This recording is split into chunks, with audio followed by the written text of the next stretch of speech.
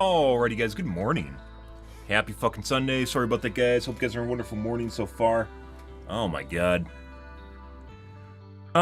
Good.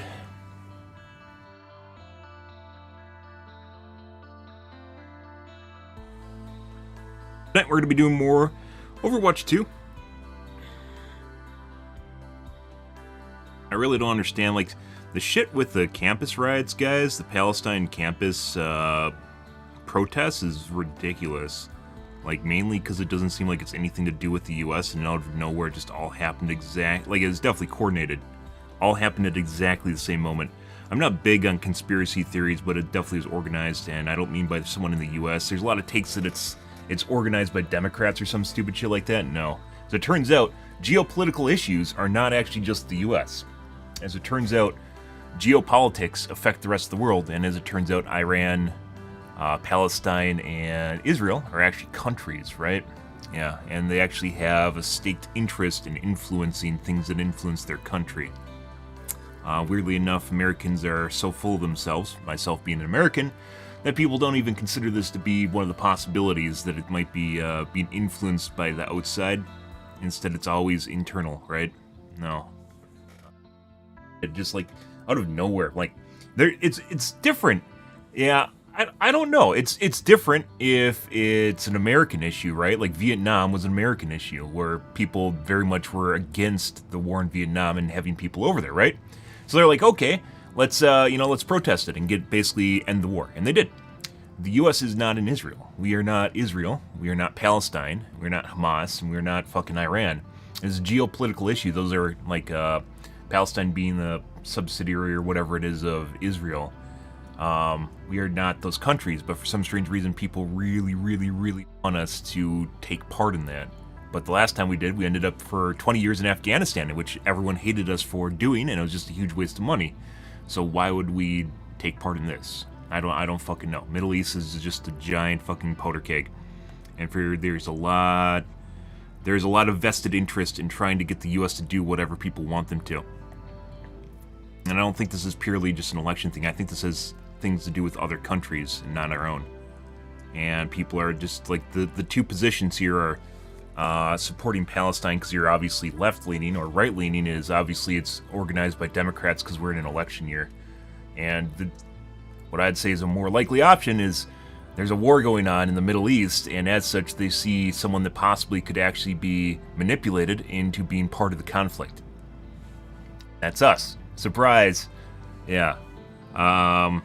And for some strange reason, people are not seeing the possibility that there are multiple countries that are actually have a vested interest in what's going on right now. Yeah. And like I said, it seems very engineered. Mainly due to the fact that, like, things that would affect people that are younger right now. Wage disparity, right? Where minimum wage is not kept up with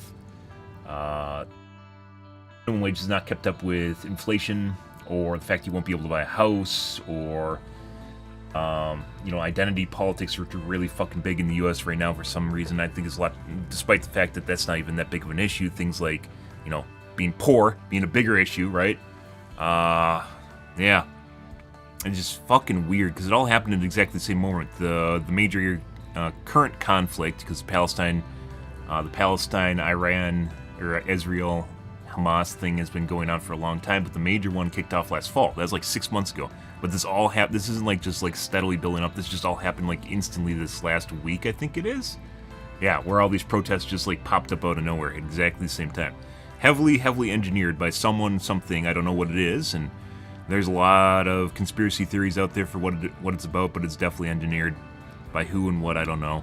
But the major players here would probably be countries, not people, countries, right? We're talking about countries which are made up of multiple people, including their governments and militaries. Yeah, weird, right? I don't know. Russia or China, I mean, that's also a possibility, right? But Israel and Iran are actually countries. They're, you can say they're directly dealing with what's going on right now. So, and the major player being what would be the manipulative angle here would be Hamas, right? Which isn't a country, it's a terrorist group in Palestine. would be a very, very strong contender for manipulating the fuck out of current politics in the U.S., right? Especially if they can see the U.S. coming to their aid. And that makes us look really bad. And obviously there is an angle of Russia or China destabilizing the U.S.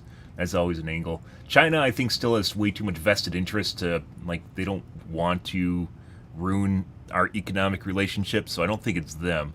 Russia, maybe, because we're fucking around in Ukraine. That's a possibility, once again, because geopolitics, right? The really fucking weird thing, like, everything I see in the news right now on, like, on social media and the news is related to the left or right angle on this, and no one is really like, hey, there are countries involved here. Maybe it's the countries, and not specifically just this is like beyond. This is beyond like protesting. By the way, they're like fucking up campuses and destroying them and making it impossible for kids to even go to class, which is why they're being removed, forcibly being removed. And like I just up with someone that was like, oh my god, this is police brutality, and like it's literally just watching people getting arrested, and you're like, yeah, no, that's not like no one was getting punched or batoned or anything or bleeding all it. No, no, that's just people being removed from a protest because illegally protesting being one of the things, and especially if you're destructive, that'll happen. I don't know. But like I said, all this just happened at exactly the same moment. It is so fucking weird and so fucking engineered. Like, it's one thing if you see kids protesting, right? It's another thing if you see how destructive it's becoming, and all of it just started happening at the same moment. All of it started happening at the same moment. Just, yeah, I mean, the right angle is Soros, right? The right angle is it's being caused by Soros, and this is engineering the politics. So you gotta be careful. You gotta be fucking careful nowadays. Everything is about information and manipulation. That goes both sides. Not just one. This is multiple sides doing this. This isn't just one person. Good morning, Idwin. It's not just one side. Yeah, it's not just one angle here, and I would say a country has a lot more vested interest than one person does. Like I said, that is the Democrats are at fault angle that the right's pointing right now is literally just what they're thinking. You have to get out of the whole, hey, look, we exist in a bubble, we're only the US, and say, hey, there's Israel, there's Iran, and there's Hamas, and they have a very big vested interest in what's going on right now, because as it turns out, the US actually has a ginormous military. Yeah, and like at the end of the day, like if you get people, like the weird thing is like the people that are protesting, so the people that are protesting what's happening right now, the brutality in Palestine, the college campuses are literally ruining, basically, they paid, not only are they paid to be there, by the way, they're ruining their experience for themselves and people in the US, but it doesn't even affect them. So, like I said, it's not like Vietnam. And this isn't purely a U.S. issue. This isn't actually a U.S. issue. We could be a U.S. issue because the U.S. likes to stick our big dick in everything, but yeah. Well, country is a number. A country is a big number, right? There's a bunch of people and a bunch of money in the Middle East. I don't know if you heard about oil. Or, Element 710. Have you heard of Element 710? Yeah, it's pretty desirable. It still is pretty desirable, and that's a pretty big motivator. And there's a lot of the whole meme of oil princes. Yeah, that's actually from the Middle East. Yeah, yeah. That's not a U.S. thing, by the way. Yeah, like I said, there's like the fucking weird thing is it's like it has to be related to the election cycle that's going on right now, and the U.S. has to go and do stuff. So, like, the weird thing is, if you're a college kid, right, and you're protesting this, what do you want the U.S. to go and have a war for another 20 years? Like, so this is your end result, is you want the U.S. to intervene on behalf of Palestine and basically be a babysitter like we did in Afghanistan for 20 years. So you want to have an armed military conflict, which I'm sure everyone on college is all for, in order to go take on someone else's problems that has nothing to do with us. So you can feel better about the Hamas that's just over there too, because like people always talk about Palestine, right? They talk about the brutality that's happening in Palestine, but the whole reason Israel is in Palestine is because of Hamas, right? Yeah, like the whole Hamas angle to this is kind of a big deal. But for some reason, it's just Palestine. It's not Hamas. So, I mean, Hamas is the pseudo-military group in Palestine. But yeah, like if you want to look at this from a different angle, we go, huh? Maybe there's an ongoing conflict happening right now, and we can be manipulated to be part of it. Huh? Maybe that's an angle. Maybe an entire country would put out money and people and get people into position to make something happen. You know, like there is actually a motivation, a reason, and money backing the reason that this might happen in the first place. Weird, huh? Like we could be manipulated, huh? Yeah, that would never happen. I don't like it's so fucking weird and crudely engineered, and like you can just immediately see it just all happened at exactly the same moment, despite this conflict being going on for months. It just popped up out of nowhere, and then just like I don't even know what's going on. It's just fucking. You can totally tell like the overreactionary blowback on like Twitter is definitely just engineered. I.e., there's a bunch of people like fake engagement engineered. And obviously the right-leaning is just pointing fingers at Democrats, and the left-leaning is, oh my god, Palestine or Israel is horrible, and obviously the U.S. is Israel, which is a straw man, by the way. So, yeah, like, just not helping means that we are Israel. I don't think that's the way that goes. So, and the weird thing is, like, there's problems all over the world, guys. There's problems literally fucking everywhere. War in Ukraine is still going on, which, weirdly enough, a lot of people don't seem to be for an entire united country being against Russia. Instead, we are against whatever's happening in Palestine, which is also fucking weird. Yeah, it is Slane. You gotta pick through it. It is like there's misinformation and just agenda fucking everywhere, all sides. It's not just one side. It's not just if you're pointing the finger and think the side that you're on, especially if you're very far leaning to one side, is not part of it, you're full of shit. That's why I tend to be centrist about things, and I don't mean that being an absolute center. I lean left or right depending on what the issue is, because as it turns out, there isn't just one perspective that's always right on everything, right? It's not the way the world works. There isn't just black and white, right? There's shades of gray as it goes. But you don't look good if you're not just aligned with one side, because then you don't have that one side that's always on your side, right? Yeah, good morning, Sneed. War in Malaysia. I mean, there's also Asian politics too, right, Sneed? Yeah, like I don't even know. I'm American. I don't even know half this stuff. I just see what's in the news, and that's not all the time. That's why we look at different parts of the world. And there's like fucking warlords in Africa and trading slaves, and yeah, like there is a lot of really bad shit in the world. And for some reason, the U.S. college campuses really, really, really, really, really, really care about Palestine right now. And I don't. Obviously, there's a stigma too. If you're in college, people that are in college feel that they're supposed to protest because that's what they're supposed to do. They're supposed to advocate, like their parents did, and their parents before them. They've seen the media, right, of Vietnam protests and civil rights movement, and like the difference being there's actually reasons behind it. Like it'd be more appropriate for them to complain about tuition or how much they're spending on loans, or I don't know, like identity politic issues that might be being shoved upon them constantly. There's a lot of like straightforward stuff that affects people that are in the U.S., and this isn't what's actually they're protesting right now at all. And then there's a lot of conflicts that are happening around the world that are fucking terrible. It's not just Palestine. And once again, there's actually like war in Ukraine is a big one, and that's, what is it, sold out or something, right? Like the U.S. is sending aid to Ukraine, which I agree with, by the way, because at this point in time, if you have a united country and one's invading it, and a first world country, help with it. I'm all for that. Assuming we can, and assuming the country actually wants to stick up for themselves, which Ukraine does, we should be willing to help with that. But what's happening in Israel and Palestine is almost like a civil war. It's more in line with the civil war as opposed to one united government against another united government in a first world country. They have to figure things out for themselves. And then there's Iran fucking around with stuff too. It's all over the place. Yeah, well, that's the thing. There's people oftentimes will say that there's financial backing or something, and then they don't have any sources for it. And that's where we're at right now, where people are saying this is caused by Soros, which Soros is very left-leaning. By the way, I like a lot of things on the left side, and I do like some right side ideology as well. And people are saying this is mainly Soros, and like I said, I think this is just purely. That's a political angle that favors what's happening in the U.S. right now. Just it's U.S. ideology there's actually legitimate countries that are fighting right now. And as such, it makes a lot of sense for those countries to manipulate geopolitic issues because it favors them. And that's what's going on right now.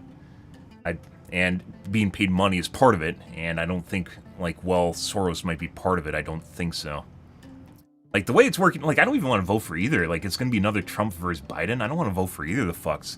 Biden's a wet noodle and Trump's a criminal, and there's not really, like, I'd love to vote for a Republican right now, but there's not one. Because Biden's just way too left side for me. And we need something more centered, but, like, what sells right now is extreme ends of the spectrum, and aren't good. Both sides aren't good. Yeah, well, I mean, that's just, I'm particularly talking about what's happening with the Palestine issues and campuses right now. They're going back further than there's always hey, there's money trails and things have been engineered to a certain extent. The initial beginning of the BLM protest made a lot of sense because they're talking about profiling and lack of oversight in police. Call them police precincts, I guess. Police stations are weird. Police in general are very fucking weird in the US. We don't have a national body of police. It's just like a precinct. You have like a small area and they do their own thing, and they don't really talk to other precincts, and they don't really have an over-encompassing mantra or school that they go to or an ideology. It's all over the fucking place. So there isn't a lot of oversight, and there's not a lot of standardized training, I guess you could say. It's not like the military or anything. So it's all over the fucking place, and that's been an age-old issue where it kind of just worked for itself. It kind of just worked out, but it doesn't really work out anymore. And I do agree that there should be some level of police reforms, but then they just went full, like, off the spectrum, where then it became about, let's defund the police, get rid of them, and let's make these holistic social groups that are going to make up for the... No, they aren't. No, people are going to fucking rob stores because... Well, it's nice to positively reinforce people. You need to have negative reinforcement or punishments there too. Otherwise, people do dumb shit. It's just the way the world's always worked. Punishment sometimes is needed. You need to have someone that can enforce things. Even if you like to believe that, outreach might help, and it may, it doesn't. It definitely doesn't for everyone, especially people that just are criminals. Yeah, well, there's no other option. Like, we don't have an option. It's just Biden and Trump, and I'd rather have Biden win than Trump. But I'd rather not vote for Biden at all, and I'd rather vote for Republican, but there isn't one. So, and we live in a two-party system in which basically you only have two votes, and that's it. You can only vote for one or the other, and that's it. If we had a weighted choice system, which is very important for voting, by the way, which is ranked choice voting, is voting for who you want to win the most to who you want to win least. So, in this case, Biden over here, Trump over here, or flip-flop, depending on your perspective, Trump over here, Biden over here, right? But as it turns out, because things are so polarized, you have middle candidates that win. So you have whoever's in second place that a lot of people are voting for, but also vote for first place that actually just win. Because those candidates are so politicized, they're so, so far on the opposite end of the spectrum. Basically, you have people that will vote yes for this guy and vote no for this guy, and they will not vote him second place, right? Yeah, because everyone's going to want some other candidate to win. But that turns out that the second candidate will basically always win, because they aren't extreme. And that's basically what we need. We need someone in the center, but we can't. Yeah, there's all sorts of fucking weird shit going on right now. I don't like. Just thinking about the political issues right now, guys. They're so fucking far out of control. I'm just like opposite ends of the spectrum. People can't even communicate anymore either. Like, they're unwilling to talk about, like, meeting halfway. Everything's a fucking extreme. Everything's on extreme ends of the spectrum. That's not good. That's not good for the U.S. as in terms of being healthy. No one wants to talk with each other. Everyone wants censorship, which is fucking hilarious. People won't say it's censorship, but they basically legitimately, when they don't agree with someone, they want them to stop talking. I was having a discussion earlier today on World of Warcraft in trade, and I was talking with someone basically about the same issue going on here. It happened to turn into, because of what's going on, happened to turn into world politics. I was talking with the guy, and it turned out that the guy just wanted some extreme answer that was right-leaning, right? And they kept trying to, like, straw man me into their position. They kept trying to make it seem like I was agreeing with them when I wasn't. And then I just said, no, I'm basically saying exactly the opposite of what you're saying. And then not only did they stop talking to me, they reported me. Straight out of the gates. Yeah, like, it just, people just, like, literally can't handle just being somewhere in the center anymore. You can't handle moderation. This has to be an extreme answer. And I'm not for that. It's just, that's dumb. You can't run things like that. And both sides want that. Like, left and right want that. They'll say like, the left-leaning people, like, really, like, far left-leaning, will say they're all about understanding and acceptance, and they want you to be aware of who and what they might identify as, you know, if we're talking identity politics here, and that you should be agreeable with that, but then they'll immediately jump down your throat if you don't. Like, if you just, like, yeah, for instance, I'll use your pronouns, but I don't, you know, like, see you that way, right? But then they'll just literally just try to fuck you. And it is weird. Like, over here we have people that are really, really turn-faced here, and over here we have people that are, like, just stick their head in the ground, and they don't care about anything that anyone else might say. It's basically the same sides of the same coin. It's just opposite ends of the spectrum. So, I don't know. I don't know where things are going, guys. They're fucking weird. I hope people are smart enough to see through what's going on right now in terms of the college campus politics, or protests as it goes, because that is 100% a geopolitical issue, and people need to see that there are countries besides the U.S., outside of the U.S., that would very much like to influence our politics, because as it turns out, it helps them. Yeah. So if you're part of a losing war right now, you would very much want to influence our politics in your favor, wouldn't you? Because as it turns out, we can win wars. That's basically it's one of the things we can still do well, is win wars, right? Well, besides misinformation, that's gone at this point. But yeah, like, maybe just be a little bit smarter here and understand that Iran and Israel are countries, and Hamas is an extremist group that is also funded in Palestine. You know, like, there is actually, like, a military angle there, and maybe they would like to influence things that we say and do, you know. And, like, the weird thing is, like, if you look, like, there's already, like, people are entrenched on both sides of what's going on for the Palestine college campus. You could call them riots at this point. Protest riots, and it just, like, it's just literally just way into the spectrums.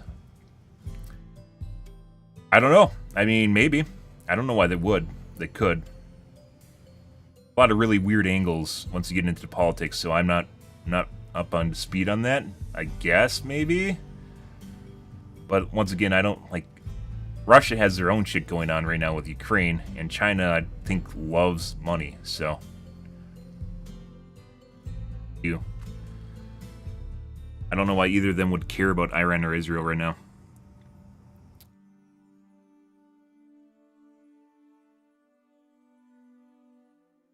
Very fucking weird. As, like, so because I see kind of both ends of the spectrum, like, I get some really fucking crazy shit on the right, too. Like, I have a guy, there's a guy who's following that saying, like, the war in Ukraine isn't even happening, like, he doesn't see war footage of it right now, and I was like, yeah, all you have to do is, like, literally type in war in Ukraine coverage, and you get it, so. Like, Google search war in Ukraine coverage, and, like, 5 bajillion websites pop up. So, I don't know. All it takes is a simple Google, and, like, the weird thing is there's people just in the comments from just agreeing with them, and just, I don't know. Like I said, both extreme ends of the spectrum are fucking insane, batshit insane, and people really need to stop aligning just with purely. I know your friends are probably, like, heavily aligned to one side or the other, but you really need to take a step back from that and maybe go, hey, maybe we should find somewhere in the center that doesn't lead to everyone dying, or something along those lines, you know? Like, extreme ends of the spectrum leads to basically religious zealotry, right? In which there's zero tolerance, and you don't want that. Both sides.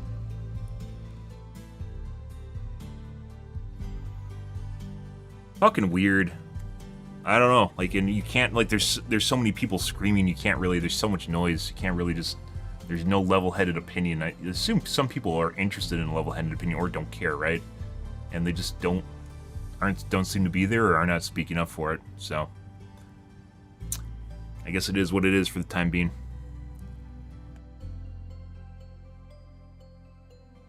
But yeah, wonderful. Happy fucking Sunday, guys. Hope you guys are in a wonderful morning so far.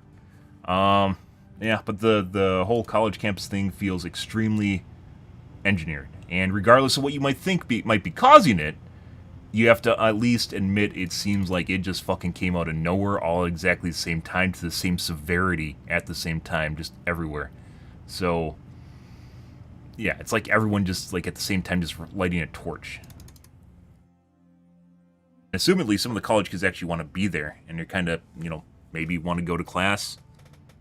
I mean, it's great and everything. It's fucking weird. So college, if you're in high school, if you're in, basically, you're not in college, if you're in high school in the U.S., you know, there's incentive to skip class, you know, yay, snow days sort of shit, right? But if you're in college, you basically pay for college. You pay a lot of money to go to college, and as such, if you're paying a lot of money to go to college, you probably want to go to college. Unless you're being forced to be there, you probably want to be going to college. Especially if you're taking on debt to do so. So why would you just want to fuck things up for yourself and lose a bunch of money? Basically, if you are there, you're losing a bunch of money. There's already some, I've seen some posts about college campuses that are refunding basically their students for the semester because it's essentially ruined for the most part, and basically they have to go to school for another one. Yeah. Oh yeah, Idowin, is that all you can say? Is just the laughy face? I bet Idowin's behind it. He's probably some billionaire in a yacht right now. In international waters. Giggling to himself.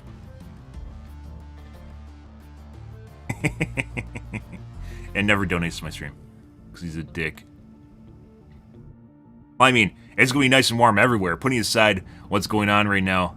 This is geopolitics, guys. We're just talking about geopolitics. Putting aside what's going on right now, it is, let's see, it is April right now. It is about the same temperature that it would normally be in summer, so 3 months from now, in Wisconsin. And we still have the summer to go through. And we had basically a miniature summer where it was 60 degrees, and we had 170 or 270 degree days in February when we're supposed to have 3 feet of snow. It is going to get warm fucking everywhere, and as it turns out, politics are probably going to be the least of our worries in the future. There's not, and that's putting it like if you're going to protest something on college campuses, you probably would want to tackle the elephant in the room right now, which is literally you're going to have uninhabitable climates, and people are going to start like mass migrating north because they can't live near the equator anymore.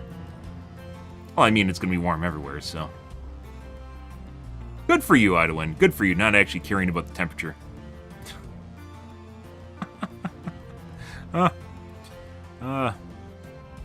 That's the big elephant in the room. If you're going to protest something, maybe it would be about climate change, that is, climate change, global warming, whatever you want to call it. The massive dick of hot that is coming at us right now. Maybe that might be a better course of action, because it's literally going to influence everything that we do. It's like almost getting to the point where it might be too late to like start down the path like nuclear energy too for the U.S., because that takes like 5 to 10 years to ramp that shit up.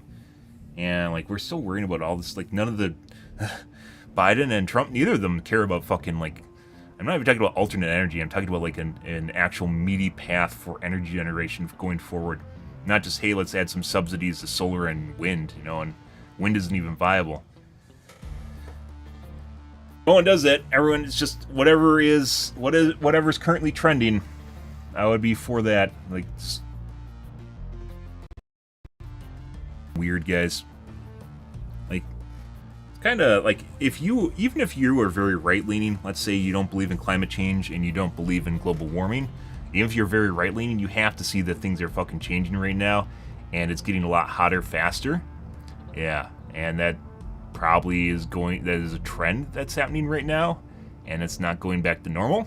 And maybe you'd want to change that a little bit so it does go back to normal. So Florida isn't uninhabitable and Wisconsin becomes Florida.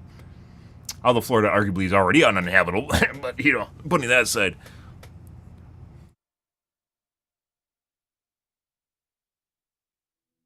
Yeah. I don't know, guys. Fucking weird time. Oh, I got my coffee too.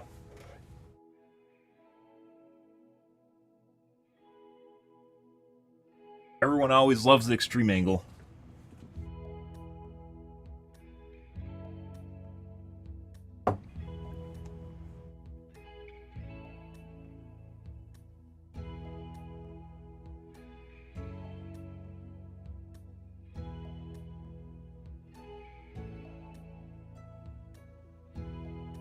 Alright guys, let me get my coffee. And Kick had me in the Overwatch section while I'm sitting here having a political rant. Be right back.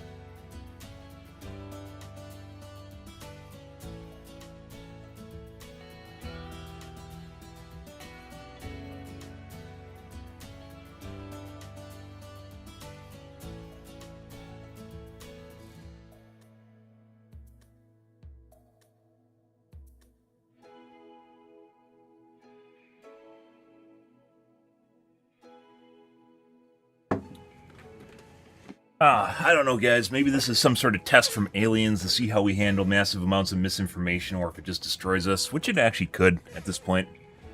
Like, obviously a little bit of the answer here is literally just having moderation in some form, even if you, like, are super right-leaning or left-leaning, you know, you don't want things to... Anarchy. Because that's bad, because then you can't watch your Fox News or ABC or CNN or whatever you want to watch and have your fucking TV dinners, who knows what. Like, hey, maybe I want to maintain my current status of life, my current status quo of life, right?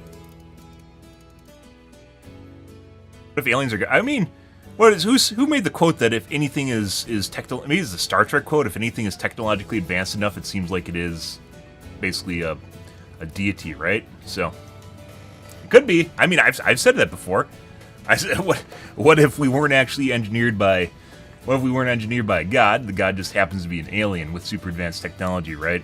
Now, I've talked about that before whenever we get on the alien rant, because that's a lot more likely and plausible than some overpowered deity, although some overpowered deity could exist, right? Like, we're talking like Q in Star Trek, something like that could exist, right? Which essentially would be a god.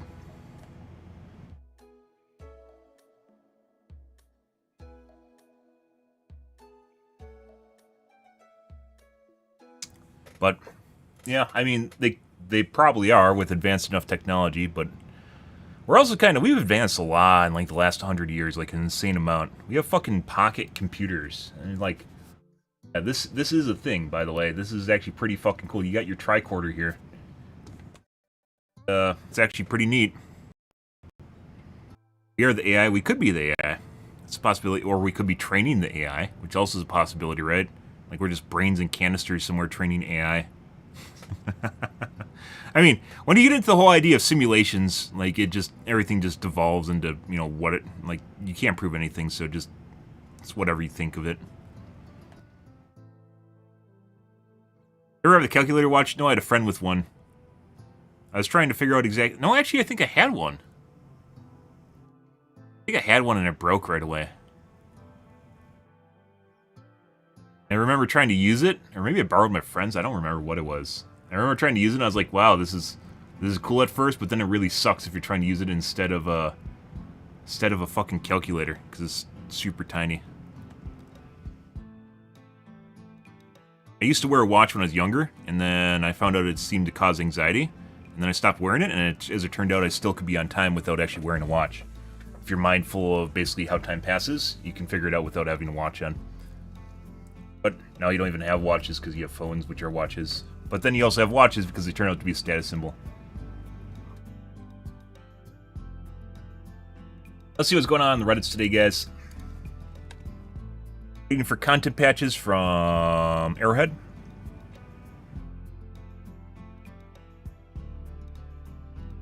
There, they've been granted 30 seconds of government approved 9 hours ago.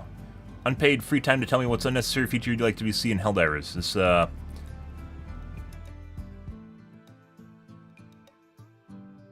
is submitted by a developer. We had a guy, like, sometimes you'll get people on stream that'll ask it, and either when people ask stuff like this, it either feels like a developer asking, like, for feedback, or someone that's trying to farm content. Like, they're trying to make you come up with the content.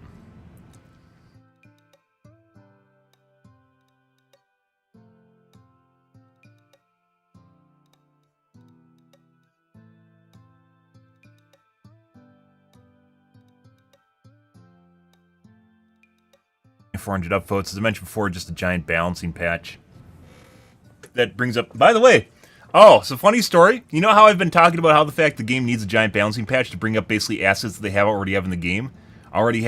But they haven't really ever employed because it's essentially like having content because it's unusable, and I'm not talking about... You know, and essentially unusable, and I'm not talking about that from the angle of... I'm not talking about the angle of it's, like... just not min-max, it's not, you know, like, it's not meta, right? I'm not talking about from the angle it's not meta, rather it just sucks so much that it's basically unusable. It's like having content in your game you already made, but basically it doesn't exist, not only in terms of it being there, but also the idea just doesn't exist, and you can't use it again, so you can't remake the content because it's already in the game. It's like having, just like, content stuck in purgatory. We've talked about this multiple times over the last month and a half. For a long time. Basically, they have a bunch of assets in the game that people essentially can't use because they aren't remotely good. And that essentially means that you have, like, just wasted time and effort on stuff that can easily be fixed, which is why I joke all the time about Pills sending me the Excel spreadsheet for weapon balance, and we can talk about a commission rate where I rebalance the entire game. Yeah. Anyways, I was talking about this earlier tonight, and I just happened, like, I was like, what's happening in fucking Helldivers 2 right now? Because it's basically the same shit at this point, and I tuned into Maple, and Maple was legit fucking saying the same goddamn thing, only he wasn't like a month ago. And I was like, holy fucking shit. Like, just like, and the weird thing is, like, when you watch other people's streams, and we keep up with the Reddit all the time, right? I don't go out of my way to say these are my ideas, right? In any way, shape, or form. Well, sometimes they are, where it just happens to find shit that's on here. And I'm gonna actually name names at this point because it really fucking bugged me, because he basically not only said that there should be a rebalancing patch, but then the angle that it's wasted assets, which is something that I've been preaching relatively hard every time we talk about it, because it's waste of time and development effort if you can't use something in a game. And I was like, wow. And then at the same time, he also basically just memes shit just straight off the Reddit. Like, it's just like people in the chat. You can tell when by the way, someone sees something in chat, because they'll basically say the same thing. And you know it's here because we cover the Reddit. You know it's here, basically, they just meme basically what's here. Or they just parrot what they see that's here. And he does it a lot. Like earlier tonight, was it a couple days ago, where one of the trending posts in Reddit was, it was a joke, it was a meme of, hey, I like that these launch codes are being stored in a cardboard box. It was like last week. I remember seeing it. And then earlier tonight, legit just said the same fucking thing, and then tried to turn it into a meme like he just said it. And I was like, Jesus Christ. And by the way, this isn't the first person, it's not the only person. And by the way, if you are curious about me saying that, not the launch code meme, but I'm talking about the rebalancing, it's in every one of my patch videos where we cover it, where we've talked about it. It's written in stone and timelined. And that's one of the reasons that I actually turn my patch note conversations into YouTube videos, is so I can go back and retroactively talk about stuff like this, where you can go back and look at his videos and he doesn't talk about a damn thing like that.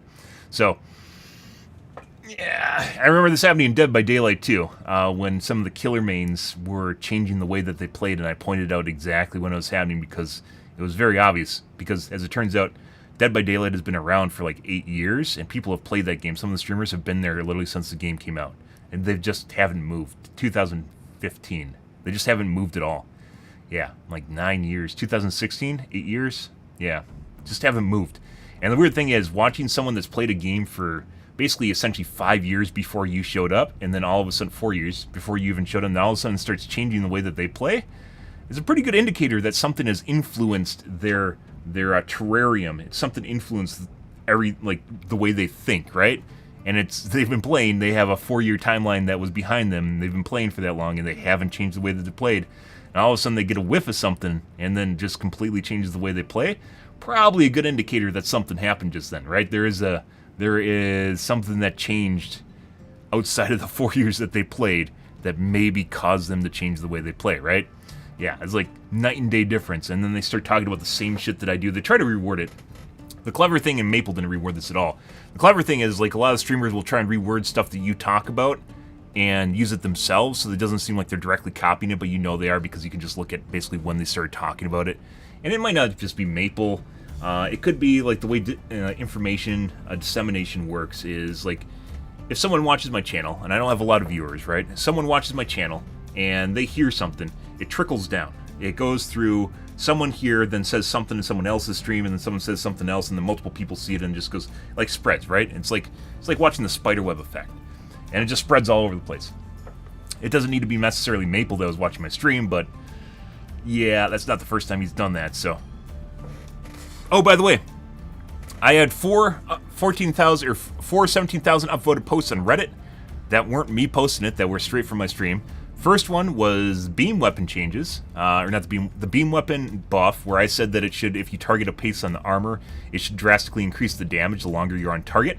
And then someone turned it into a Reddit post. That's one. The second one I didn't remember. The third one I just remembered yesterday. And the third one was rebalancing weapons so they have their own weapon identity, which I've talked about weapon differentiation, not just in Helldivers 2, but I've discussed it in basically every game I've played. Fortnite being one of the early ones where they tried to homogenize everything into a laser rifle, which I talk about. Everyone wants everything to be a laser rifle, which is bad for game balance. Because it makes the game really fucking boring, just having one weapon. Yeah, the other one was, hey, we should make every gun have a unique identity. Weapon differentiation, right? Straight from my stream. And the fourth one, which just happened, what was that? It just happened. It wasn't the weapon differentiation. Fuck.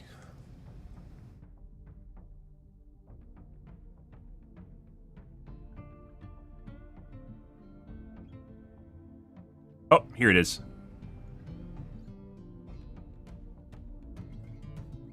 They deleted the image. No way. It had like 17,000 upvotes.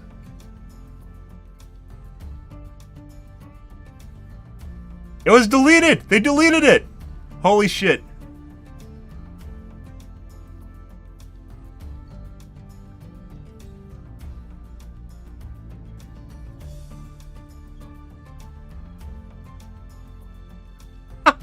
$20,000 upvotes. They deleted it.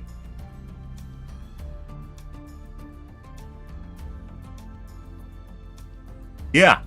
So this is the fourth one that I had basically taken from my stream.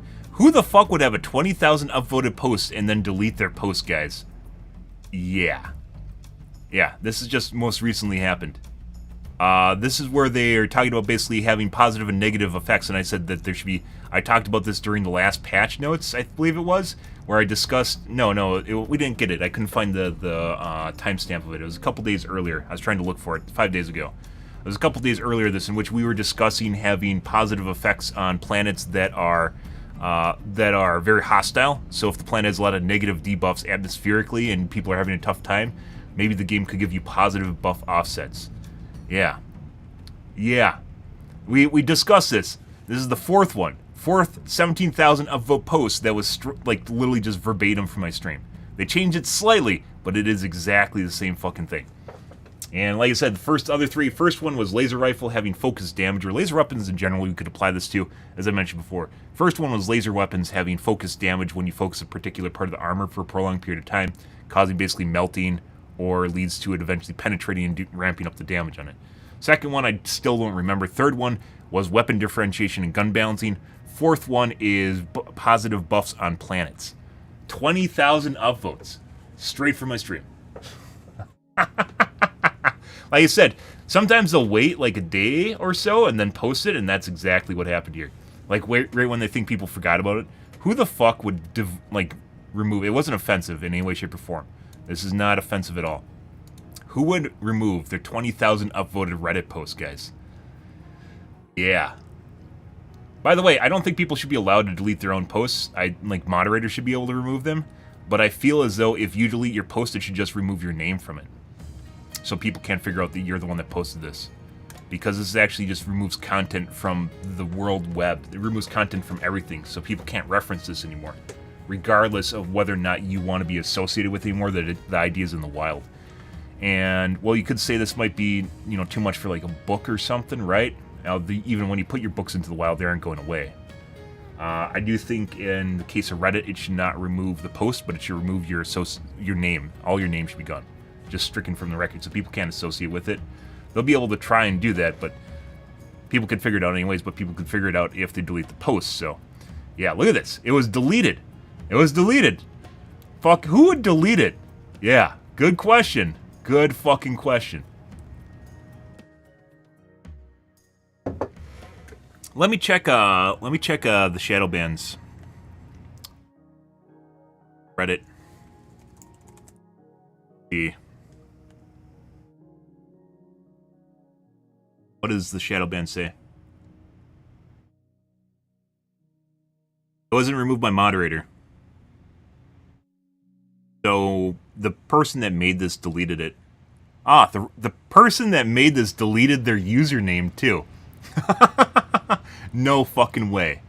No way. Well, that's something.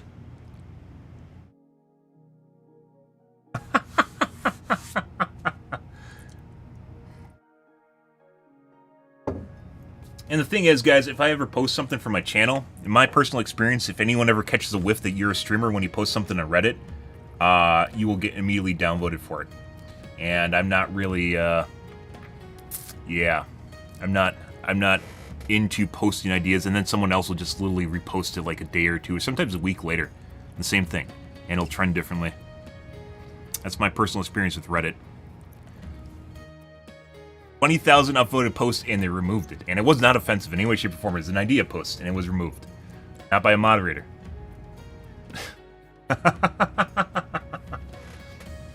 And surprisingly, I expected, by the way, to get fully downvoted for this. I got 2 points.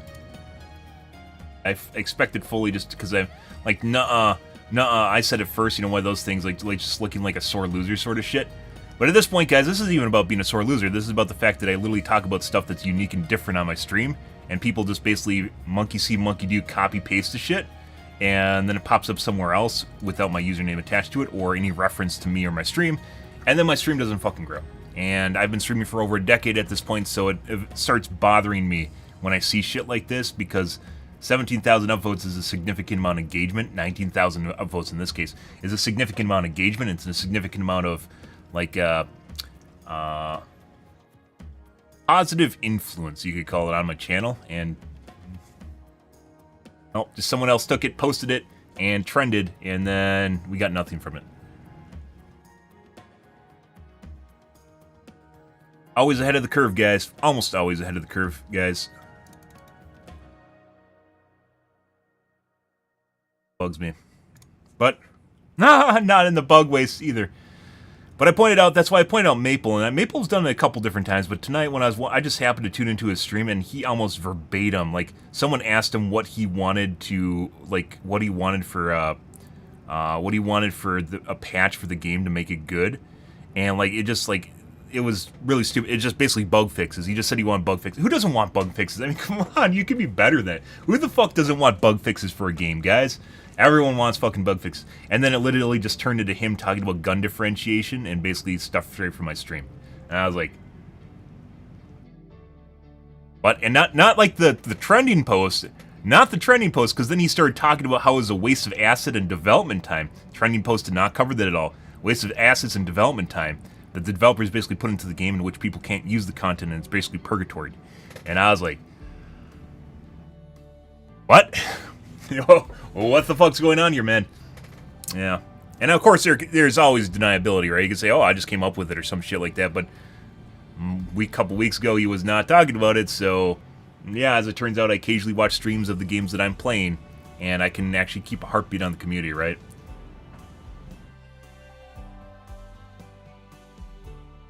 Anyways, this strikes me oftentimes as either a developer or someone that's just looking to farm content for YouTube ideas, making a post like this. 2,400 comments. There's no way that anyone's going to see anything I'm going to write, so I'm not going to. Arrowhead Twitter team is ruthlessly roasting the Tarkov devs.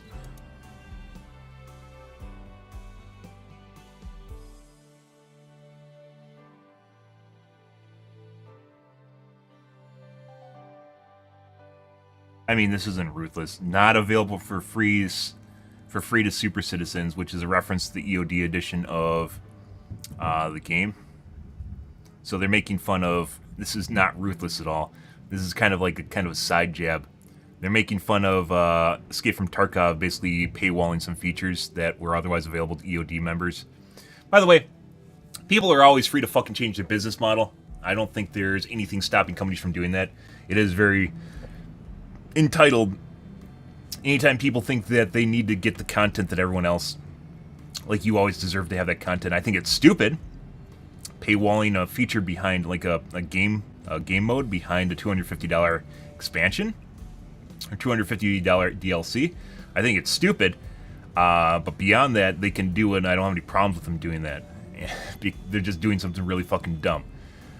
So it's a little bit different edge of the perspective. Anytime you'll see content being offered and everyone doesn't get it, they freak the fuck out. Like the same thing happened with Overwatch 2, where all of a sudden skins were paid, but they wanted to get rid of fucking loot boxes in the first place. The only reason they shifted from loot boxes to skins is because everyone always constantly freaked out about loot boxes and how they're preying on children. So then they got rid of them and put in paid skins, which most every other game has, and then they got roasted for doing so. They got shit on for doing so. Yeah. Because as it turns out, people don't want this ideology. They don't want loot boxes. They don't care about the kids, as it turns out. They don't want, like, oh my god, I care about gambling addiction with kids. No, they just want free things. They're fucking selfish pricks. They want free things. That's what they want. They want the free things. It's nothing to do with what they're saying, as it turns out. You know, like, the whole idea that maybe what people are saying isn't kind of, you know, maybe I should think about this. Maybe there's an ulterior motive here which just involves them getting free content, and then comes to pass when you realize that when they basically got rid of the loot boxes and then put in paid skins, they just like lit fires and freaked the fuck out about how the fact the game now not pay to win, but game now has paid skins in it that are expensive, and you're like, yeah, League of Legends skins are also really fucking expensive too, as are Apex Legends, and just it has absolutely nothing to do. It has nothing to do with think of the kids. That's just a very convenient thing to hide behind. But in this case, like, this is kind of a jab. This is just a jab at who makes EFT Battlestate Games. This is just a jab at Battlestate Games. This isn't like throwing, what do they say? Ruthlessly roasting the Tarkov devs. Dude, if someone inserting a one-line jab into their comment is ruthlessly roasting, I'd hate to see what a fucking normal argument is. What the fuck are you talking about? 11,000 upvotes, too. We're fucking dumb. Game is something else, yes it is. It's the reason we played it for 2 months and we're still covering the Reddit.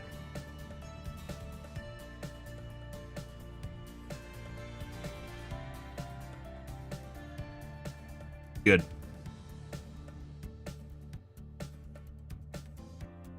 Or is he finding planets in which the bugs are actually a threat?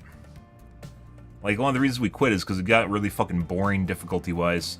You just basically had a bunch of teammates that were, like, we had missions where you're just getting farming the bugs. I'm not saying the bugs weren't super easy either, but we had good teammates and it just made the games miserable because it's just literally competing for kills.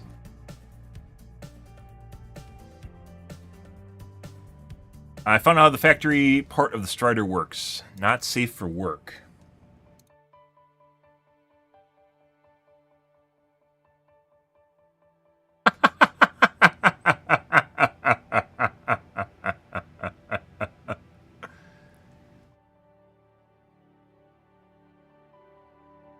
Well, if that's not intentional, I have no fucking idea how this happened.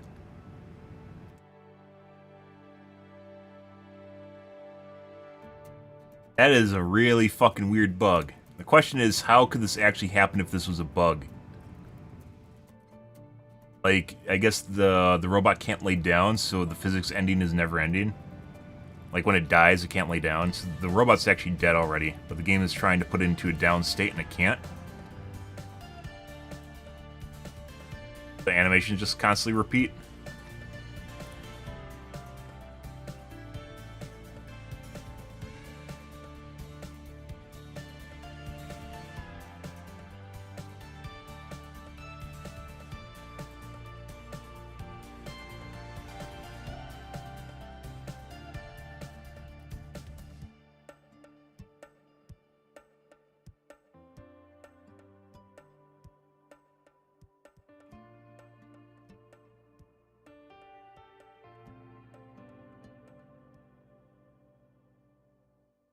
Gunships are perfectly balanced enemy with no issues whatsoever that need to be patched. We had one where they're spitting out 2 gunships per factory. This is what happens if you're near the gunship factory and your teammates can't fucking blow them up. Yeah. As it turns out, you need to kill them. And in this case, if no one can kill them, you have to run away and despawn them. He should have been doing, by the way. But he was on his last life, so he probably couldn't anyways.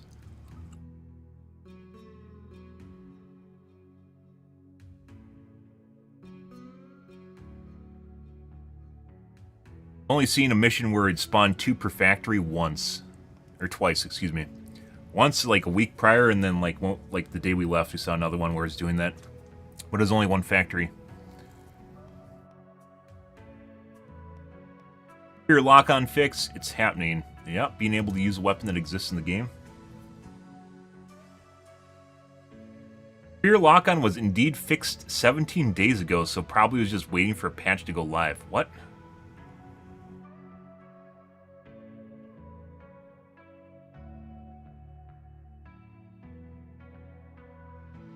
Giving the rats drugs, or is it training change maybe better? Ship crew will perform daily sacrifices to appease the holy spear that way us Helldivers don't have to do it ourselves. What? Why is this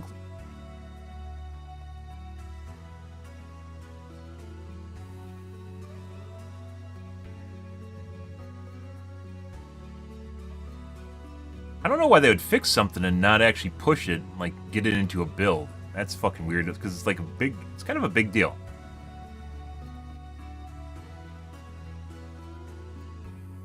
Yes.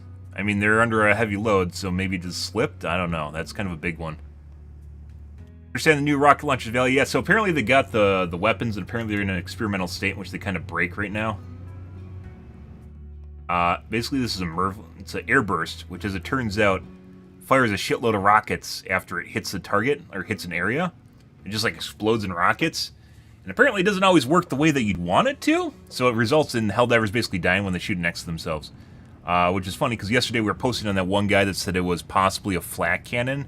I was like, yeah, maybe, but as it turns out, airburst is actually an experimental round they're using to... It basically MIRVs over a target. It fires, it explodes down. It shoots down. Which is good for killing stuff behind cover, if you can use it properly, but in the case of Helldivers, basically nothing's behind cover, so it'd be limited usefulness. Why is there surprise that airburst weapon isn't effective against armor? People are dumb.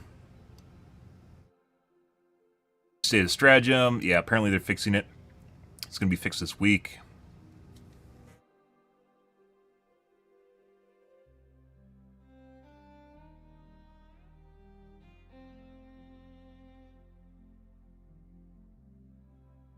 First support weapon that is totally outclassed by a primary. No, a lot of them actually are. Like if you're, for instance, talking about sniper rifles, the AMR, the anti-material rifle, actually kind of sucks. Not a lot of them. Some of them are. The assault rifle dog, fucking terrible. Compared to other stratagems too, obviously a lot of them are just bad.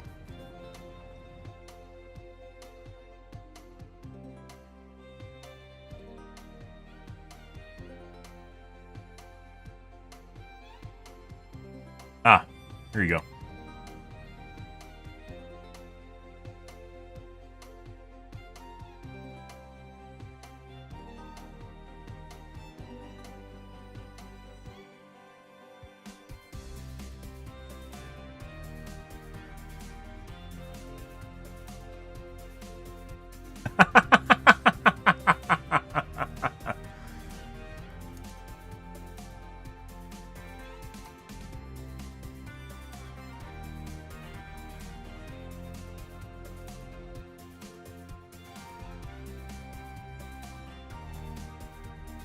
Boss got new rockets low as well. Oh, by the way, also seeing people talk about changes in the procedurally generated maps now, which they never used to do.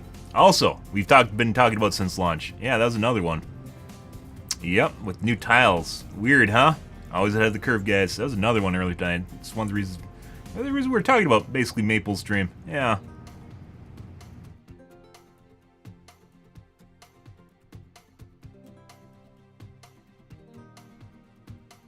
Intentional?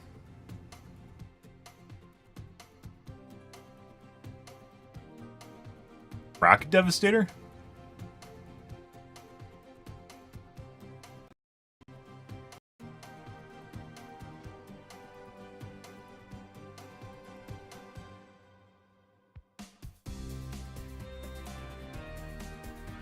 It has to be intentional, because it's firing a lot faster than normal. Even if it was a prolonged barrage. Actually, no, if it's just a continuous prolonged barrage. That's basically the speed at which they fire, but they fire like 6 rockets.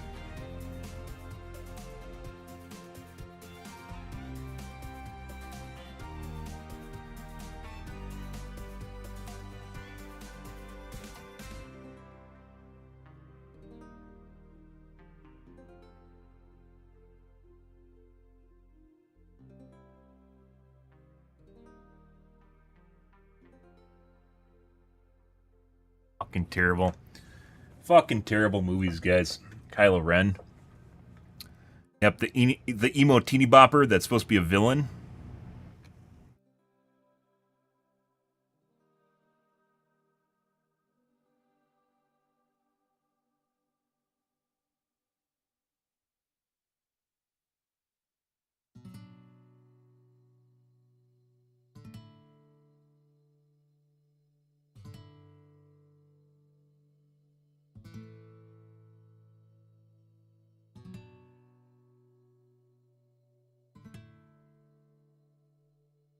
I see bots now subscribe to the 40k ammo rules. How much ammo do I have? Enough. Where do I store all of it? Unimportant. More DACA.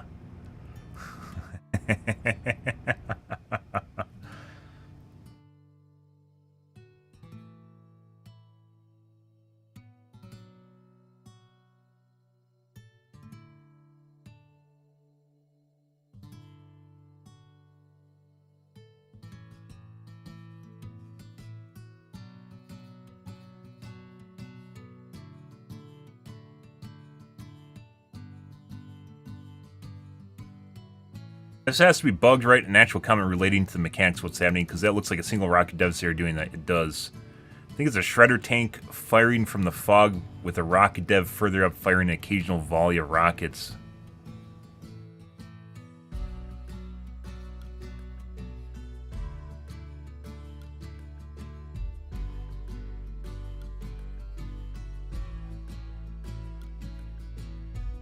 Just a bugged out rocket dev. For some reason, every rocket devastator in that specific match, every rocket devastator in that match can fire its rockets infinitely. Haven't seen that happen again.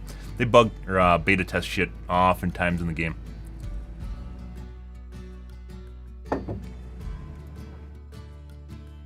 I came up with all sorts of reasons and rationale as to why this could be anything other than a bugged rocket devastator, though. Good for that guy.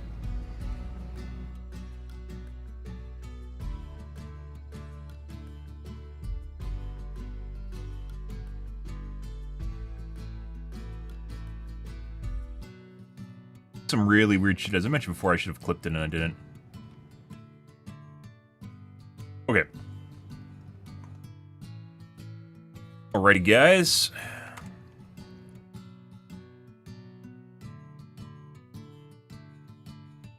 Anything good on the tubes?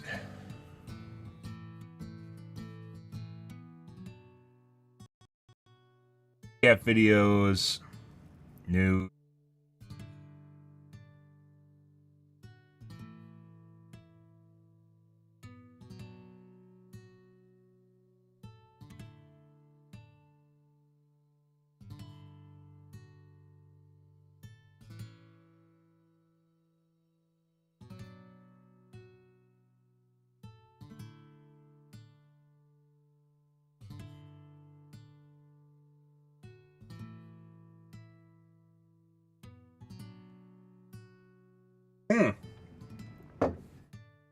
I finished watching Shogun, which is pretty good. We could actually watch Critical Drinker's take on it.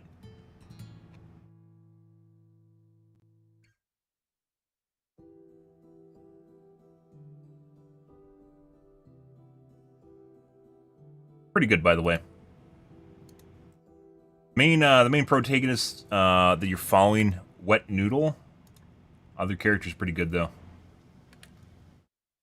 Truly, modern entertainment is chock full of surprises. I mean, most of them are the bad kind of surprises. Pretty much. Like that time I went to a mate's house after drinking 2 pints of brake fluid and personally took a dump in places that'll leave him feeling confused for the rest of his natural life. But occasionally, the festering swamp of raw sewage that is modern Hollywood offers up little nuggets of quality entertainment, one of which just so happens to be Shogun, a historical drama set in 17th century Japan that I could best describe as Game of Thrones but with samurai. And I mean the good Game of Thrones, when it was still a smart, intriguing and imaginative story about power, politics and ambition, populated by a diverse cast of complex and well-written characters, instead of friggin' barbecue time at the Danny Ranch. Anyway, I digress. Now, not being particularly see the name of Game of Thrones. James Clavell Holy fucking shit. Season 7 was also getting there too. 1980 adaptation, I didn't really know what to expect. I literally have a highlighted rant about it for 4 hours. I enjoyed Blue Eye Samurai, and I still had fond memories of playing Ghost of Tsushima, chopping up bamboo and composing haikus like an absolute boss. Plus, just about everyone I knew online and in the real world was singing its praises, so I figured I might as well dive in and see what all the fuss was about. And I'm very glad that I did, because Shogun is a superb piece of entertainment, brilliantly written and directed, moodily evocative, perfectly paced, competently acted by a cast of experienced veterans and talented newcomers. It's a show that uses universal themes of loyalty, duty, honor, and sacrifice to explore a very alien culture in a way that never comes across as preachy, self-righteous, or patronizing. Oh my goodness, I think I'm starting to remember this now. This is what good TV used to look like, isn't it? This is what a faithful, intelligent adaptation of good source material can and should be, unlike other shows I could mention. Or Wheel of Time, if you actually fucking read the Wheel of Time. Point of view of John Blackthorne, an Wheel English of Time is so navigator on bad. a mission to establish trading links in Japan and break the stranglehold of the Portuguese that have been intentionally keeping Japanese society ignorant about the wider world and have designs to covertly take control of the government there. Unfortunately, their supplies run out along the way and the ship washes ashore, with Blackthorne and a handful of survivors all that remains of the crew. Pretty soon he's taken captive and falls under the influence of Lord Toranaga, a powerful member of the five-man council that now runs the whole of Japan since the previous ruler died. Toranaga himself is caught up in a growing power struggle amongst the ruling council, and it seems likely that war is on the way. But in Blackthorne, he might just have found a powerful ally, because the man has access to guns and cannons that could turn the tide of the coming conflicts. The only question now is how to make use of him. The more time Blackthorne spends amongst Toranaga's people, the more he comes to understand Japanese culture and society, and begins to unmask a tangled web of alliances, conspiracies, betrayals and secrets that threaten to change the face of the country forever. Now, I'm not going to go into too much detail on the plot because honestly, I don't want to spoil it for anyone. What I will say is that I was extremely impressed with how the show manages to find that sweet spot of narrative depth and complexity without getting bogged down by it. There's enough different characters, factions, and conflicting goals and motivations to keep you guessing about what might happen next, but the script never overloads you with so much shit to keep track of that you forget what's happening and why. The show takes its time introducing the main players and giving you a decent insight it was actually a pretty cool into who they character are and what they value before turning them loose and letting the sparks fly. And our little window into this alien world is Blackthorne himself, the classic outside protagonist looking in. This guy, by the way, strikes me as a whiny bitch, like the entire time. He's like zero masculinity. And he also always has these glassy eyes for some reason, like he's about to cry. Very weird. Who asks the questions the audience would ask and gets the explanations they need to understand the world he's part of. From the perspective of the story, he wasn't really the main cast. I'd say he's a side character. The story follows him, but he doesn't really change much of the story at all. He's just kind of there, like an observer.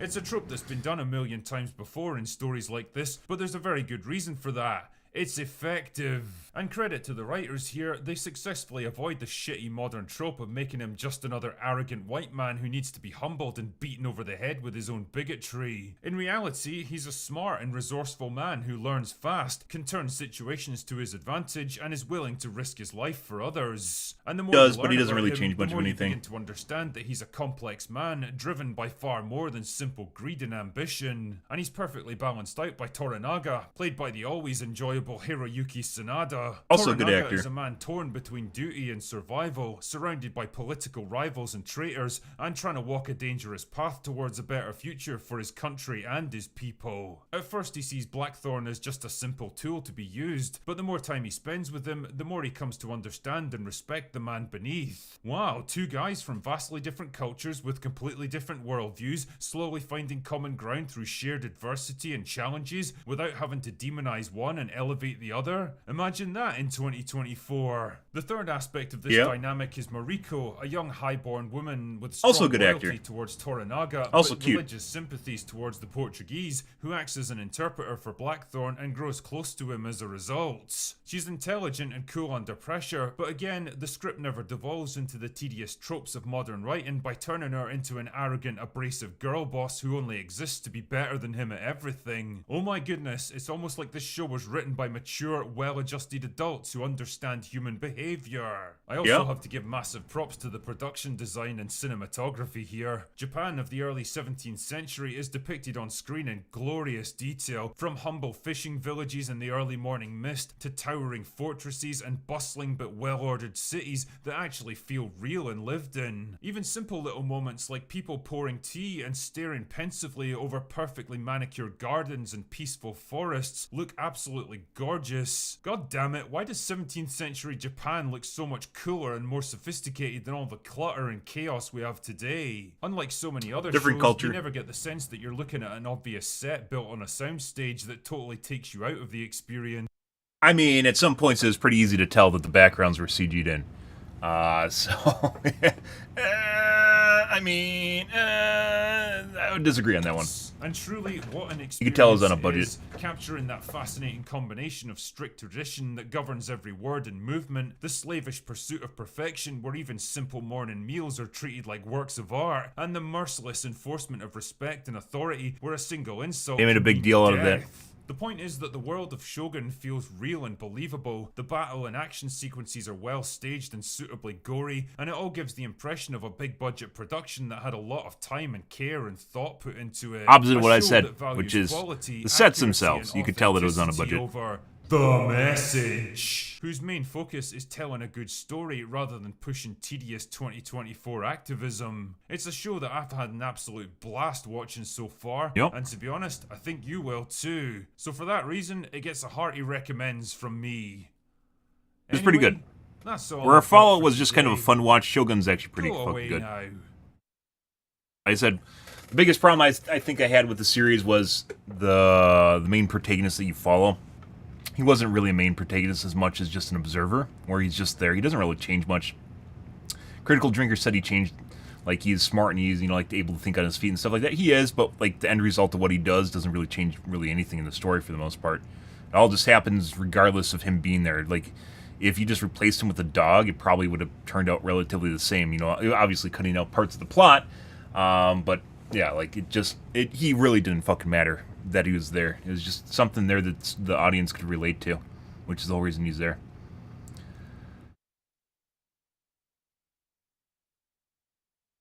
Pretty good. Yeah, the new Star Wars game where they literally turned Han Solo into a chick. Yeah, that's a something.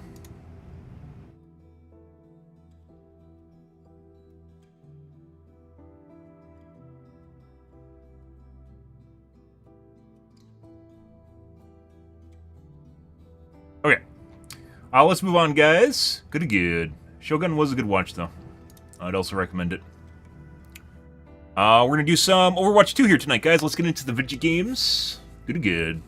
Had a lovely podcast sesh. I know, Idwin loves the video games. It's like, oh my god, Overwatch, I love Overwatch. I was looking at,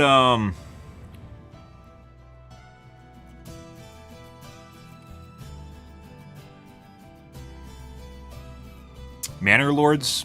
I was watching some people play it. It's a new simulator game that came out. Pretty much everyone's heard of it, because apparently I think that the another very engineered scenario. I'm pretty sure like it's like hype on Steam is mainly perpetuated by being engineered. It's not real. Because I did look at it, it looks alright, but it's not like, oh my god, I have to play this no matter what.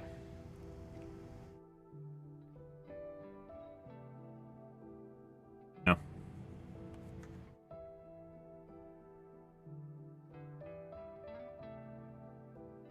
I was considering playing it though, as an alternative, but we've played so many single-player games, we have to multiplayer for a bit.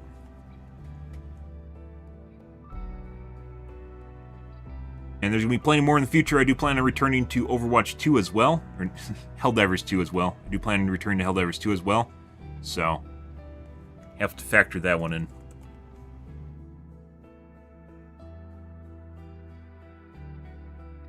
And honestly, like, watching Manor Lords, it really didn't look all... It didn't look all that amazing.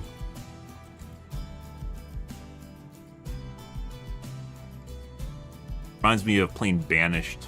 And Banished wasn't a good game. Everyone hyped it up when I was playing it because it was made by basically one guy. But at the end of the day, it wasn't really that great of a game. So it doesn't really matter if it's made by one guy if it's just not good. I mean, you can like it because it's a feat of strength, right? Someone did something that is very difficult, but other than that, it just wasn't something that I'd play.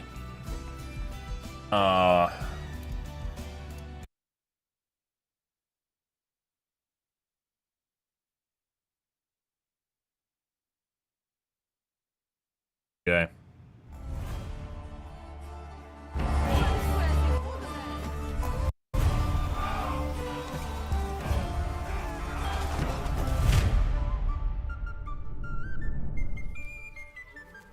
I mean, the graphics look pretty good for a city builder, but also it's kind of buggy.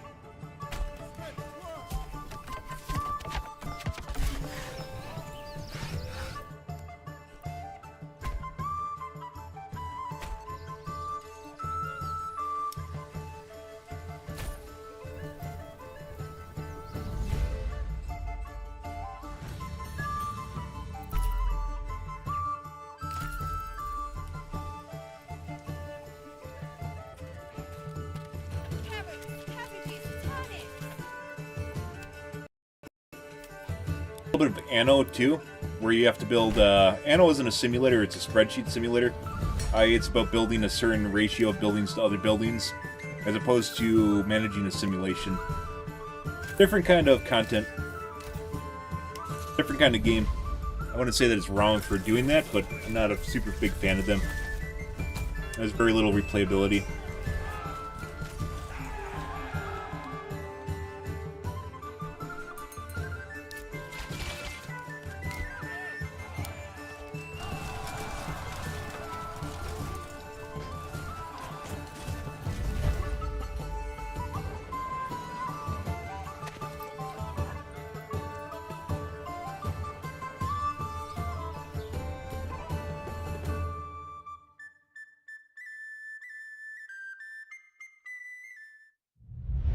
Been chosen to govern a land of great peril and promise. It has suffered long from the scourge of banditry, but there is another threat, an illegitimate baron who claims the northern territories as his own. Will you prove yourself worthy of this honor, or will you perish by the traitor's steel? A Game Pass. Ah!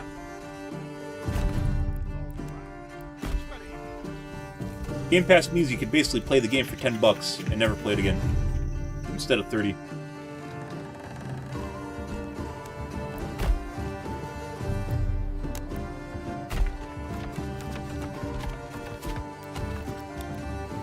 I've actually done for a lot of games.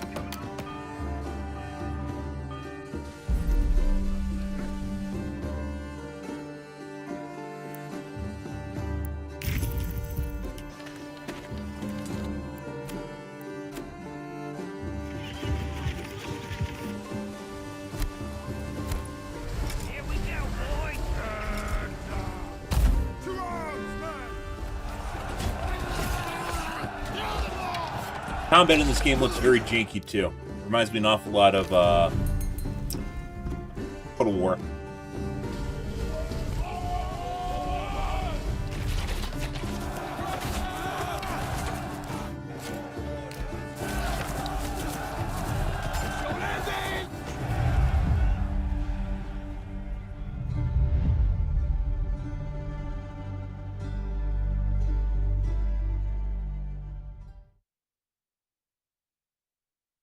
I don't know, guys.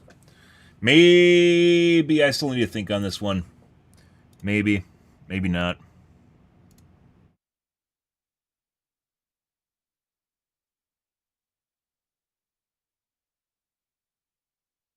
Like, even though the game looks like this, and you're like, well, the graphics aren't that great, it's designed to be an RTS, or a simulation game where you top down, not super zoomed in on someone's nostrils or something.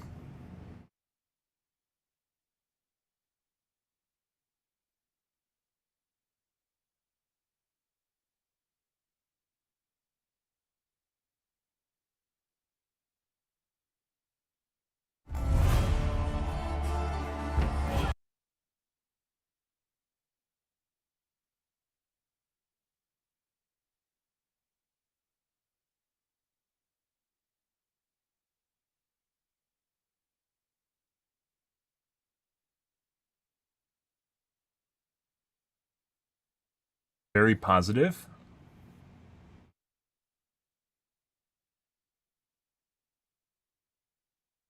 Not good enough yet. Dev asking Discord for advice on how to balance the game. That's not going to go well. You can ask for feedback and not actually do anything people actually suggest as a way of actually finding a way better. Surveying is actually important in pretty much every industry in order to figure out what your client base wants. Regardless of you think of this, it's whether or not they're only looking at community advice on how to change things. Taking feedback is very important, but at the same time, obviously, in the case of Blizzard, they legitimately will not take feedback, and at the same time, even if they know something's a good idea, they'll go out of their way to do something slightly different because they want to pretend that they came up with the idea in the first place. Like, it goes to extreme ends of the spectrum, too. That's not, like, I wouldn't be immediately fault the game for someone asking, like, how you should balance the game or what you think is a good idea or questionnaires. I don't think that's their problem at all. Take a look at the ones that matter. So,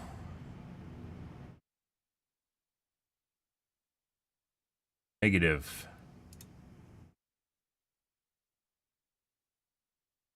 Game's fairly polished and pretty good. Once again, the mid-game the balance is horrible. The AI claiming territory left and right. Well, we barely built my manor. Mid-game revenue from the manor is too low. Influence gain mid-game is too low. Constantly struggling with food because farm mechanics aren't scalable. I saw that in the guy's stream that I was watching the other day. It looked like basically the farms are bugged. A lot of the stuff's bugged. A 3-year crop rotation makes little sense as it is right now. I wish it had a 4-year crop rotation to better manage the farms. Big farms are terrible since AI does the entire farming process in 4 stages, which only makes sense with a smaller farm. Villagers are not able to tend big farm fast enough to make it make sense. They should plow and sow at the same time, as well as harvest and store at the same time. Splitting the work evenly or giving me options to split work. The plow upgrade farming does not physical. It actually does slower than using the ox. Okay. Combat is underwhelming. I saw that as well. Quality of life issues. Rallying troops has to be done one by one. I wish you could rally all at once. Selecting multiple troops and giving them an order without moving and holding out remotes, but no.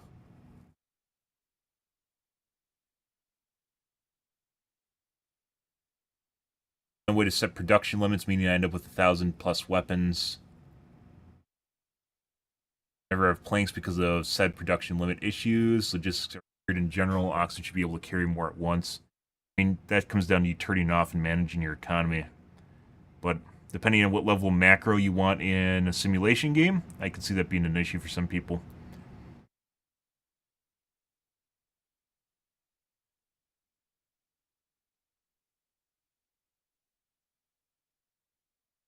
Way to manage markets, meaning all villagers always set up stalls at the first one. Zoning for woodcutters, foresters is non-existent.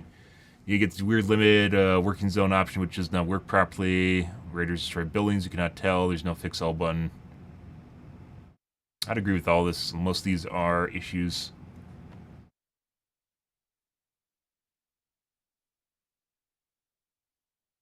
Basically, it comes down to balancing issues.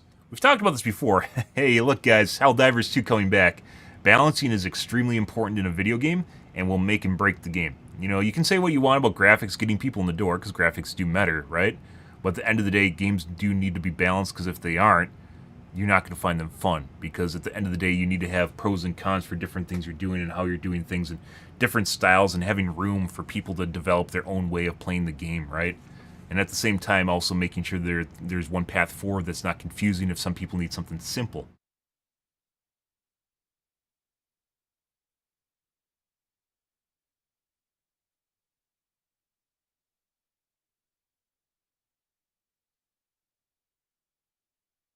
A lot of potential, but once you realize things are going to turn out, it's actually untenable, like how the game tells you to do plowing and sowing in the autumn, and this results in just wasting work because your crops will be destroyed and then reset when winter comes.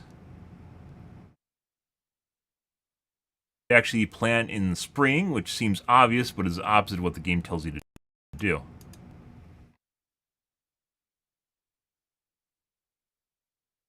Similarly, combat is strange with outnumbered archers sometimes defeating spearmen in pure melee. Flanking the surrounding enemy formations also seems to grant no benefit. Every time you get... Yeah, it's basically like... People are just like stat sticks. The combat is there, like I said, it's kind of like Warhammer.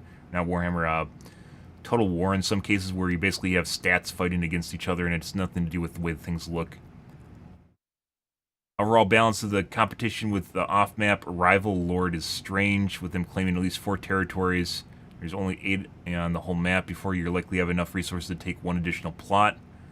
But on the population and industrial, stuff like this is usually because AI cheats in video games. Instead of actually making AI that's smart, it's easier to script AI that's dumb and then just give them a bonus to shit that they're doing, which makes them do really stupid shit. Anno has issues with this where the AI was really bad, and it just constantly like took over parts of them. Like, I literally couldn't stop them from taking things because they would just constantly rebuild it. They had like no resources in the term of actually supplying demand, right? Gathering resources. They just constantly had a feed. So, yeah.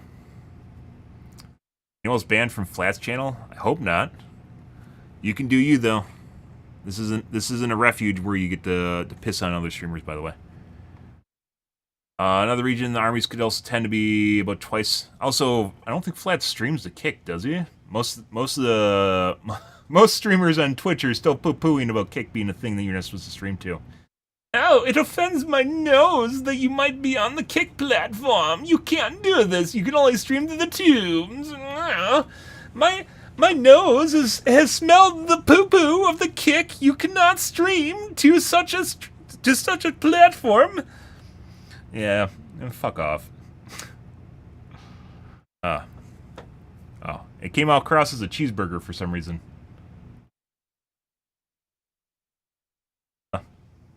That being said, oftentimes, unrelated to Flats or any other streamer, I generally won't talk, and if it turns into something where it might be an argument, I just stop talking, is basically what it comes down to. Because you can't, most streamers do not allow you to argue with them. They will advocate. They will try and make you think that you can argue with them when in fact they just want to make it seem like there's an opposition they can then ban. And that being said, if you're an asshole in my chat, I will ban you. But that being said, also I'm not against people just voicing whatever they're thinking as well. But assholism I will ban when people just get out of the way and then just start trying to shit on you. Yeah, not a fan of that. I've put up with that in the past. I don't do that anymore. But a lot of bigger streamers will pretend that they are they're having some sort of legitimate conversation when in fact it's essentially a meter of how far you can build up before you get banned is what it comes down to. And that's one of the reasons I also don't talk in a lot of chats, because there's no point in actually engaging in such a scenario. Oh, the surprise, it's related to the identity politics surrounding Venture. Yeah.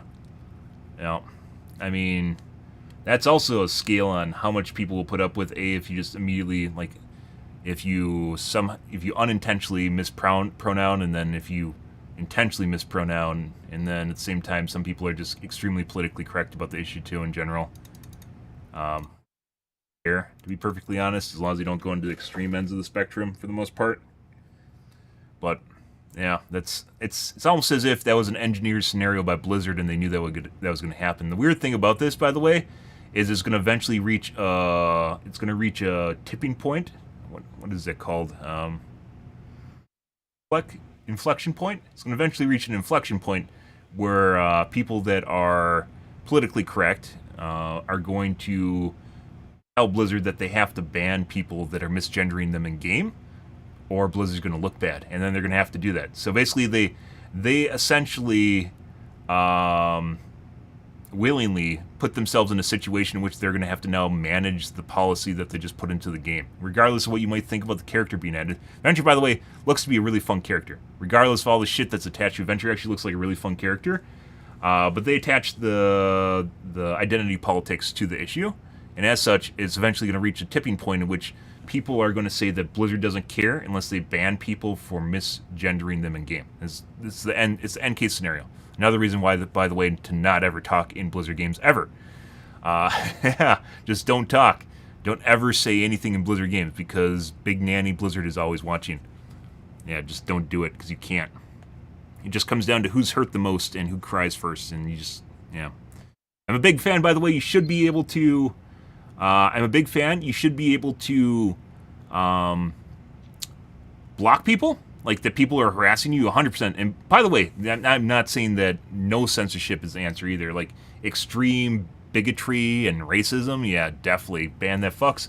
But, like, you're getting, like, Blizzard is well across the territory and is now more into just nannying things, and whoever basically acts like the most hurt is the one that wins. So you just don't say anything ever. And it's basically just led to a scenario where everyone's just, like, sitting there with their shiv going, like one of those things in your back, and you're like, oh, it's not being aggressive. I'm passive aggressive. And you're like, it's the same fucking thing. If you're passive aggressive, you are aggressive. You can choose whichever way you do it. But if you're being a passive aggressive prick, it's basically the same thing as being an aggressive prick. So people can say what they want. It's the same shit. You just because you're sitting there with your shiv going at someone's kidneys doesn't mean that you aren't trying to shiv them. You know, so. But this is the situation Blizzard brought on themselves. I think they got ahead of themselves with the whole idea that they're going to make something more inclusive and like different to kind of to step out of, like, you know, be a little bit more appealing to modern audiences and video gamers, because there's a big community in the LGBT community is pretty big in Overwatch games, just like Dead by Daylight, and they might have fucked themselves by doing so, because it's going to, putting aside the fact that people are going to accidentally misgender. In general, not tell you unintentional, just accidentally say it, which happens to me. People are going to do that. You're gonna have to split hairs on it, and then you're gonna have to start banning people. So, like, yeah, it was like they loaded the deck intentionally, but I don't think they did. I think they were trying to do something different. It just didn't work out. I don't think it's gonna work out because it is 100% going to go to the point where people are going to tell them, Blizzard, that they have to ban people that misgender. So, here we are, guys. This is the world we live in. Welcome to the box. Also, another reason, once again, to never talk in Blizzard games ever. They've ruined their own community. That's great. But, yeah, that'll happen. Anyways, Manor Lords, guys. Yeah, I was thinking about playing it, and it looks very buggy. I would agree with that, so maybe we won't. Maybe we'll come back to it at a later date. It could just be something. Simulator games aren't really something you can play on Twitch. You can when they're trending, but you can't when they're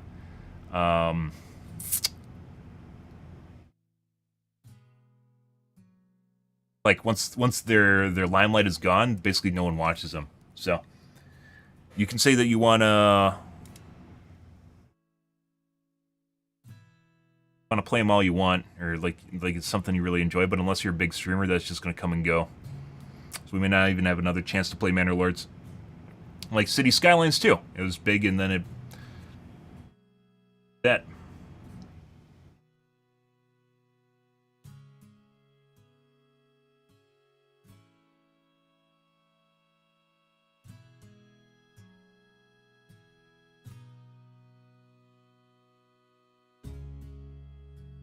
One second, guys.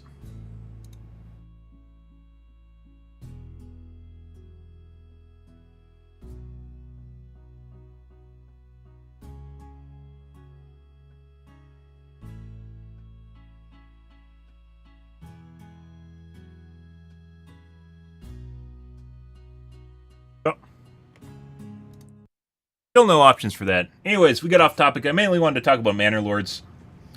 Because it was something I was looking into playing, but I don't think we're going to play it. Oh.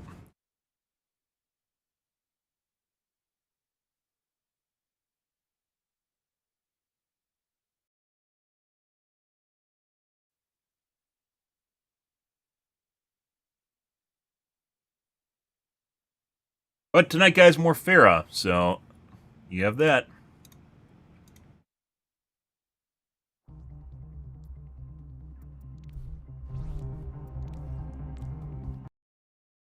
Gonna get a lot of cheaters tonight. We'll see.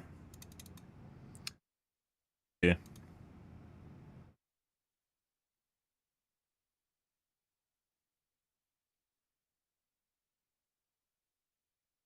Okay. I'm gonna wash my coffee cup out, guys. Grab a water, grab a soda. I will be right back. 1 second.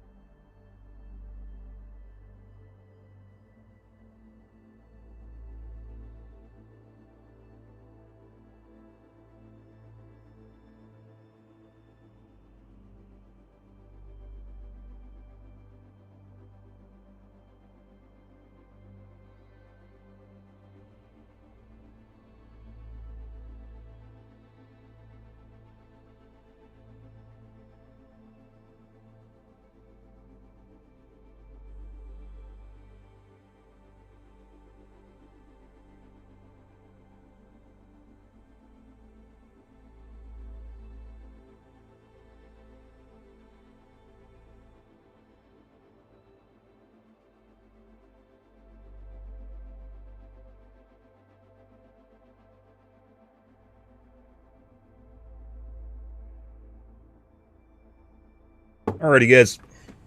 Found out I had a case of cherry Pepsi I didn't open. I bought it a couple weeks ago, a week ago. It.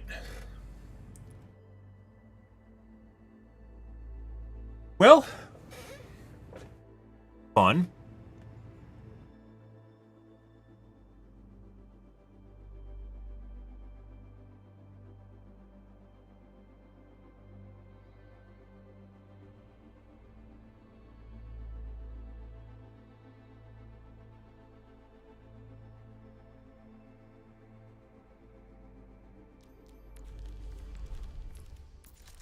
Lots of controversy going on right now, guys. Follow TikTok, by the way. Only thing I'll ever be on my TikTok is my stream.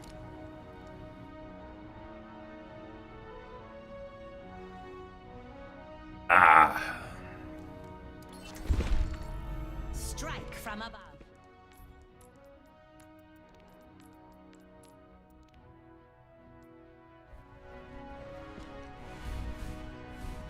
Up and away. Elimination mid-ascent.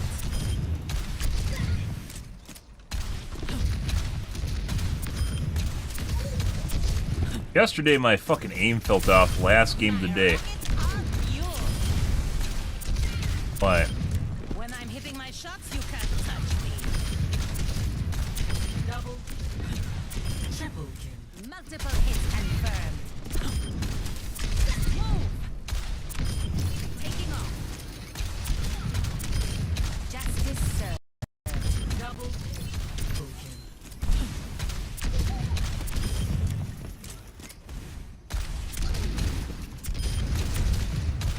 Double kill. Triple kill. Everyone has a plan until a rocket hits them in the face. Double picked off. I don't think so. Ah, we're dead.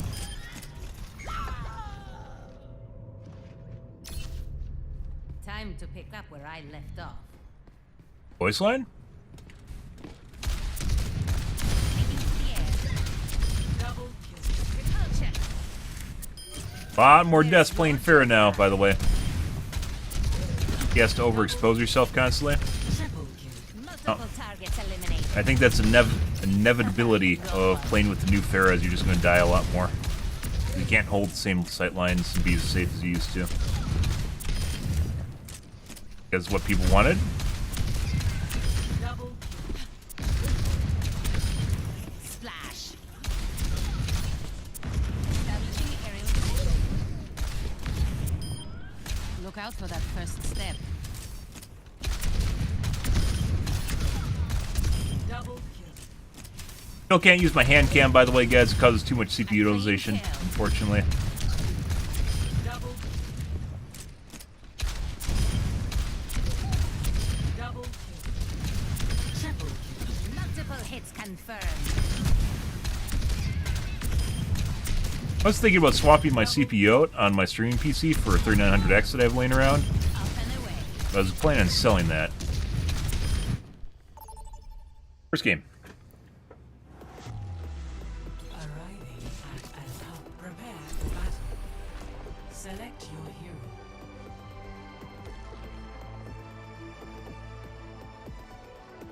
Tours? Next game.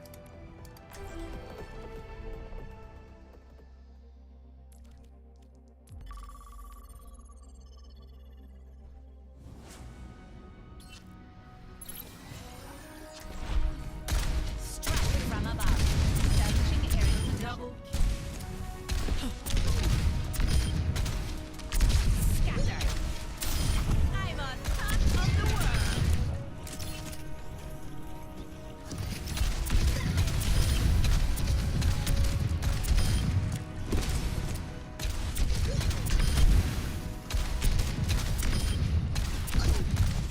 Double. Messy, but we got it done. I don't think so. First game of the night, and immediately see two people's names that I recognize on the enemy team. Double. Not on my team. We're split between them. Yeah, we're just gonna re-roll. We're just gonna re-roll. Because it turns out I can. Too much of a coincidence. Triple Despite this game being relatively dead, quick play is not that dead. Elimination mid-ascent. Huge stutter. Thanks, Blizzard. No, I don't have cheats on my computer, by the way, Blizzard. Doesn't matter how much you scan my computer.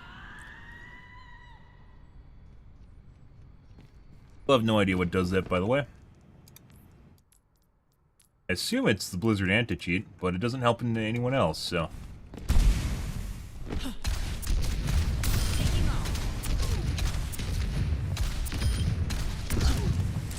Have a bad PC.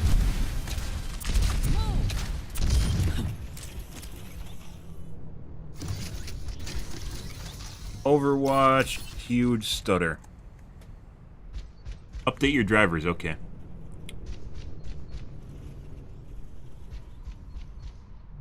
Just once. It's usually only one time when I run Overwatch does that. Doing that for like a year though.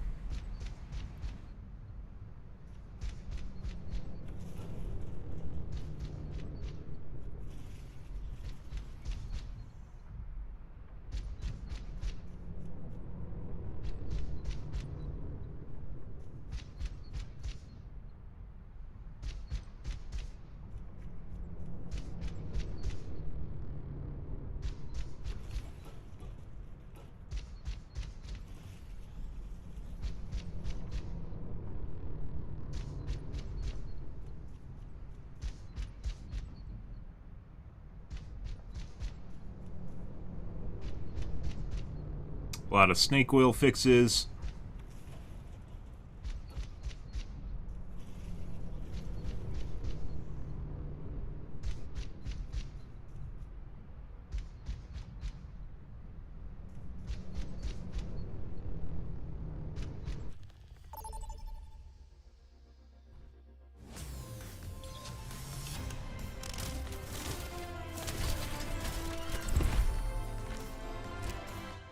Yep.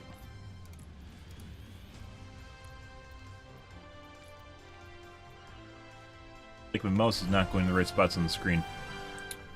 Question.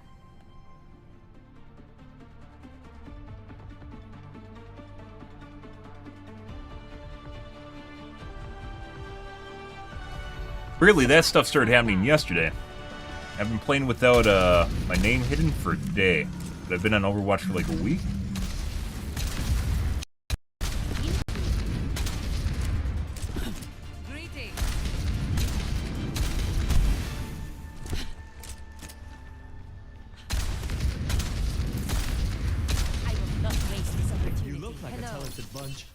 This should be quick.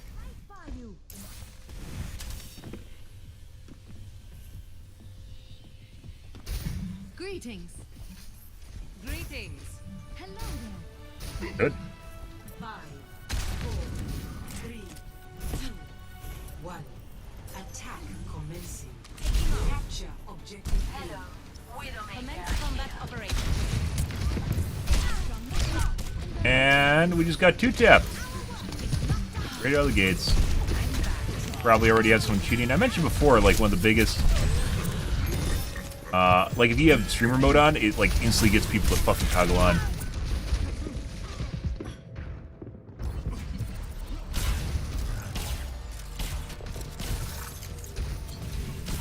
Me? Shake it off. Into the air.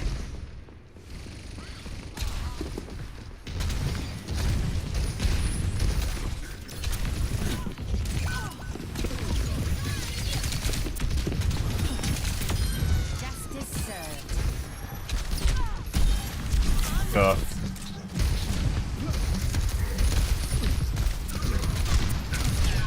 Pretty sure the Ashe is cheating. Dynamite out.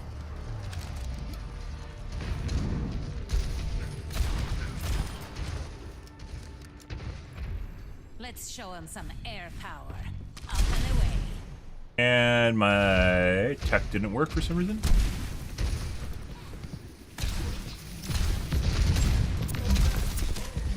Thanks for the assist. I'm gonna have to restart my PC after this too. For some reason my shots feel delayed. I don't know why.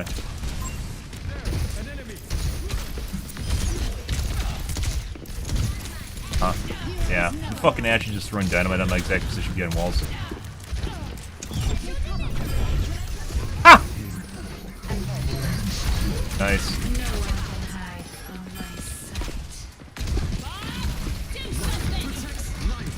My shots all feel super delayed.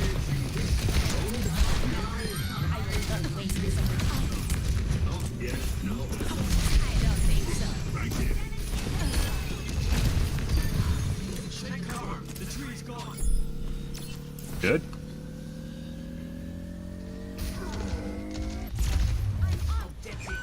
Yeah, my shift isn't up, which is why I didn't go out. Good. Huh? Uh-huh.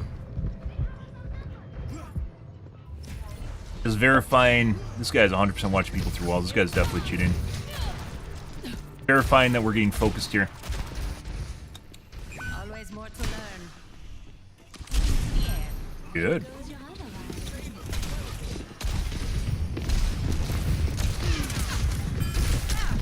No.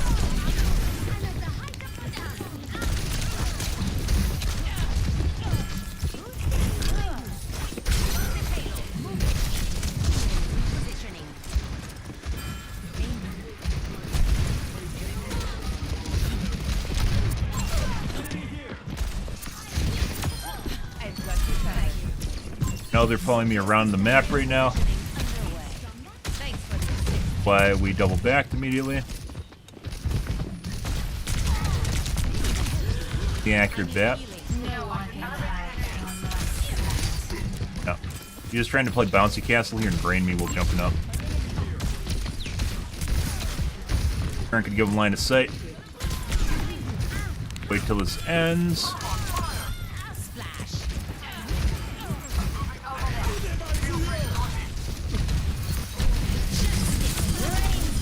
And they forgot about me. They're literally just fucking trying to go around the building trying to kill me. Is this a pre-made? I mean, I do have a Mercy heal bot. Pharah's not what she used to be, though, guys.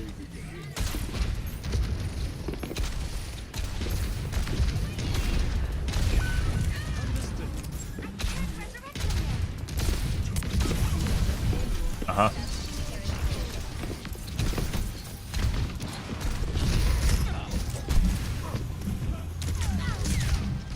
These guys legit are just trying to get line of sight on me to try and kill me.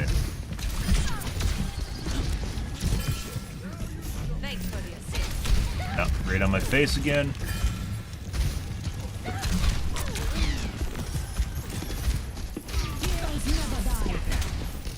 I hit him direct.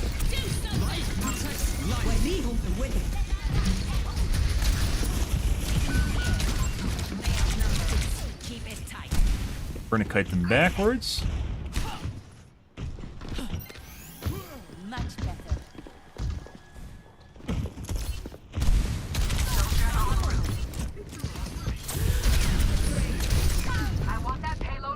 We're supposed to give our teammates enough time to actually leave spawn. That guy's legit just watching a wall. What? We just saw him fucking staring at a wall!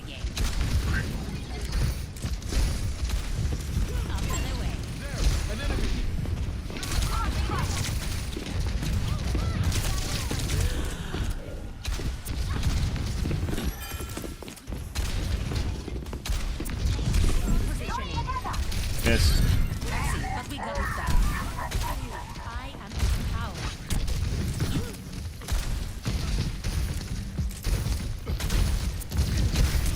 I don't think so.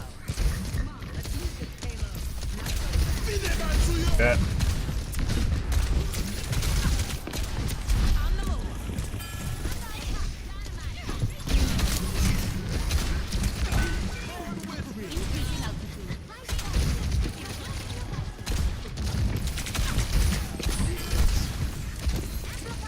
Thanks for the assist.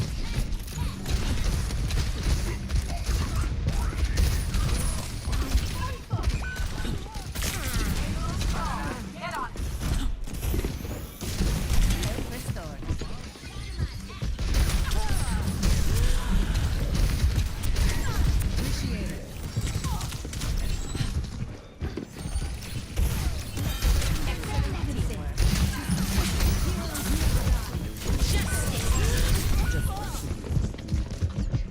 Right on my face the moment I peered around the doorway. That it's a hard lock when the pig got pulled. The BAP is 100% cheating as well.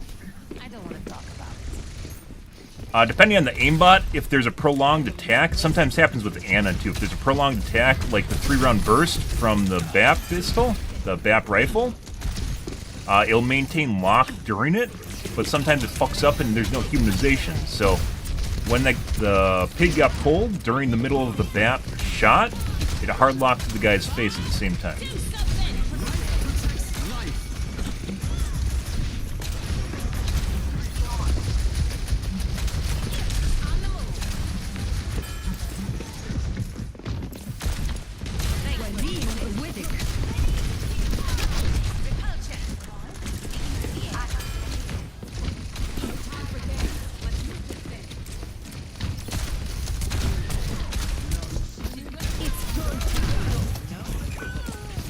Right, Mercy.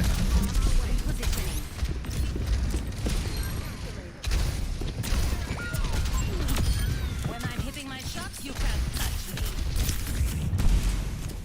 Yep, there it is.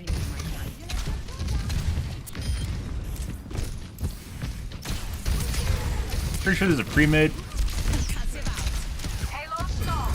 Get on it. I will not waste it.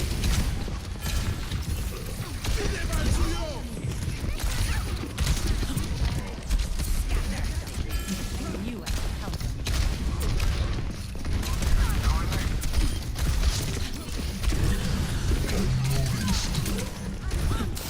I'm taking off. And my E fucked up just now.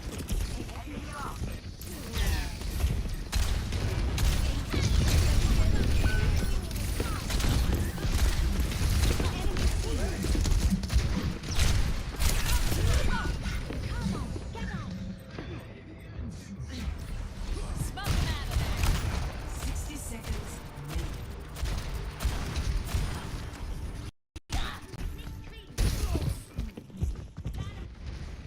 On the move.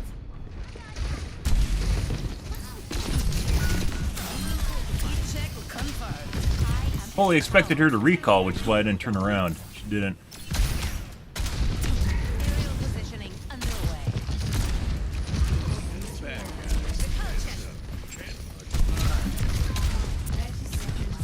Good. Nope, she's 100% cheating. I already called her out earlier in the match. That's why we aren't talking about her anymore. The BAP also very certain is cheating based on the hard lock during his fire. The Anna might also be cheating, as well as the Tracer, but those I'm not sure about.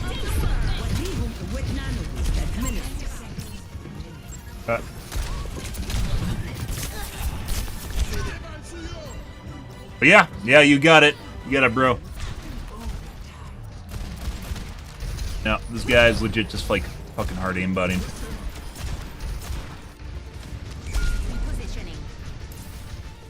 I will not waste this opportunity.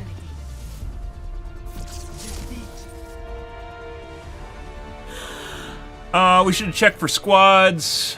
This guy's 100% cheating too, as can be seen by his damage. Support Ash right away. This guy paid for endorsements too. She's gonna blow. Bob, get out of there.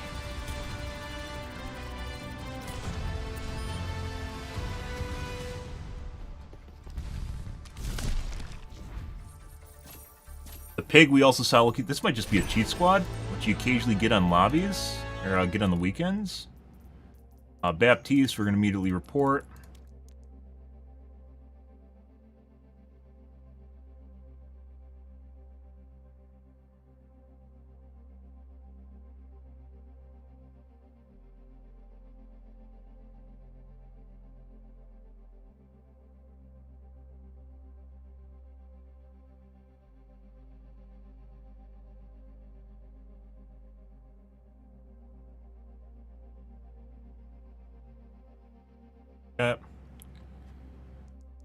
Yeah, there's a lot of people that cheat. It is very easy to cheat. I can't do it with you guys. Like, it'd be nice to have an educational stream where I could show you guys cheats. I can't do that, and I don't cheat myself because it's against TOS and multiple platforms I stream to.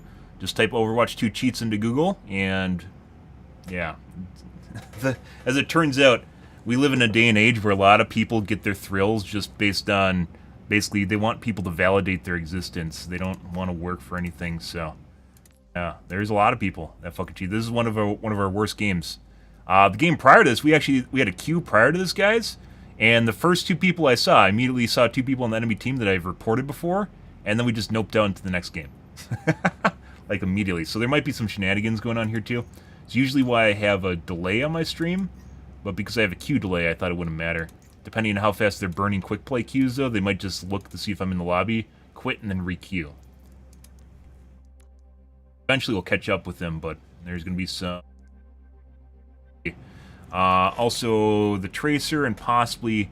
So this guy, we didn't really... It wasn't the majority of the match. We saw him literally just fucking staring at a wall at the end there. Let's go take a look at that. That was the weird spot for him. This is almost an entire team of sus players. Which is why usually I check for squads, and I didn't this time around. I mentioned it, but I didn't. There's a lot of people that get really bent out of shape when you check squads. Like, really bent out of shape. Where's the part where he's just fucking staring at a wall? That's when I kited him around. I tried to give my teammates time to go into the game. Or, to go in the front, because a lot of people were following me. It's like 3 guys were following me around.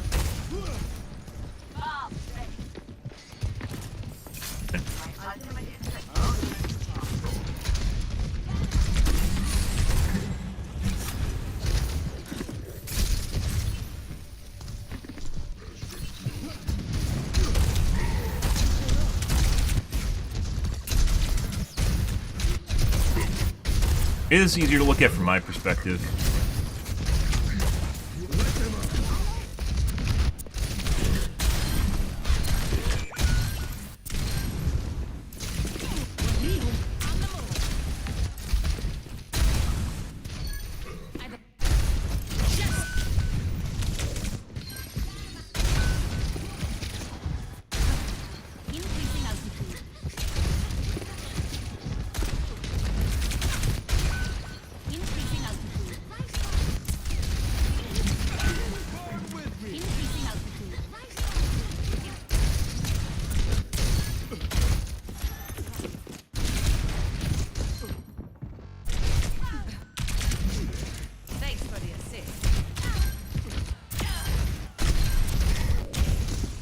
That end?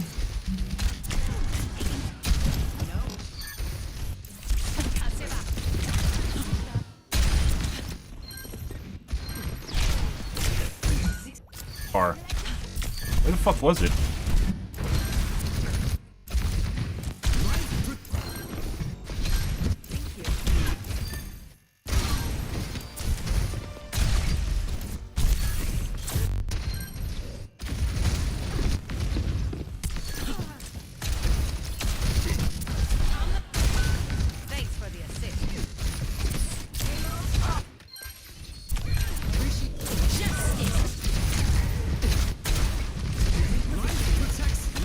Yeah.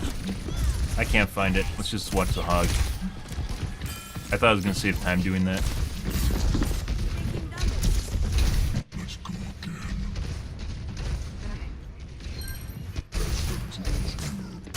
Yeah, there's most people will only think people that are cheating, or especially streamers will only report people that are like rage hacking.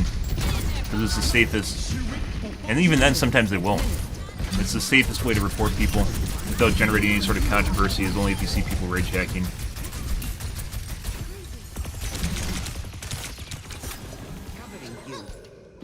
Which is extraordinarily rare. Most... This it? That's it! That was it! I was like, what the fuck is this guy doing?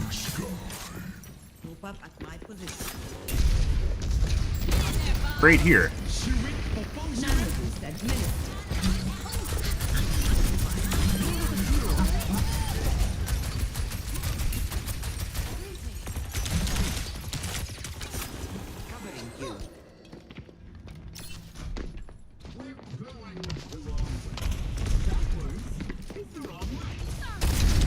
Guess maybe he's just watching Tracer. Still looks like he's watching people through walls right now. Not watching the angles, he's just watching the wall.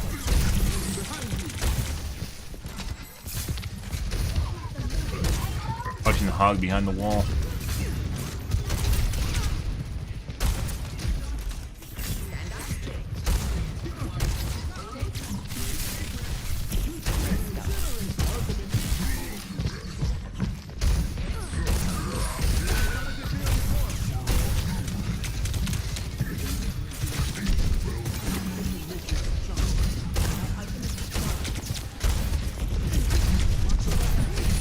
Yeah. He's not covering angles very well. Legit just, like I said, I should have checked for a pre-made. However, people can break pre-mades when they get in the game, and then, like, you can't check. Like, he's not even looking, he's just looking at a wall. Bunch of targets he could be looking at right here. But this isn't what I was looking at, though. My ultimate is charging.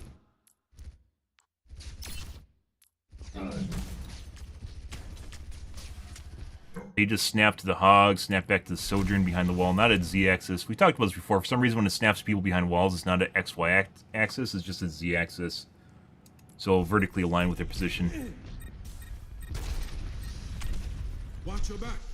I don't think so.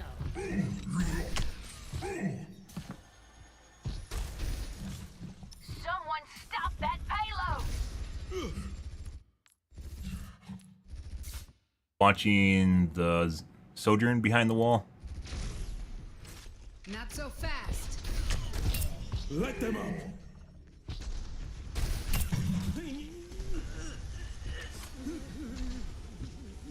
Everyone feeling better? Life Weaver.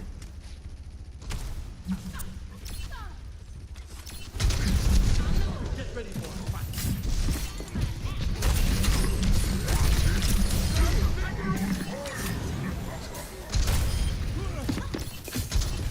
Watching the sojourn behind the wall.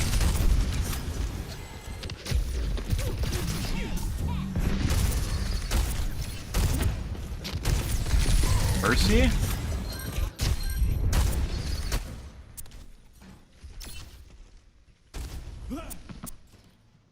Okay.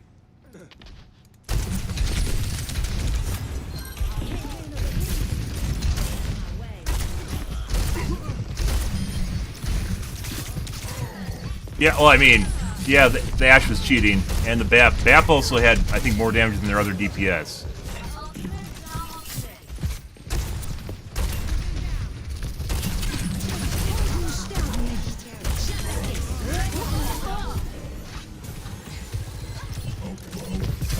He was following the fucking sojourn behind the wall. Let's give it to him.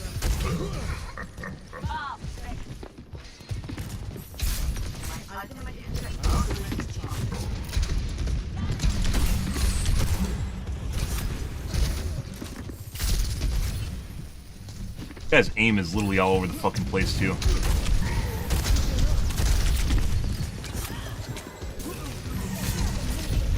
Staring at walls again. Like, obviously the cart's there. The cart doesn't tell you information about where people are, though. It can give you a general idea where people are. Watching the hog behind the wall right now. This guy's 100% cheating. He knows this fucking guy is sitting behind the pillar right now. There's too many of these for that just to actually just be random coincidence. Fucking stares at the pillars and stares at walls. That's the sojourn behind the rock, by the way. Didn't have health bars on, he shouldn't have known she was there. Snap to the hog through the wall. There's still the hog, by the way. It's just watching this guy through the wall. This isn't peeking the corner or anything, he's just looking at this guy through the wall. What is he doing? This is pretty straightforward at this point. Once again, the weird thing is, guys, when people are cheating and they're not very good, it makes for really... We talked about this yesterday. It makes for really, really, really fucking janky gameplay. Because it looks really weird. And sometimes you'll be like, well, that looks kind of normal. And then sometimes, like, if they're really bad, sometimes it'll look like they might be cheating when they're just being lazy and staring at a wall. Gamepad players do this all the time. Or they won't check angles and they'll just strafe out while looking at walls. All the work.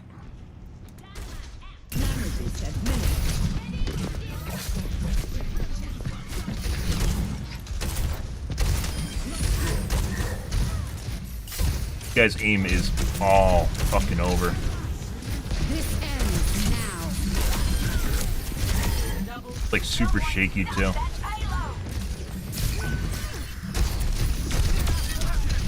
That's the Anna behind the wall. You might have saw a Kurt tail though. Coat tail. They saw her coat tail.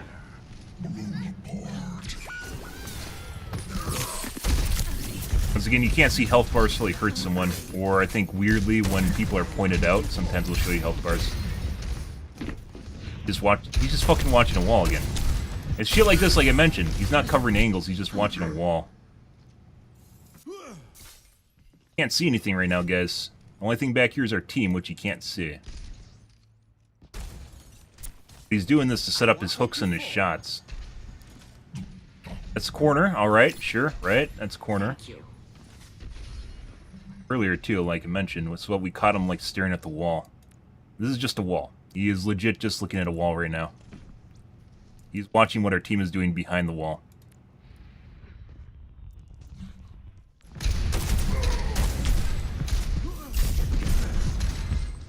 I'd even say his aim looks relatively normal, but very much looks like he has a wall hack. Following the hog behind the wall.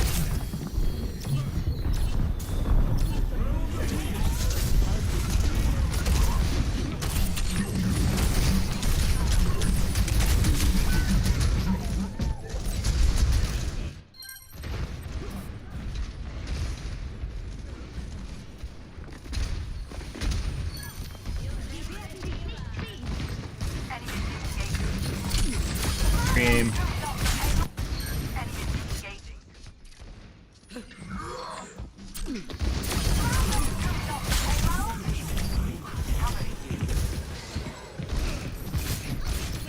Watching walls again. Still watching walls. Okay, enough of this. I don't think like aimbot, I wouldn't report him for that, but he definitely looks like he has a wall hack.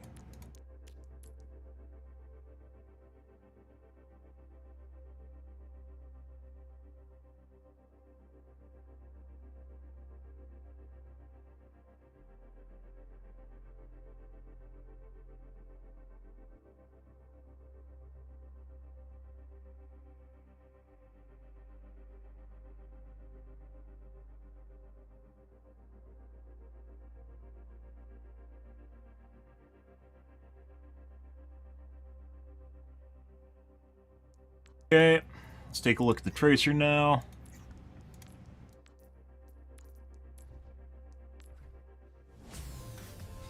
Ready for battle.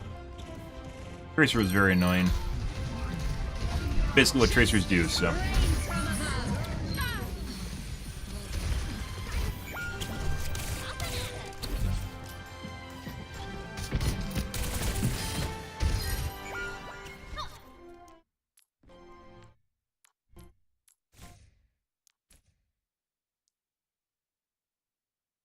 But we've talked about the pedal platform anti-cheat before, guys.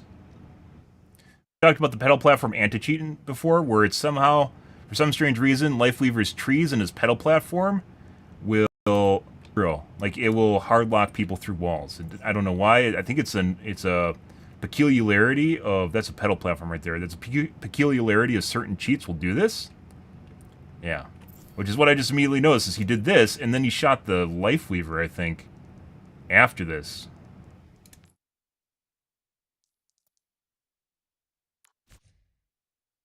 That's the pedal platform, right? Up and at him.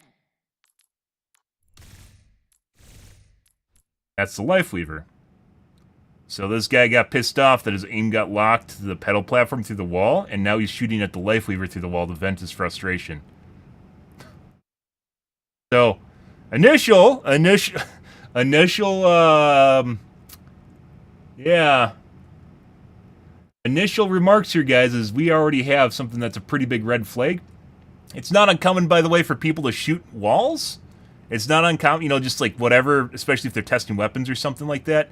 But he's not shooting weapons. He shot the pedal platform, or he snapped the pedal platform on accident. Then he got pissed off because that happened, and now he's shooting at the life weaver through the wall. But we'll see.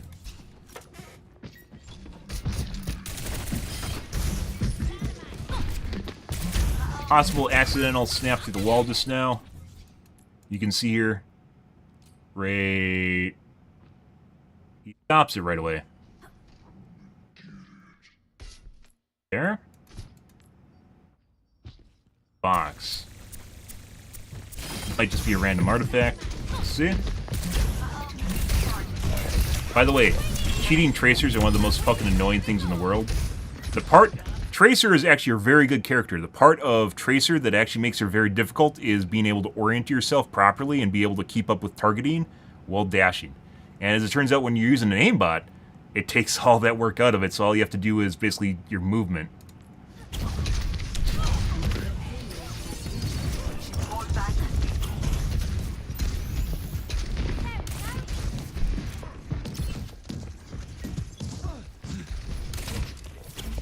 Not very good.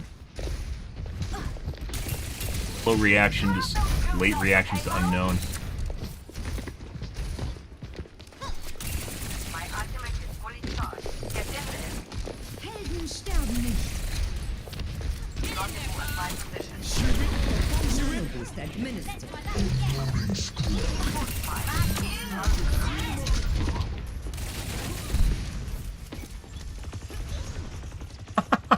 He is definitely on comms. He did something just now. He's definitely on comms or groups with these guys.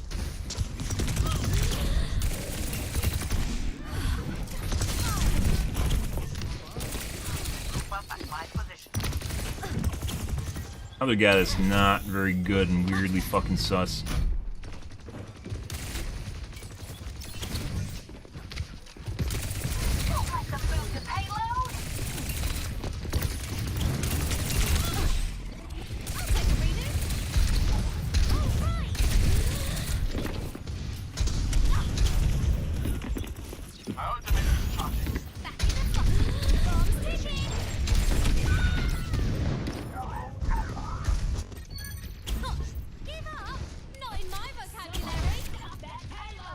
Let them up.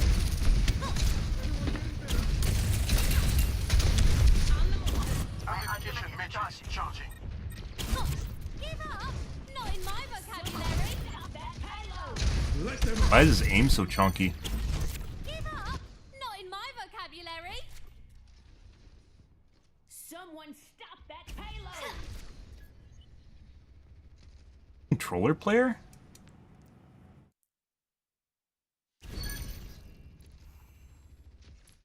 That right there? That's either gamepad aim, possibly an aimbot artifact. Normal. Right there. Which is just completely linked. Let them up. Back to normal again. Everyone feeling better?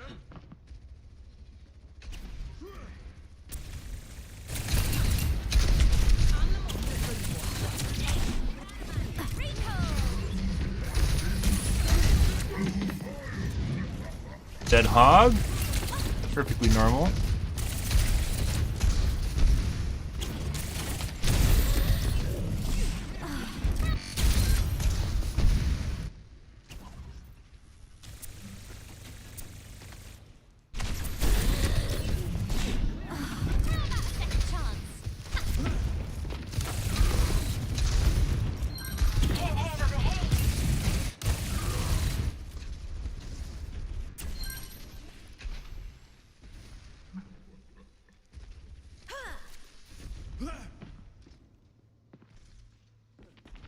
Me, by the way.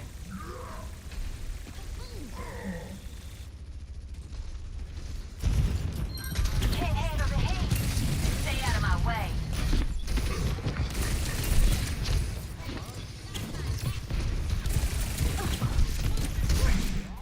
I'll take a reader. My ultimate is almost ready. Helden sterben nicht. Justice!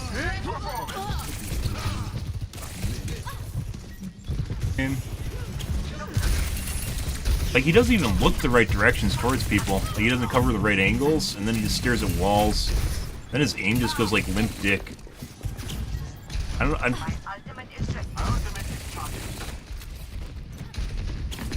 Like, it clearly looks like he doesn't know how to play the character.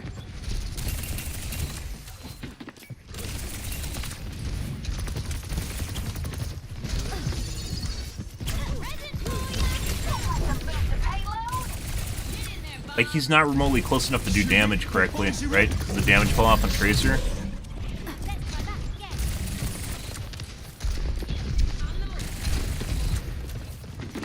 Firing at Rand, nothing.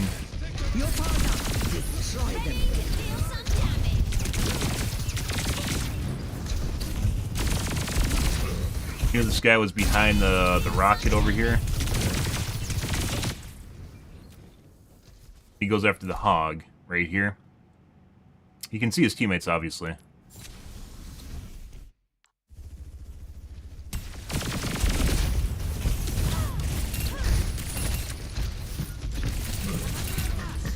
This ends now. Someone stop that payload!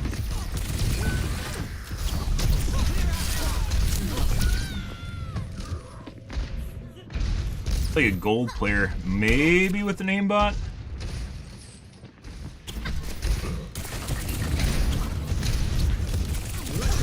It's like he doesn't even know what he wants to shoot at. Shooting at whatever it goes to.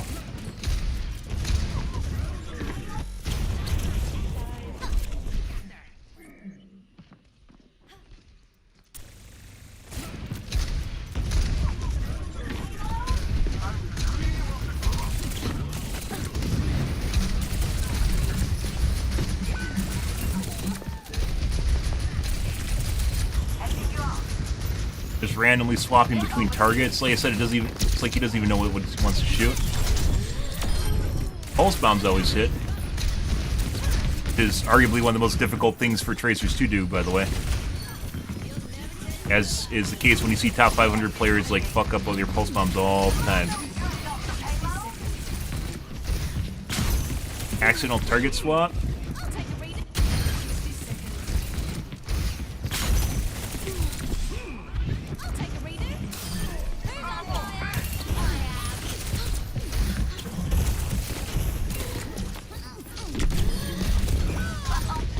Guys, like I said, when people are cheating, guys, and they're bad, it looks really, really fucking janky. Like gold players cheating, it looks really fucking weird. 30 seconds remaining.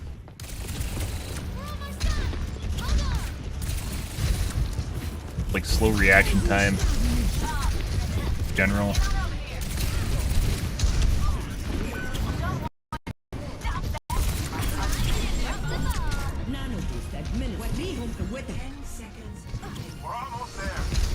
Watching people through walls. Pretty sure he has a wall hack. Like, what I'm trying to figure out right now is... What I'm trying to figure out right now, guys... Even when the cheats are bad... So you can... People don't just cheat at the highest level in terms of game skill. So you can have someone that is poorly skilled and cheats, and someone that is highly skilled and cheats. It's like giving yourself a modifier that just drastically increases how good you are at the game. So you're going to have people that aren't good, but do cheat. And then it like bumps them up from like gold to like diamond. And then you have people that are like masters that cheat and bumps them from masters to GM and GM to top 500, right? It's like an incremental increase in your skill level. So you will have people along the way that can be bad and cheat, which is what we're watching. The hog was bad, and this guy also looks like he's bad. And what I'm trying to figure out right now is exactly what's going on with his aim, because it definitely looks like that fucking pedal platform at the beginning. Yeah, and then you immediately see him try to take it on in the life weaver through a wall. I don't think that was fucking random. That definitely did not look random at all. What we're trying to figure out. We're almost there. Keep it together. He's just watching people through the wall. He just literally dashed into the wall. Yeah, like this guy is... I don't think you could look at this and say this guy is remotely good.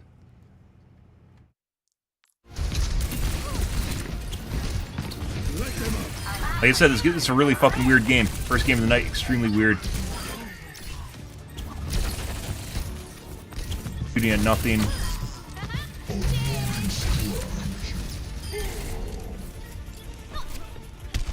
Back. This could be a, I'd say maybe it's a Zim user, but once again, it looks like he has a wall hack.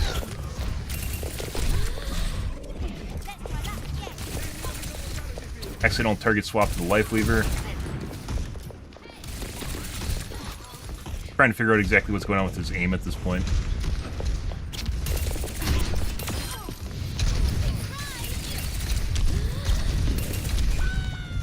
I think it locks to your X or your Z axis, so it goes up and down in the center area of your character, which is why you see so much vertical deviation and very little horizontal deviation. Doing something.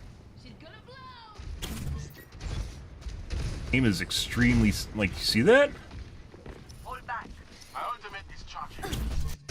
Like, this is what I pointed out earlier in the stairwell. Shit like this.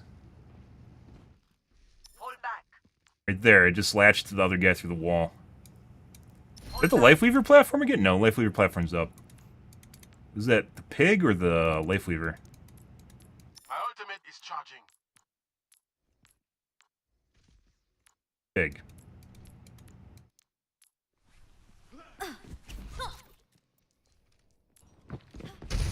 There's a stuttering again. Maybe it's easier to see when you're going full speed. There. That, like the completely horizontal. So if you have a mouse, guys, try drawing straight lines. Straight lines XY axis on your mouse pad, or then try drawing a spiral. You'll notice it's relatively difficult to do, because there will be some variation up and down, right? When you're moving your mouse, there'll be some variation up and down.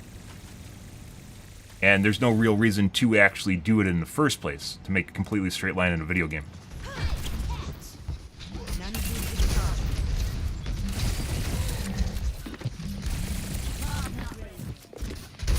It's a really weird one. It's like the Hog was like the same way. Hog clearly had a wall hack. His aim was all over the fucking place though. Like I said, I should have checked the squad and I didn't. Let's see if they're grouped together. Never misses a fucking pulse bomb. By the way, our teammates... That was an extremely clutch save, by the way. If you guys missed that just now, while I was being pulse bombed, the Life Weaver saved me with the immunity from the pull. I gave him a yes, but that was really... I should actually... I don't think I endorsed him. Never... Despite this guy's fucking horrible aim, he never fucking misses a pulse bomb.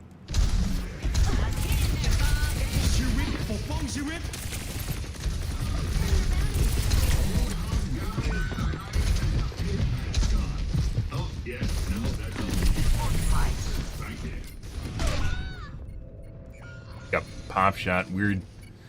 Well, we aren't looking at the Widow. Fuck that. I don't want to spend a fucking hour looking at a demo. Stop the payload. Someone stop that payload! Got pop shot coming out of a fucking hallway. Nanowood is ready to deploy. Life Weaver?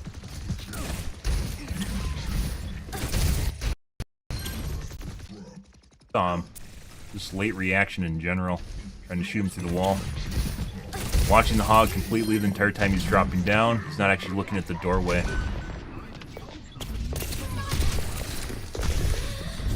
Completely lost after dashing despite his aim. This is really fucking weird.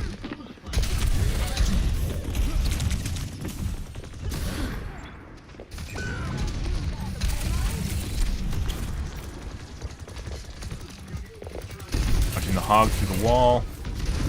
Watching our teammates through the wall. Yeah.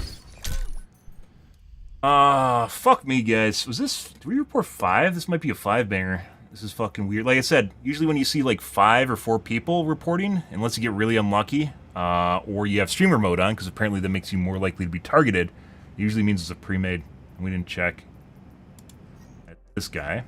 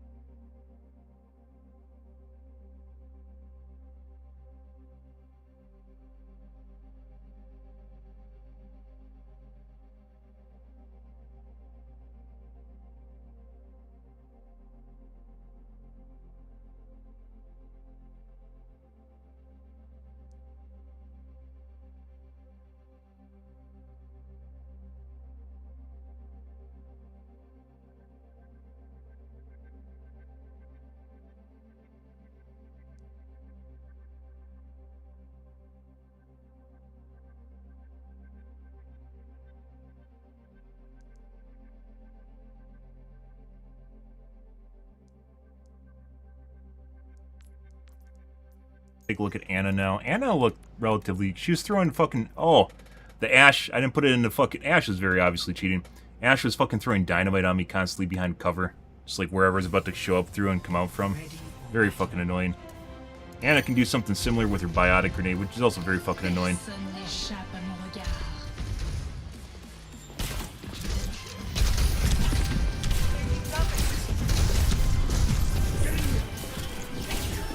I think was normal though.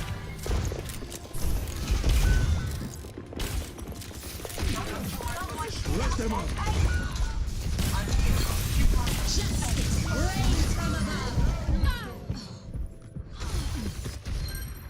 I'm almost ready. The payload has reached the checkpoint.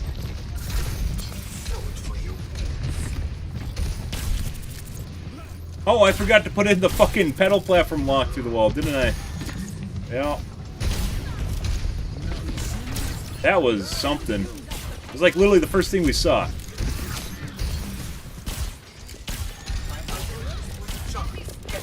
Oh, the Tracer also does not miss Pulse Bomb. Ever. Despite being bad.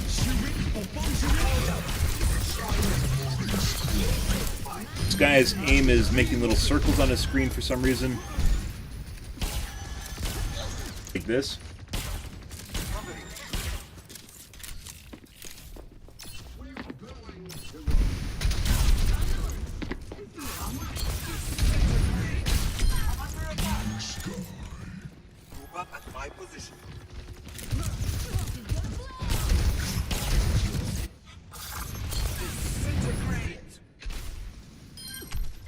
And while it is relatively uncommon, you do occasionally get cheat squads on the weekend that make burner accounts to cheat on.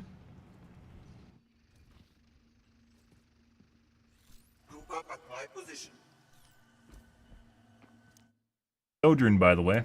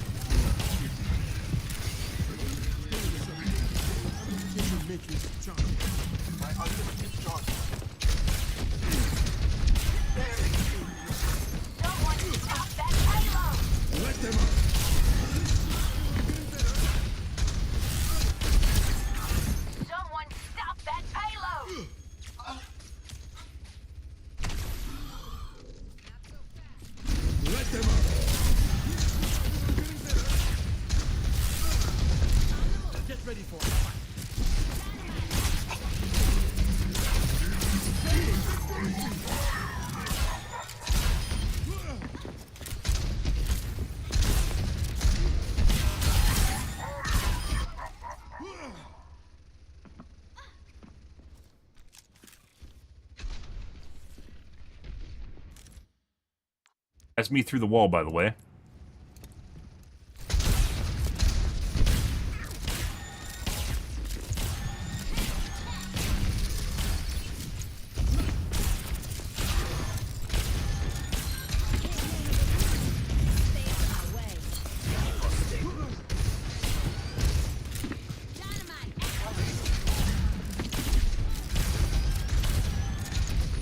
Pig. Other pig.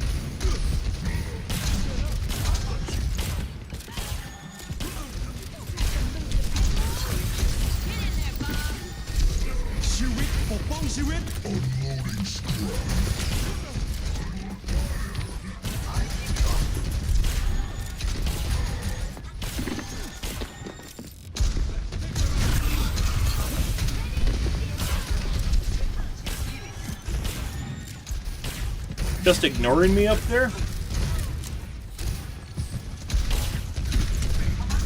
This ends now.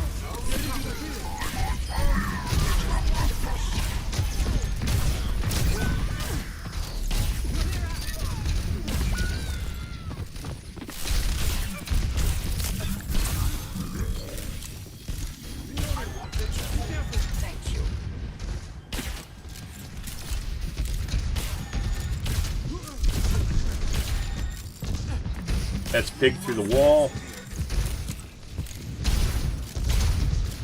Let them up.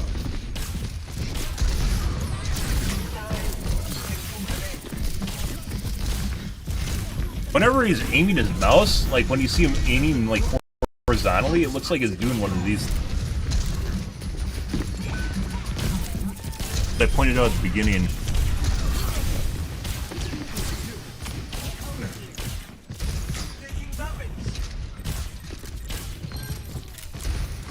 Watching the Roadhog through the wall.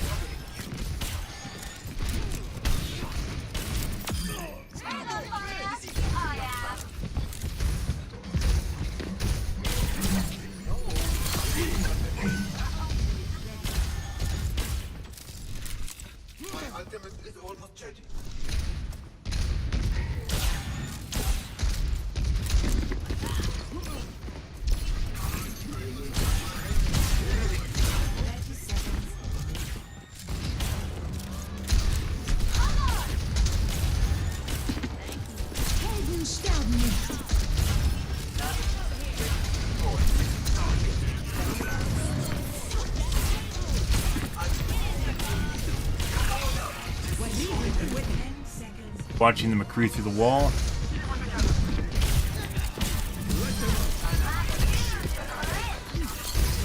Doing it again. It does one of these things when he's aiming around.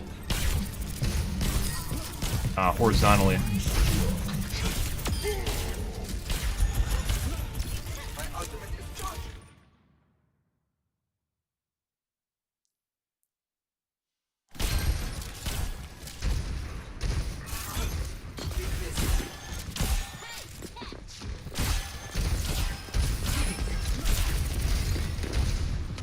Like whenever he goes to fire, it does it.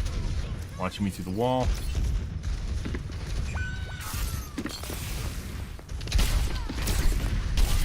Okay, yeah. That's a 5-banger, guys.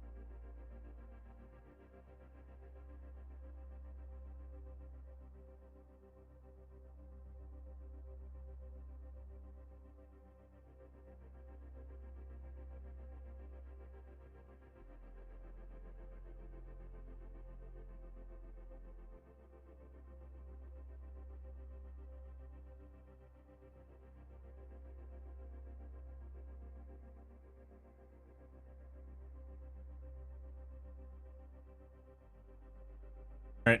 Like, I think if I didn't see the fucking oscillations with the horizontal aim, I would actually think this guy was relatively normal.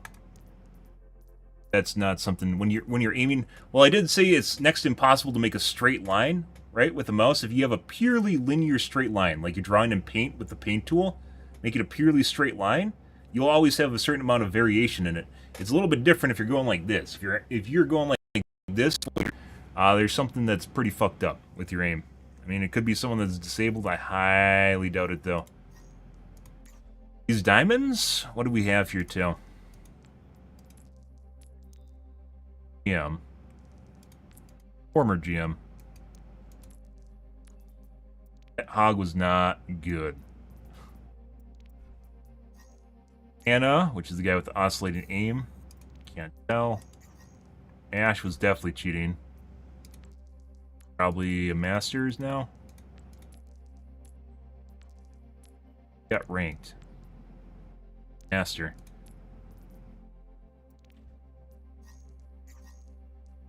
Tracer looked like a gold.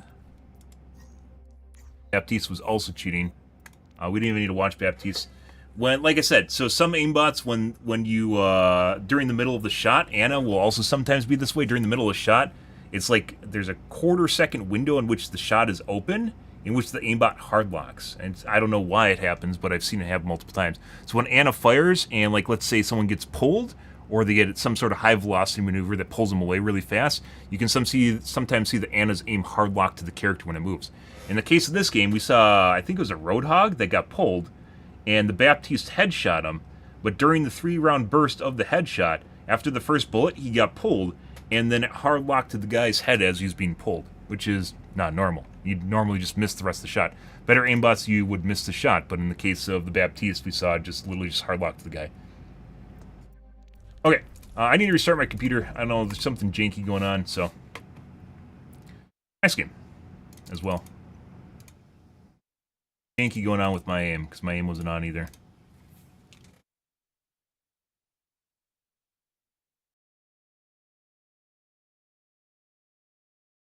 Tracer looked like a gold with an aimbot. Ash is definitely cheating. The Roadhog definitely had a wall hack. Anna definitely was cheating as well. Due to the fucking aim going like this while he's firing, or tracking someone horizontally.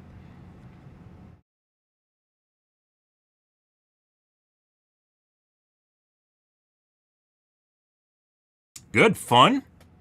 Weekend brings out the best, guys.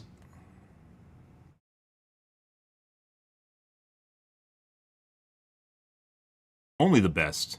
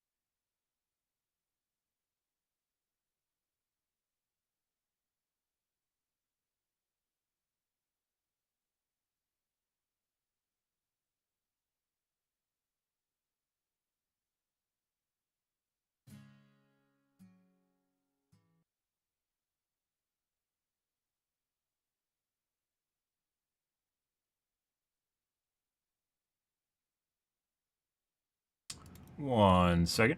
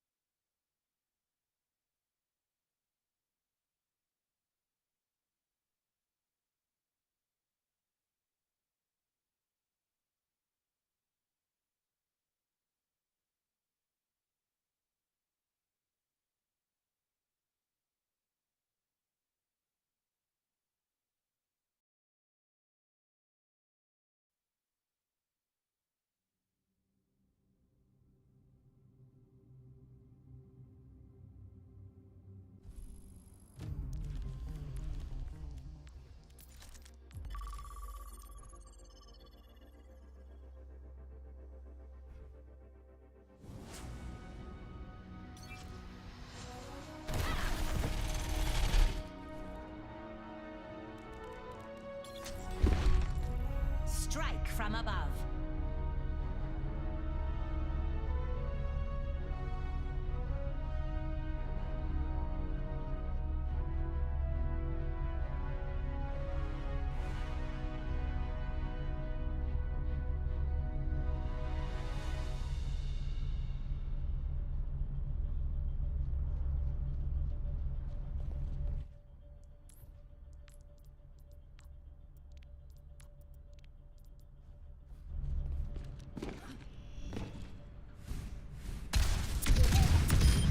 You weren't watching this guy. And 300 MS.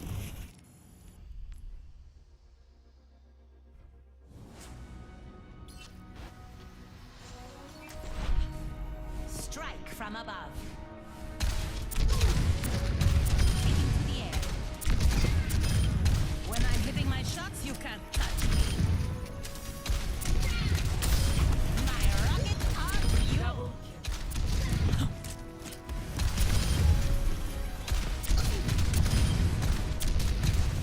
Double You kill. weren't watching the skies. Mind the gap. Double kill.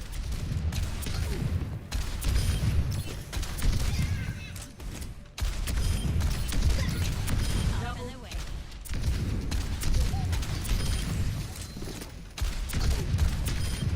Maximum impact. Double. Triple kill. Multiple hits confirmed. Move.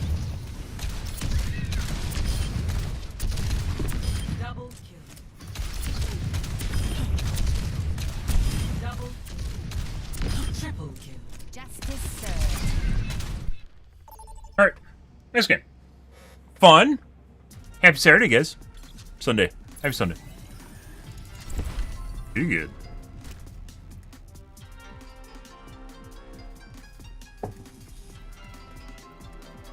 Wonder what happened to this guy, guys. Can you figure it out? Fucking weird when people have something happen in their life and then they just make a username they just make a username based off of it. Yeah. Strike from above. Only usernames can tell There's stories. always room for improvement.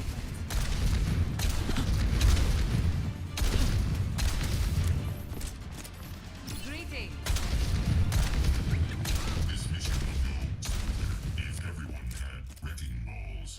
Yes. That's hard vacuum, baby. 5, Flying the friendly Good. skies. 2, 1. Thanks for the assist. Commence attack on Taking off. objective C. Questionable choices to a minimum.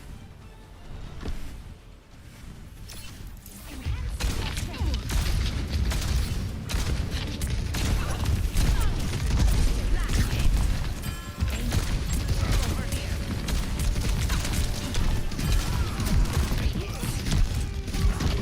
Really enough, haven't seen a lot of Venture.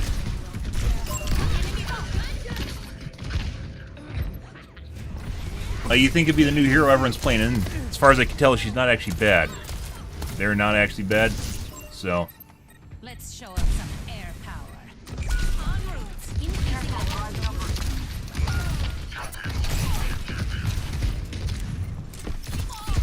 repositioning.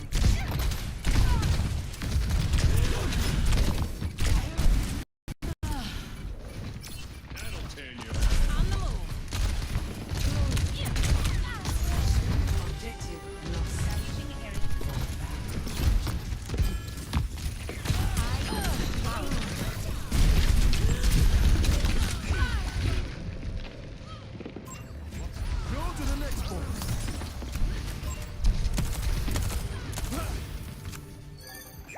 Shake it off.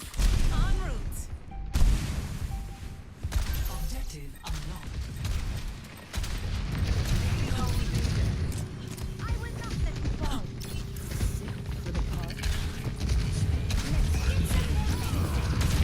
Thanks for the assist.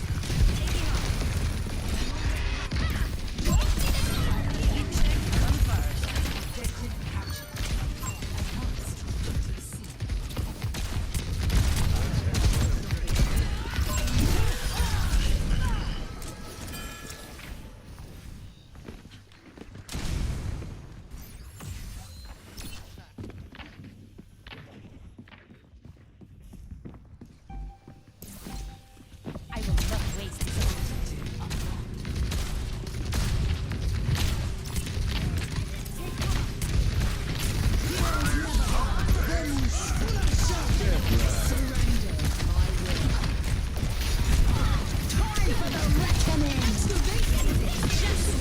Oh my god. That, their whole team just fucking ran through.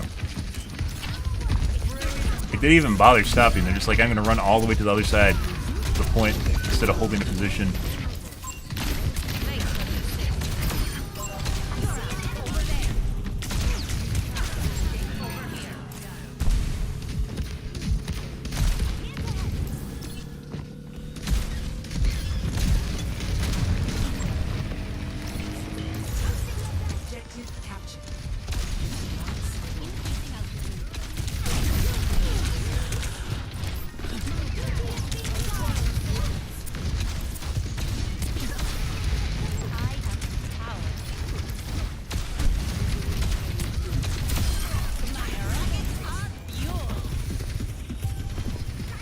God.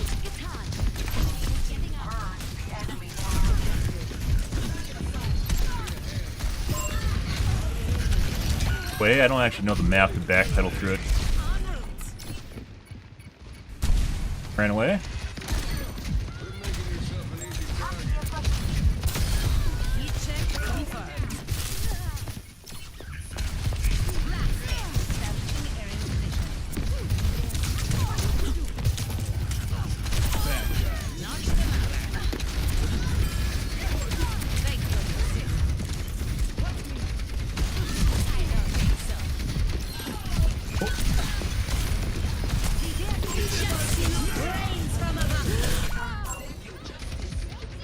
Oh my god!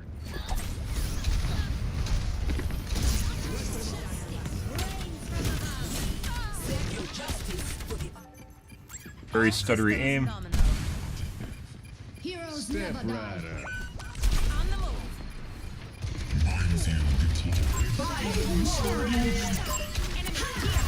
This ends now. Enemy advances on our I will not waste the fence second. them off. Surrender my will. I need healing. Position.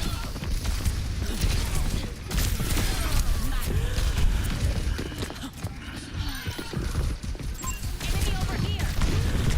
And the headshot. When in doubt, guys, headshot out. Just trigger the headshot. I'll stop that Pharah good. Headshot, headshot. Oh, it's a double headshot too. Wow. Okay. Okay. Yeah, just triggered the headshots. Just turn on the headshots, you know.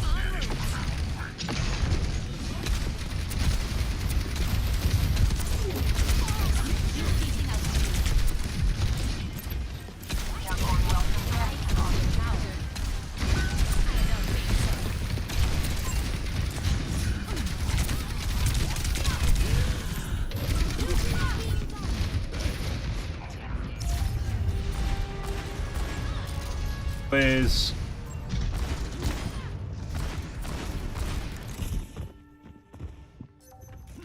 I don't stay down. On the move.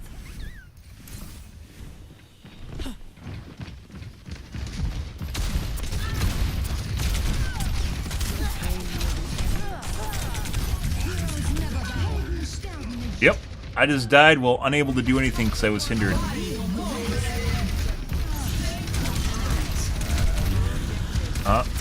Fuck you, McCree.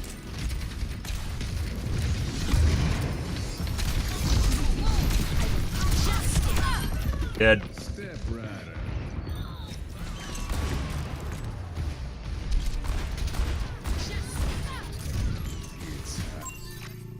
I don't want to talk about it. Spotted an enemy. There's much for you to do. Over there. On the move.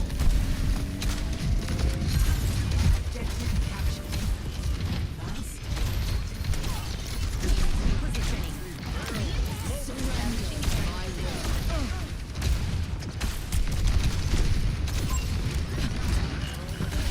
I see an enemy.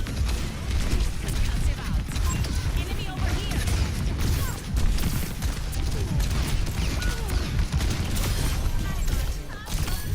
Oh, they don't have a mercy anymore, do they? I was expecting a res.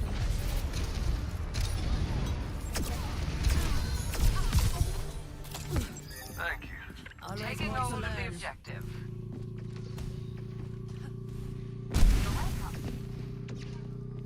Fuck am I even going? I will not waste this opportunity. Excellent teamwork. Excavation initiation! Have to be mindful of this McCree. He, like, literally just misses a bunch and then he just two-taps me.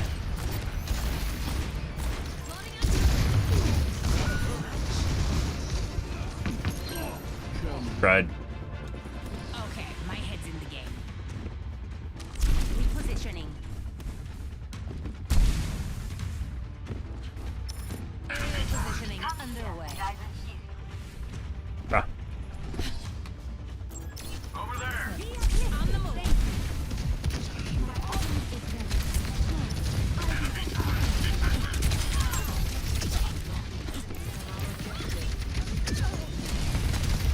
Heroes never die.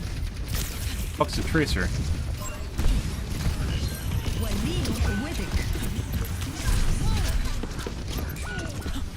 Oh, that's not good.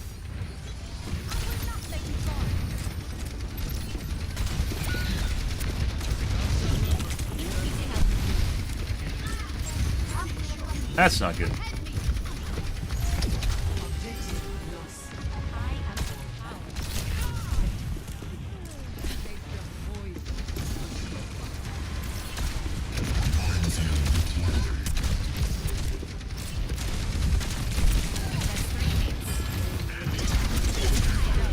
Nose.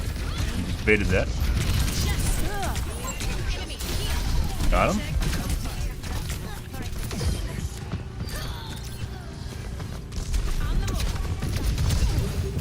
Enemy over here.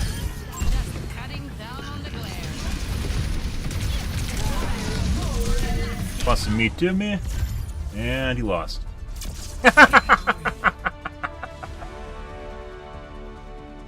GG, guys. Play the game.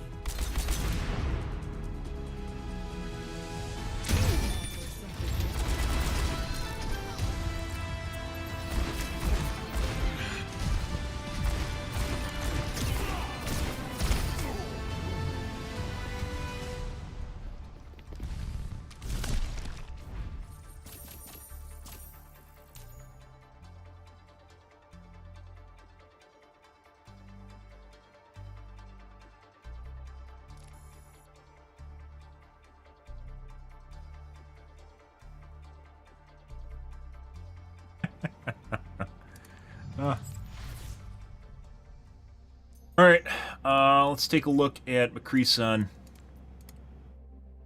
Gigantic fucking stutter.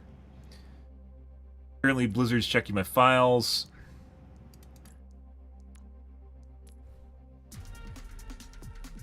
Ready for battle. Third the way through the match.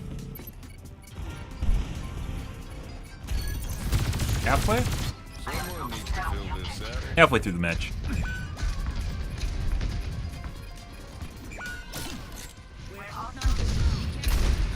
Got two tapped right out of the gates. Completely lost the Mercy.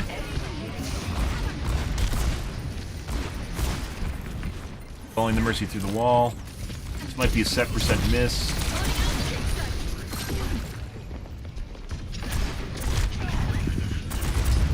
Very close to hardlock during Fan the Hammer. I'll be taking the objection. Full reaction. Reaction. Hit reg misses.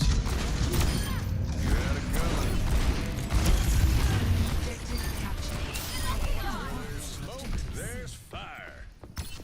And the wall. Thanks, Doc. Goes though.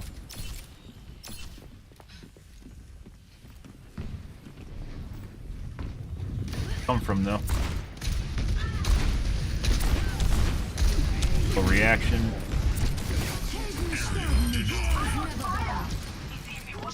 Thanks, Doc.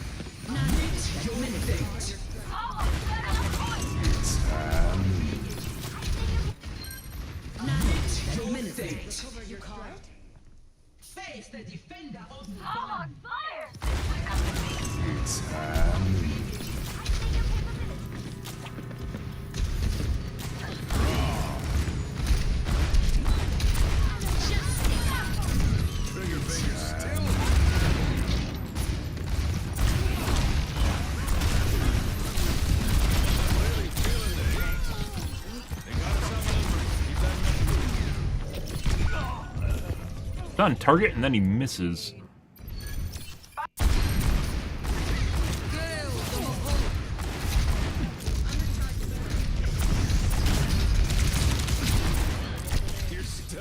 That's me before I came around the corner.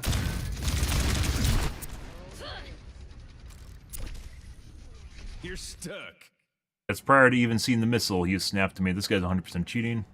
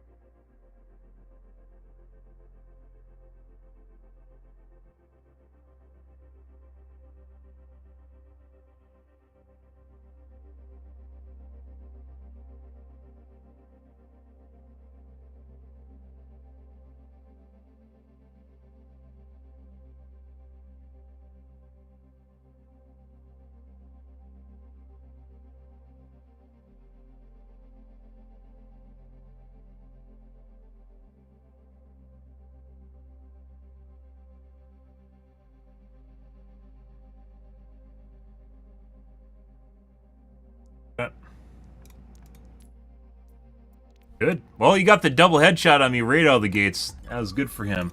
Had to make sure I died. I did. So set percent miss is one of the ways you can figure it out. By the way, set percent miss is when people don't want to micromanage their aimbot and they don't want to actually to climb too high. It will automatically miss shots for you. But when it misses, usually there's a distribution around the target itself. So you can figure it out. They always miss the same amount around targets. And sometimes it'll even look like they're on target and then they'll just miss. Like, they'll look like they're going to shoot you and then it just snaps to the side and misses you. Depends on how the aimbot's programmed. I don't think so. Touch the sky.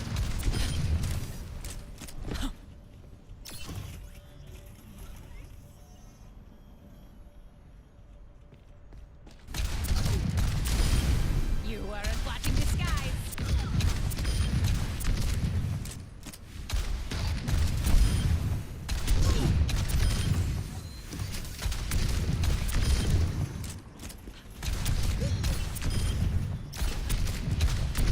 Increasing altitude. Move! When I'm hitting my shots, you can't touch me. Double kill. Double kill. Blast it! Mind the gap. Justice served. Double kill. Triple kill. Multiple hits confirmed. Taking to the air. Double kill.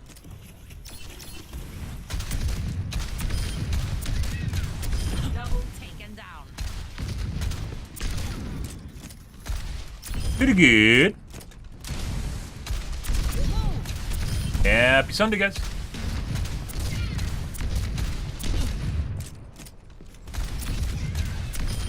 Splash.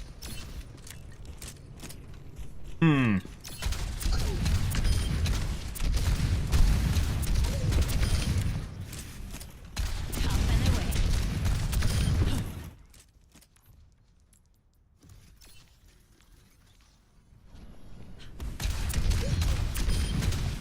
Double kill. Triple kill. strike again and again.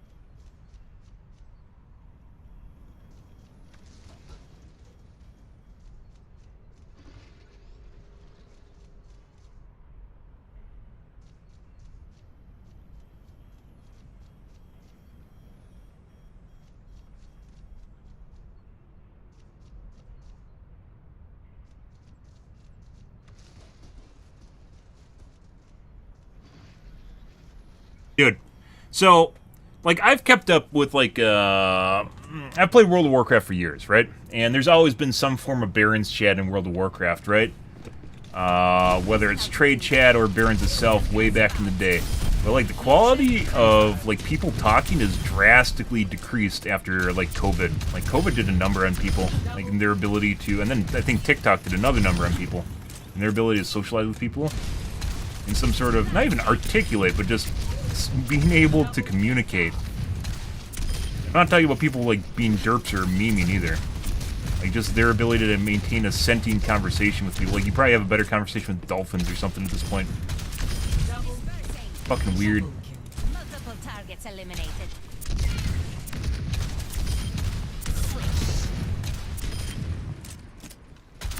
I know dolphins are actually quite the conversationalists.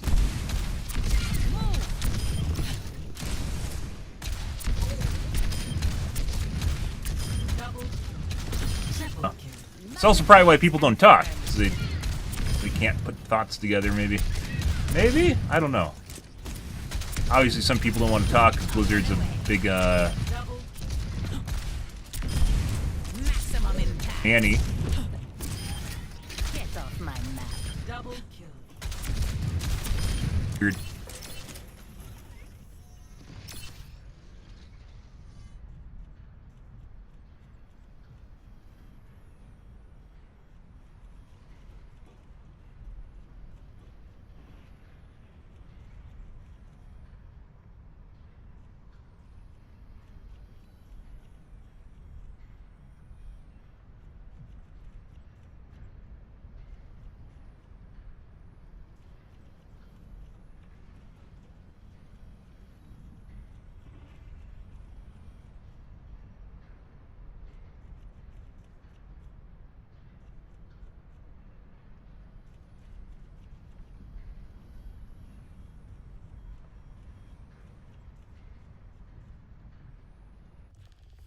Thanks, game.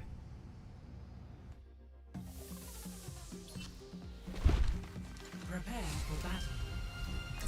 Select your hero.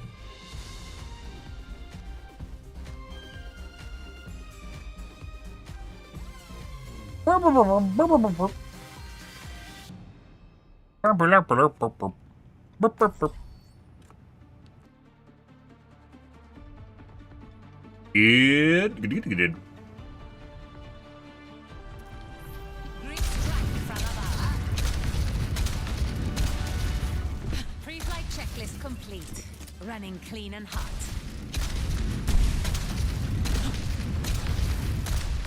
That's a tough one to keep tabs on, is like basically people's linguistic skills over time. General conversations, public conversations. 5, 4, 3, 2, 1. Round 1. Capture Positioning objective. underway. I found you. Work as a team, everyone.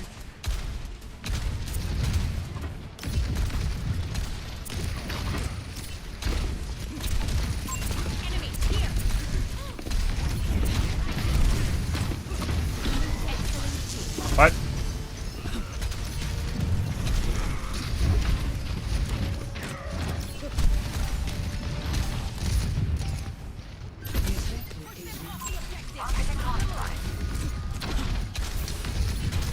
Care too much about a turret. They're literally playing protect the turret right now, so. Fucking watch me through the roof. That's weird. Dead.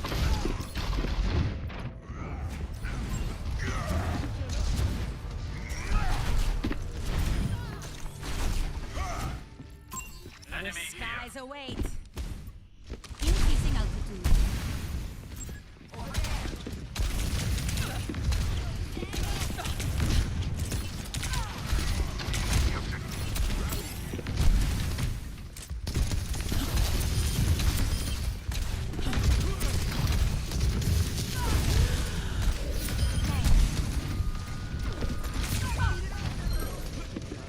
Good? I went over to the fucking Lucio to get healed, guys, and Lucio ran away from me. I don't stay down. Good to see you. Area positioning underway.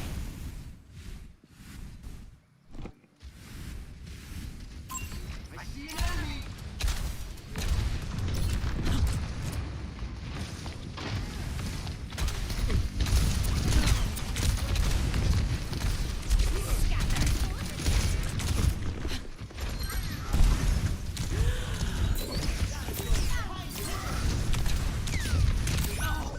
Definitely getting focused, and for some reason our teammates were literally fucking sitting over the side where there's no enemies. There's nothing there. Like, is this just like, are they trying to do like fucking esports strats or something? Returning to battle. Like, wait in the side building to engage when they take the point?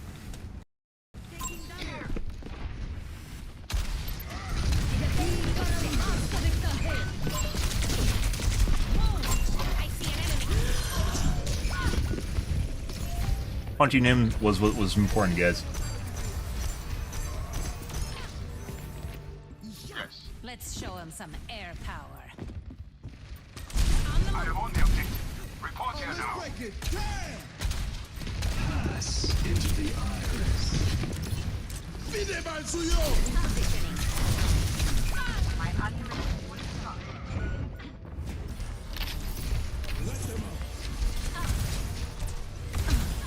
Quite an effective placement.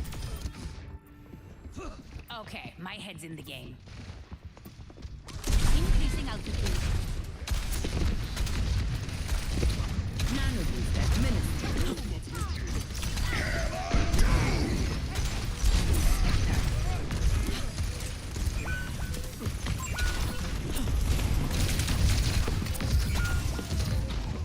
I am securing the point.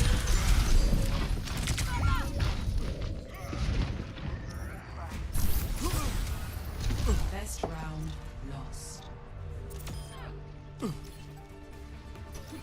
Pretty sure the BAP's cheating based on him flicking away after the shots after he finishes locking to me. We are definitely getting focused. At the same time, it definitely seems like our teammates aren't trying to help us, which is kind of weird. I'm sure we're going to get hate this match, just wait for it.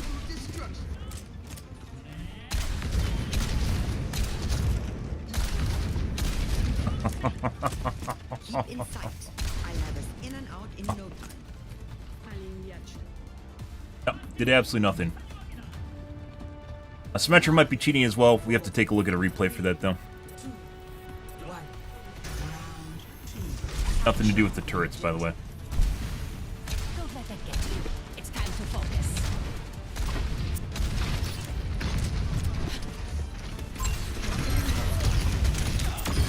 Messy, but we got it done. And can't fly anymore. Good.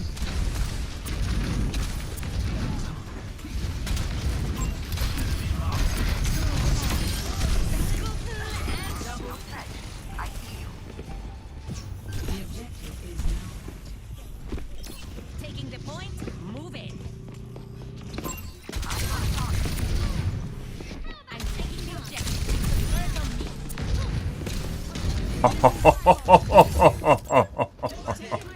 Taken to the air. Oh, that's good.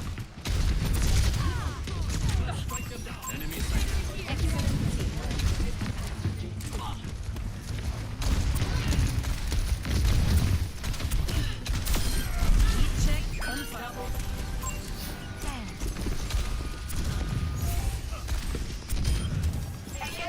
Claiming the objective.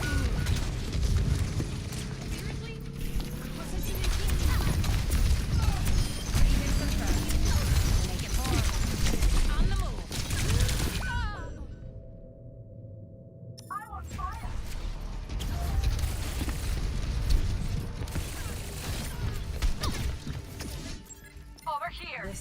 Surprises await. Establishing aerial position.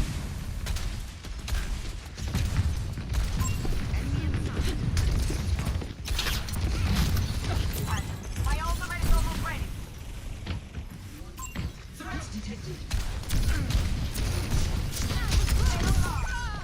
Get in time, guys.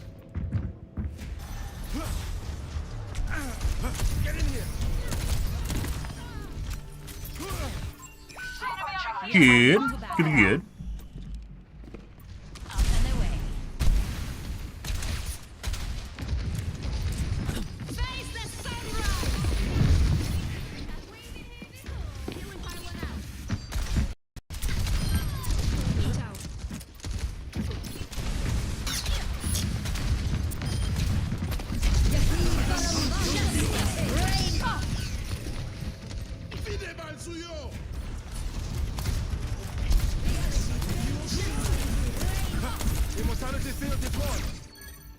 Drawing a perimeter on the objective.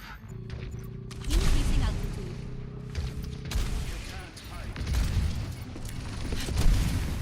Hello, I'm on my way. That's something. How do you think that guy knew he was about to die to my missile?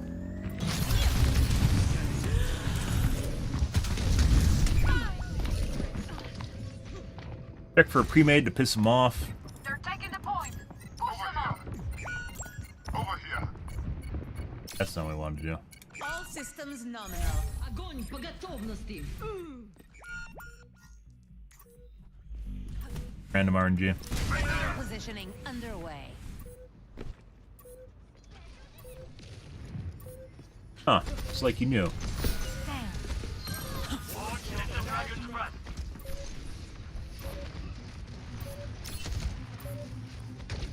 Overtime.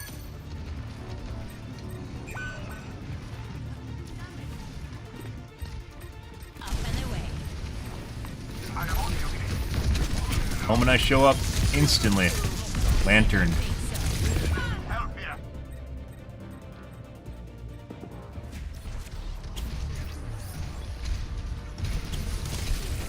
You guys definitely cheating. Basically hardlocked your chest. Tracer. Take heed. Returning to battle.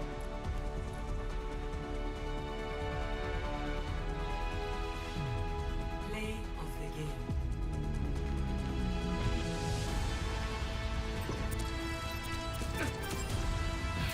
We got there.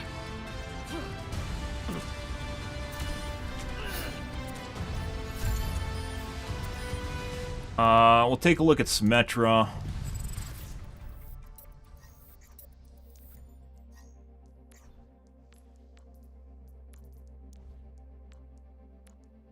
Yeah, pretty sure he's cheating as well.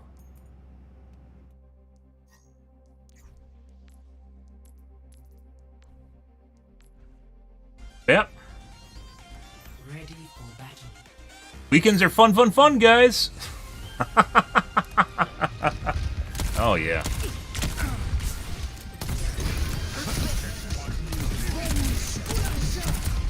Overshoots.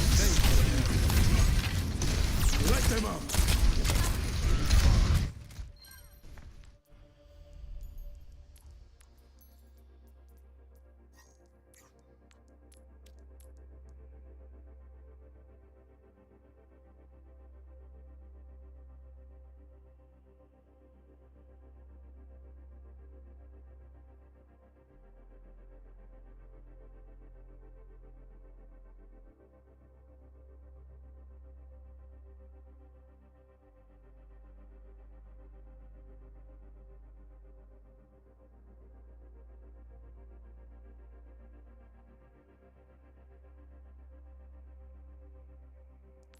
Take a look at the Symmetra. Symmetra I'm not sure of. Symmetra just sometimes, you know, obviously can have some clutch shots. We've definitely seen Symmetra with the aimbots. Ready for Nothing to battle. do with the turrets earlier.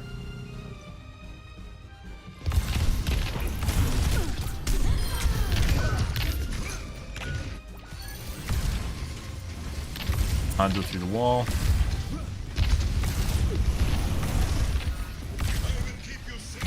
Symmetra's projectiles have a really long lead time.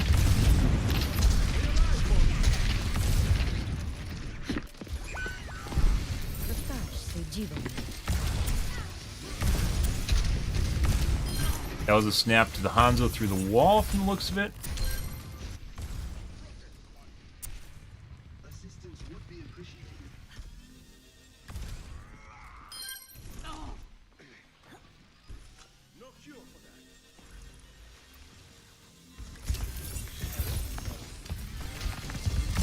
Teleporter manifested.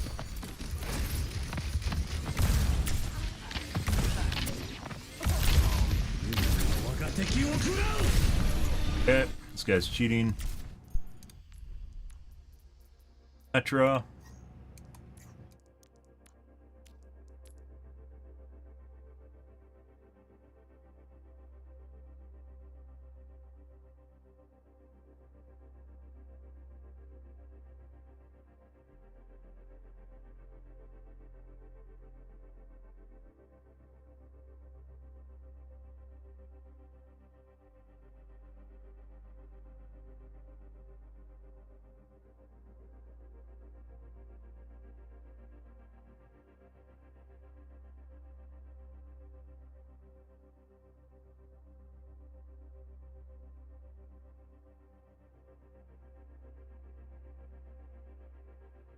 Yeah, next game.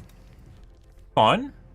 Well, as I mentioned before, guys, if you get one cheater, you can usually deal with it. If you get two cheaters, you're probably not going to win unless you got a cheater on your team. And three cheaters, there's no way of dealing with it. Especially when you're getting focused, and that's what happened there. So, good. Next game. Strike from above. Up and away. Elimination mid-ascent.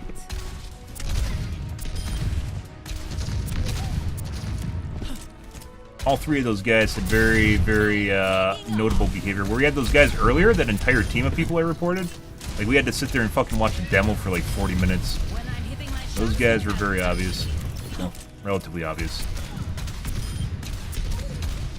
double. I don't think so. Taking off. Splash.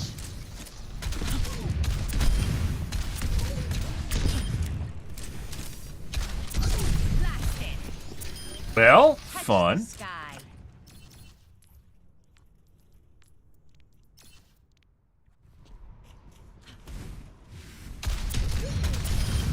Splash. Damage.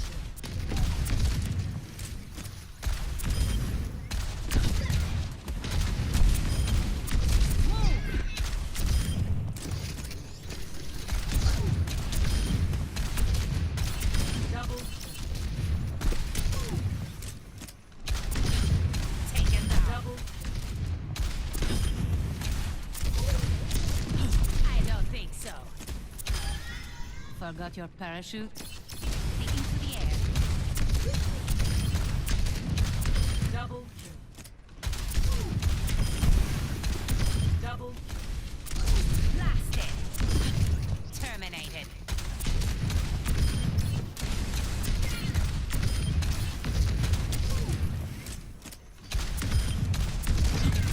Double kill.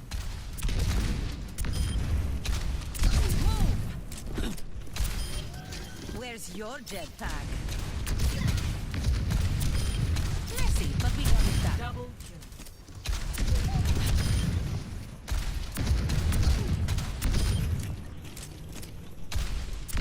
I don't think so. Establishing aerial position. Double. You weren't watching the skies. Double kill.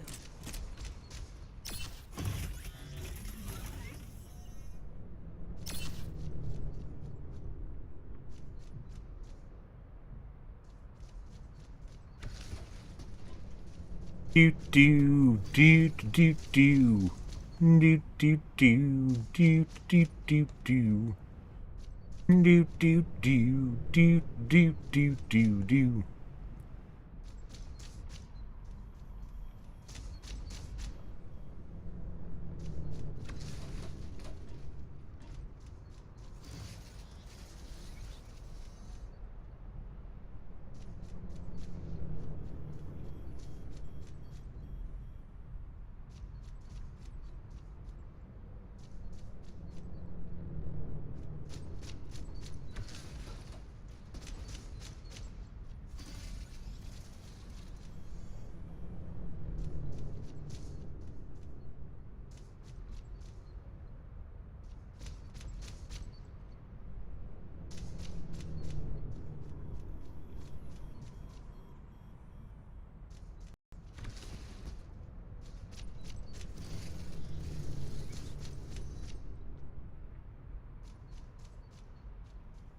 Now we wait.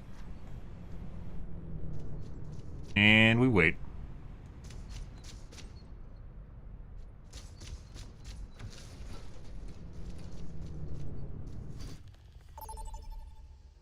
Oh. How many cheaters are we gonna get this game, guys? Let's find out. Prepare for battle. Select your hero.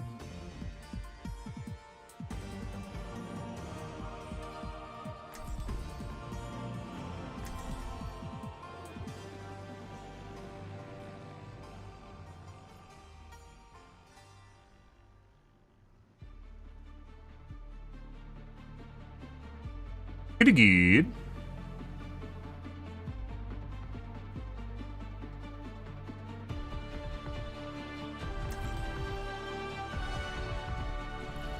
Strike from above. When in Rome, do as the Romans do. And I sure hope the Romans like studying olives. Into the air. Romans loved fucking bathing, guys. Do as the Romans do. Romans.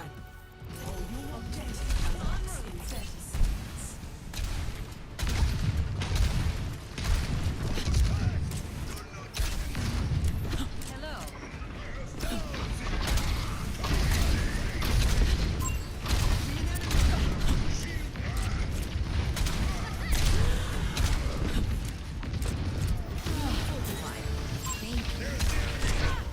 And pop shot.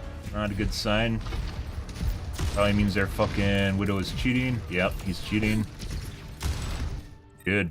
Not only was it a pop shot, he was looking directly at my position through the wall prior to coming around the wall. At C height. Fucking phenomenal. So the Widow's definitely cheating right out of the gates. I see an enemy. Over here. On the move. Enemy here. Get off, bitch. I don't think so. You're what?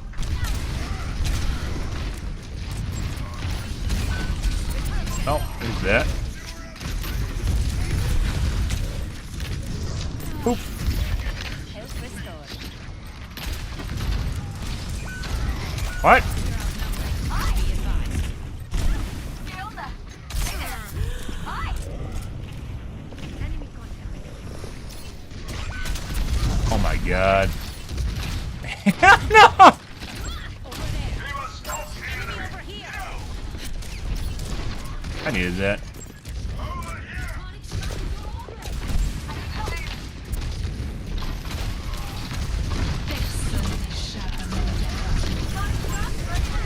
Team has lost the lead. No one can hide from my sight. The skies await. Six. Taking off.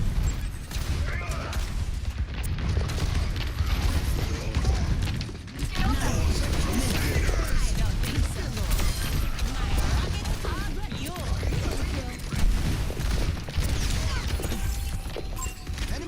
Take you where you need to Let's be. see what we got with that. Yeah?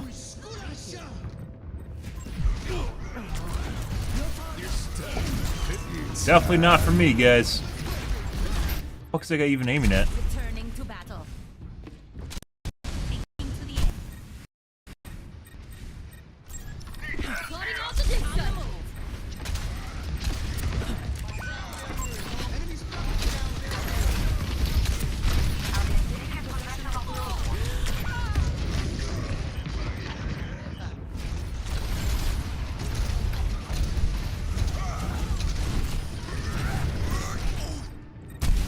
I don't stay down. Increasing altitude. That's the Widow, by the way. We need to Beam through the wall. Let's show him some air power. Positioning.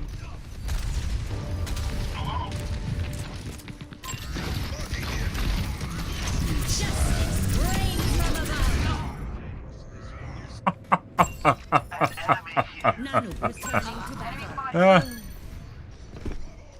Up and away.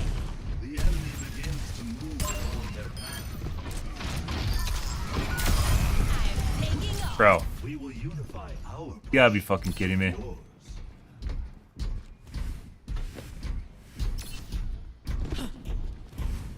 Widow or what is that over here? Something's over here.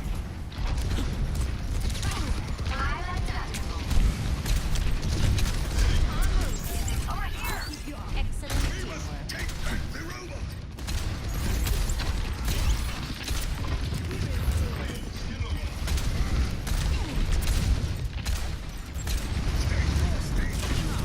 Heads up.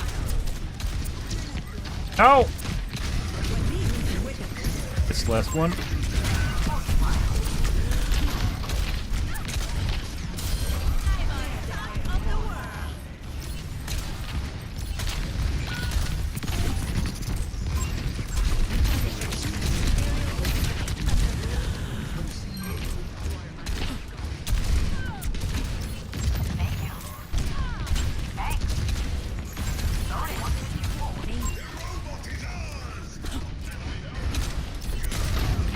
Oh, he left.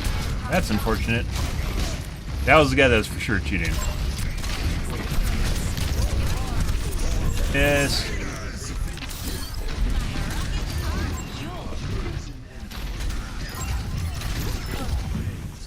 Yep. Enemy team neutralized. My ultimate is almost charged. Still gonna report him though, guys. That was like an instant report when we saw that.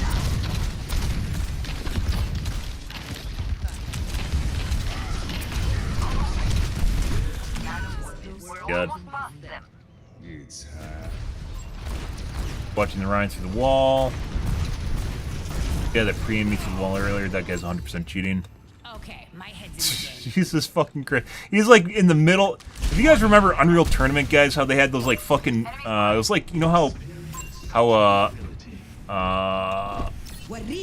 like Street Fighter has like moving backgrounds and shit? Like there's missions in...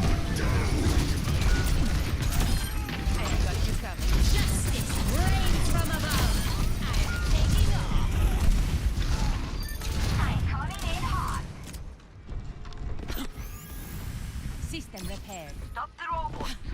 they have like those super fast moving backgrounds, like you're in a fight scene or like flying in an airplane or something like that. Like Unreal Tournament had that, only like the background was actually moving. Like made it like super fucking trippy. It's like what we're watching with the McCree, only it's like perfectly aimable getting bopped around. It's like he's not even getting moved at all.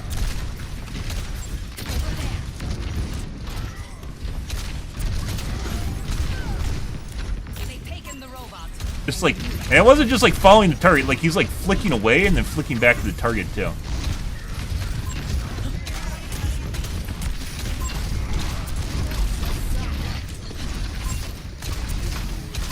Enemy here. I'm on top of the world. Yeah. Keep pushing.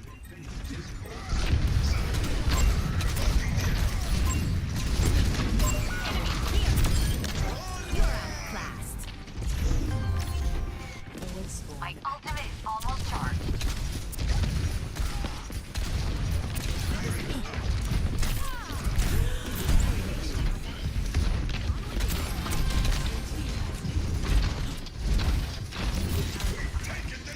What?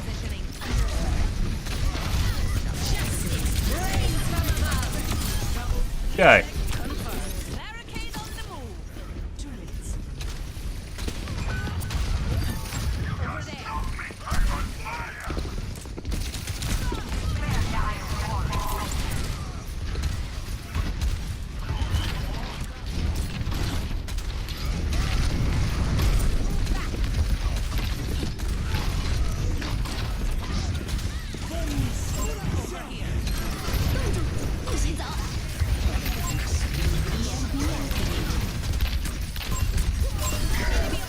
Oh! Oh. Oh, buddy. Yeah, well, I'm dead.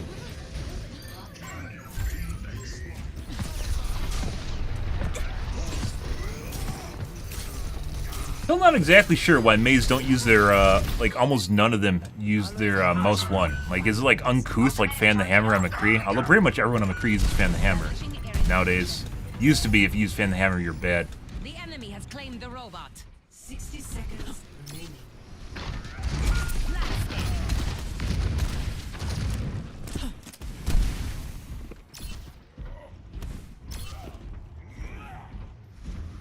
I will keep you safe.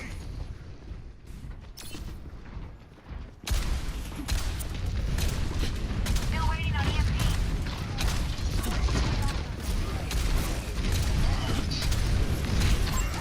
I see an enemy.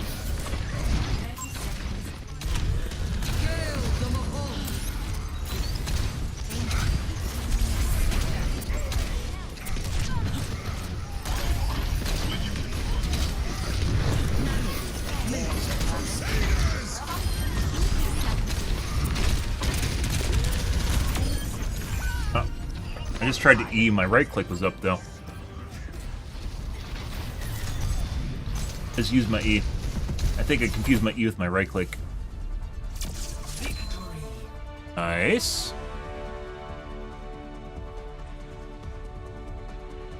Look at a John's son here. Aim still isn't up. Aim's still not looking good, guys.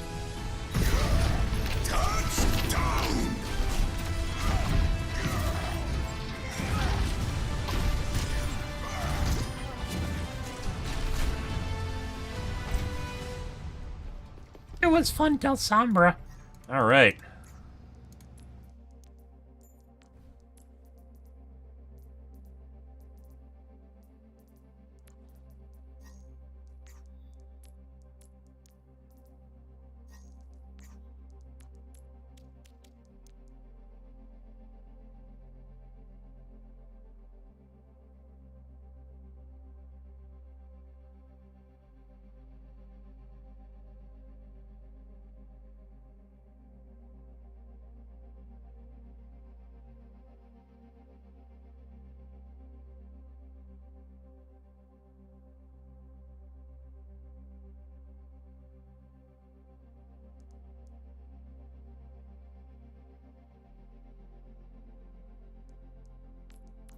That should be an easy catch right there. Let's take a look at the gun.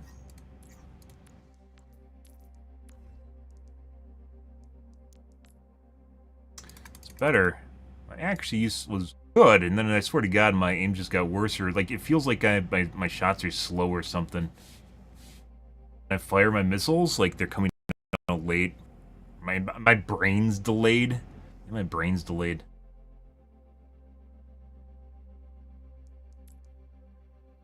On airtime, normally I was at 71 to 75 prior to her nerfs. Yep, that's a lot of time on the ground, by the way. It doesn't seem like that big of a number, whoop, but it is.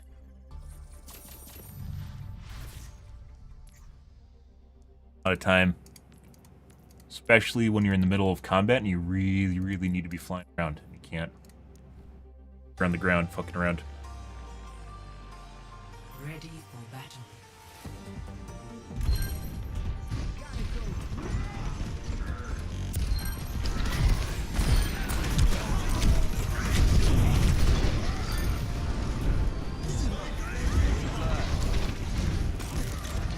Kind of weird. He had wall hacks just now, and he's like looking around like he's blind. Look at this. So he has wall hacks on, right? And he's looking around down here like there's a person here, but there's wall hacks. It's clear that there's no one here, right? Like looking around down here like there's something here he can't find. They have Widow wall hacks on right now. That's why they're blue.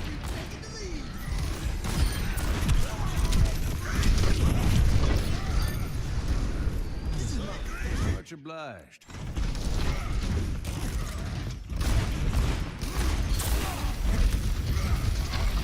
This is where I said he was pre-aiming at me through the wall. Maybe not.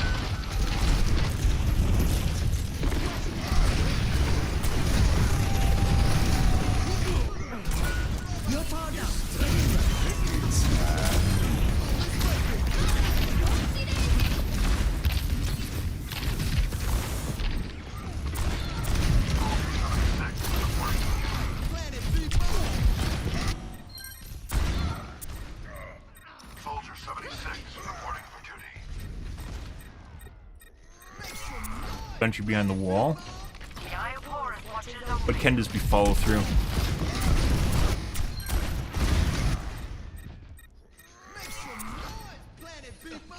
The Eye of Horus watches over you.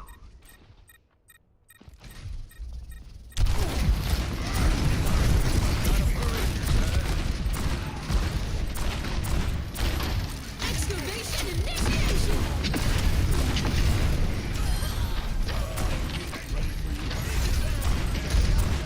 Robots with us now. Push your head.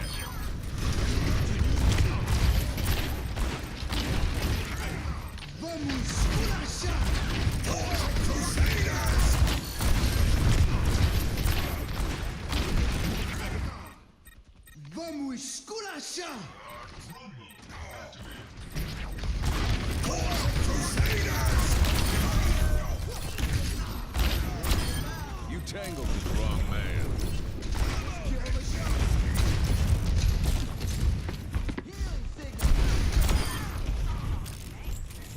Trying through the wall. Possibly a set percent miss. He's doing something right now.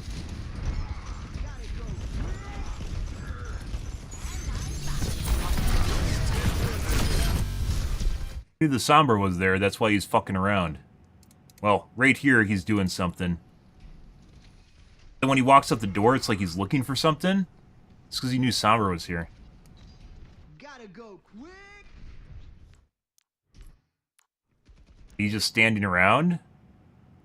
Yeah, why would you do this? They have control of the front area that the cart's in. The entire team's over there.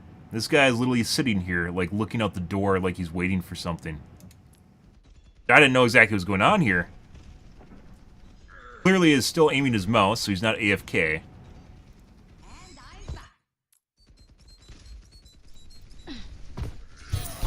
Wild Sombra appears. That is the Zen through the wall just now.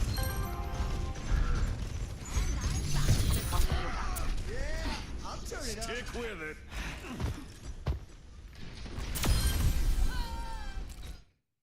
Then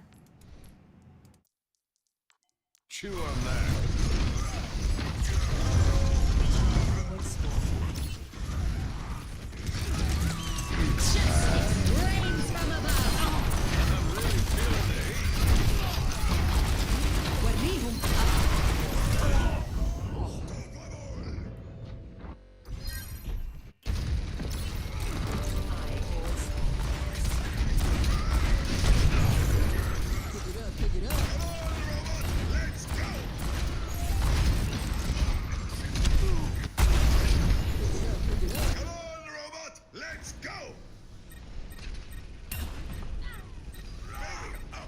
headshot.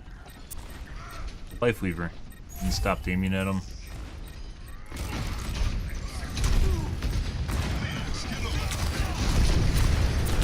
Aiming at the Life Weaver. Not the Life Weaver, Zen. And snapped the Ryan again.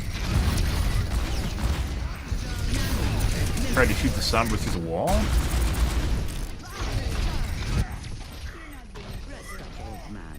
Not through the wall. That one was.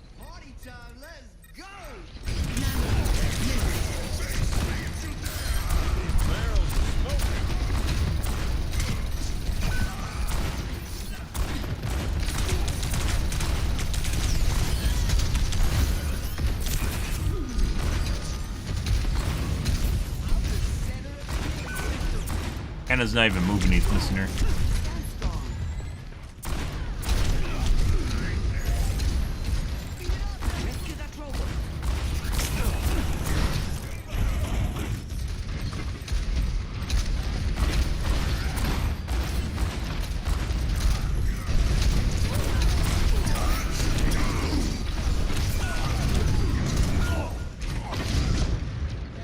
Doesn't matter. This is definitely not based on difficulty of shots.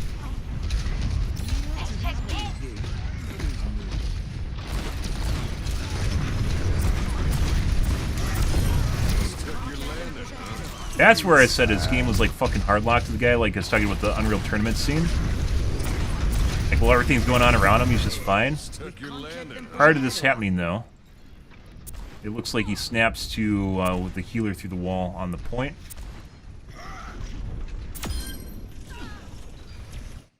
Then Stuck your landing, push ahead of us. yep.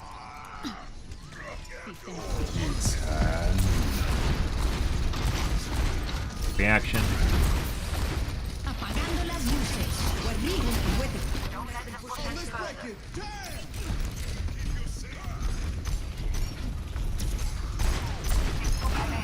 Into the iris. There's the Sombra.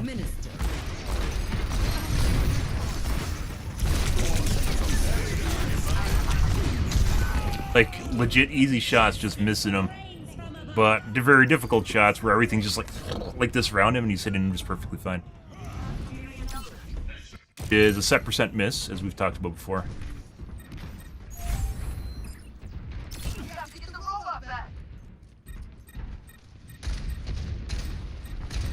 Watching walls right now.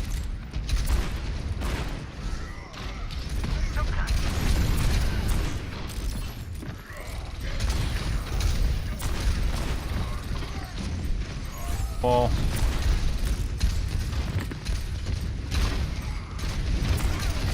Anna through the wall. Watching Anna through the wall.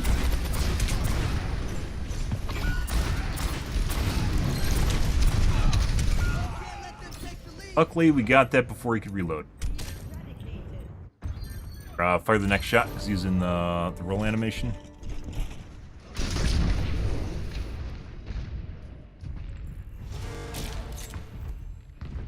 Justice reigns from above. Careful, we're outnumbered. Don't let them lose the barricade. Don't let them lose the barricade. 2 minutes remaining. Visible when she teleported? No. 2 minutes remaining.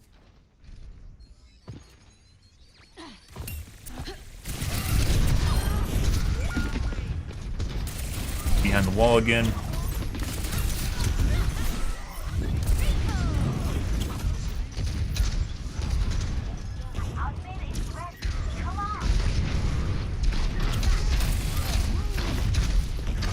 Then behind the wall.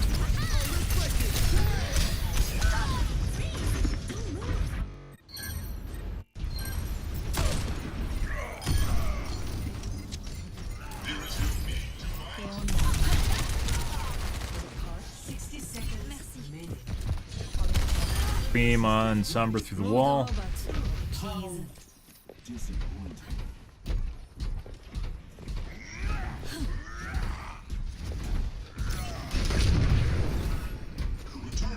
Something again.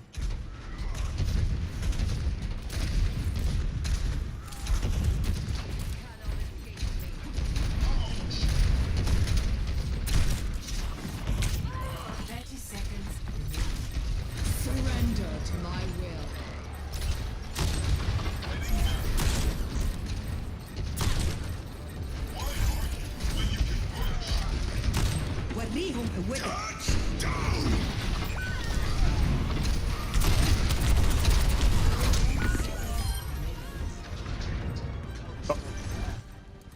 All right.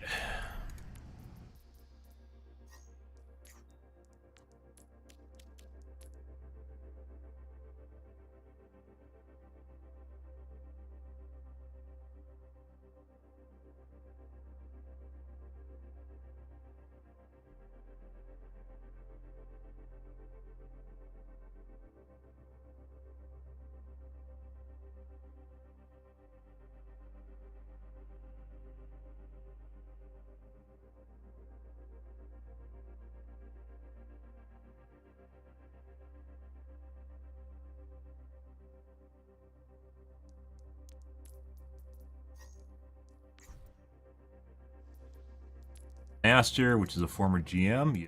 So, Season 9, guys, everything got pushed down. Everyone got pushed down in terms of ranking. So, GM is almost exclusively top 500 players now. Whereas prior to that, GM was like Top 500 is like GM1. Top 500 players were GM1 and above it. Okay. Alright guys, I gotta take a piss and grab a water. I'll be right back.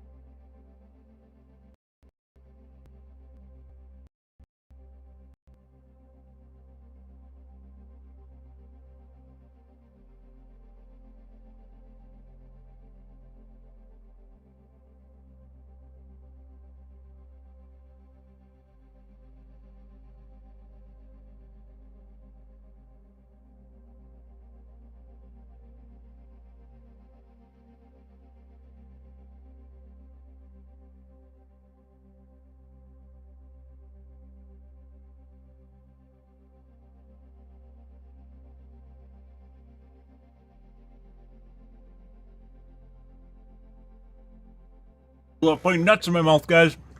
Fantastic. Love this time of the night.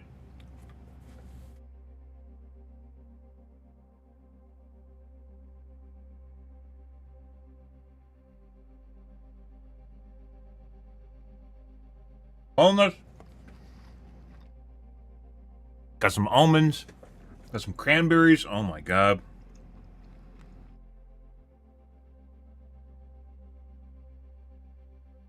Some pepitas. Where's your pumpkin?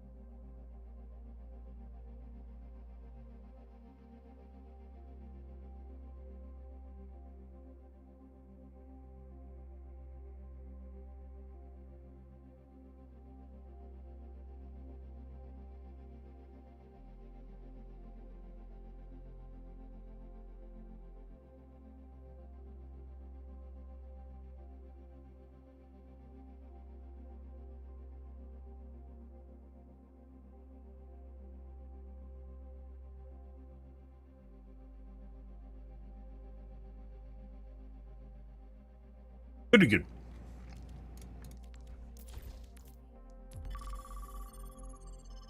I didn't want to queue, guys, because I knew if I queued, it'd 100% pop while I was eating that.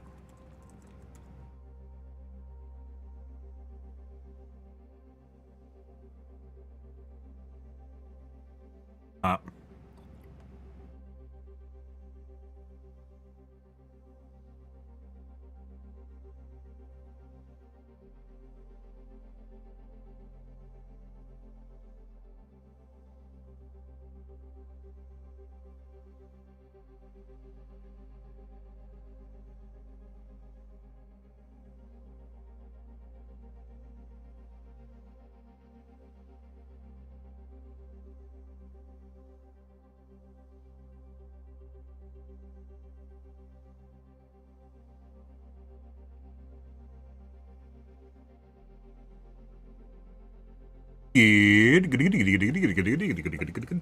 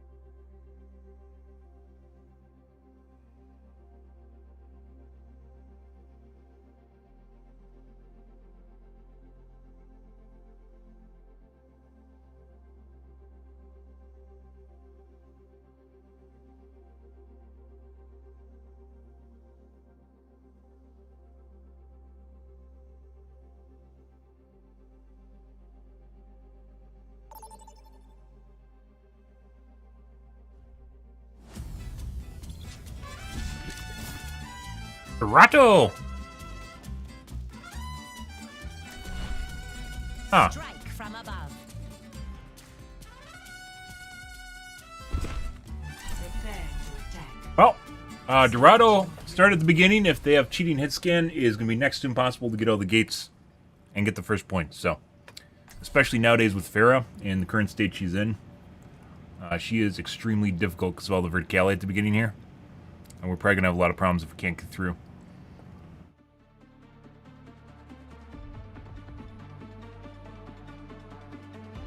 Blizzard really fucking wrecked Pharah. I gotta keep stipulating that. Strike from above.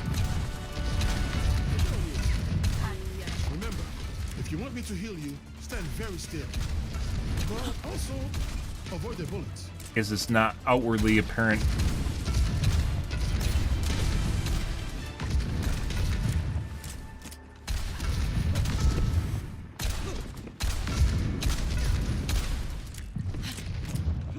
What's going on with my aim? You mean you weren't born like that?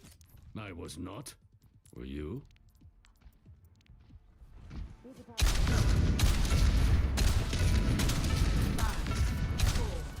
3, 2, 1. Attack commencing. Escort the payload. Taking off. I'm on the payload. Stay on guard. Stay near my back.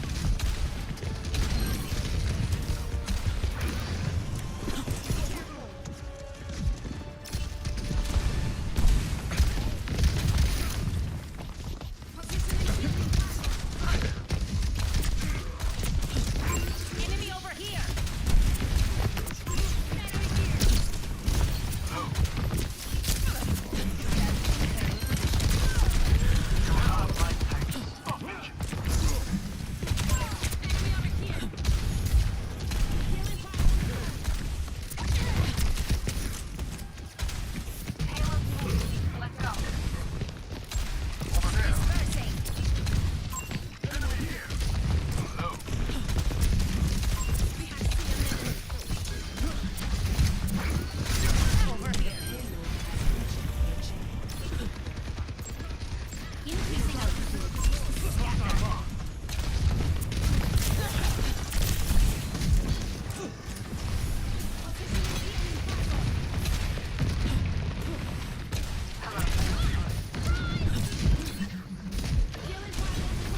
There's a diva.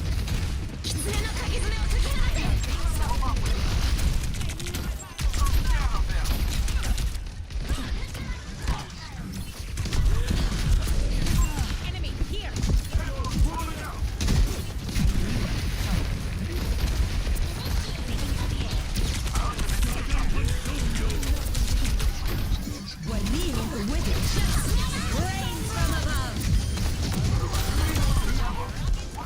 Buddy.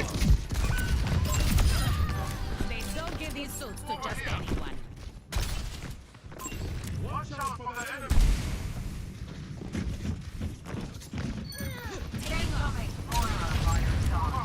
Amplification matrix ready. I'm on my way. Copy that. Pretty sure we just kited their entire team through here. Yeah, they were chasing me. Well deserved.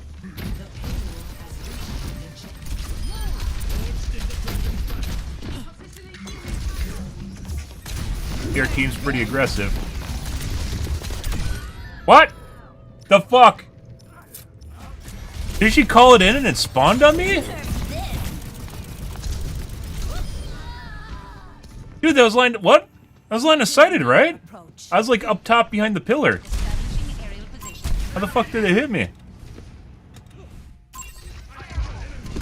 Luckily, our team's pretty aggressive and good, so.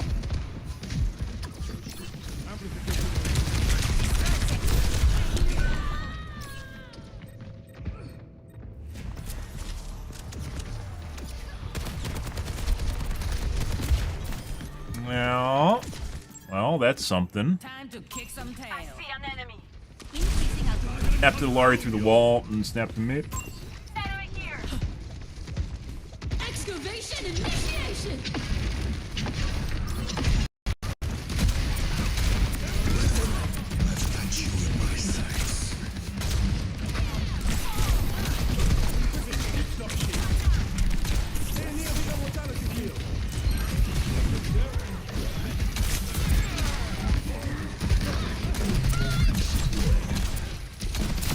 I'm taking off.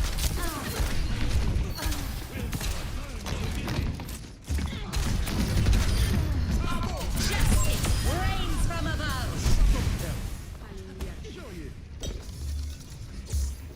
Merci.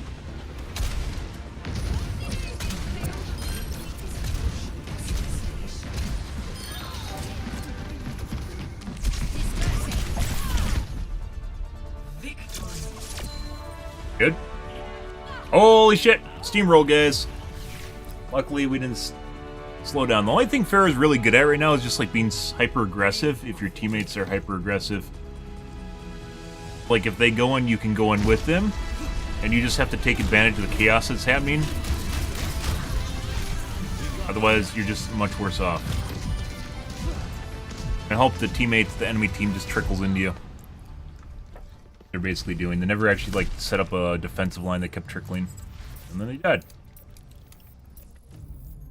All right, well, there's that. Next game. Soldier might have had something weird going on there at the end. We're a little grimy. How's your day going, dude? Oh yeah? Good for you. Whatever floats your boat. Good.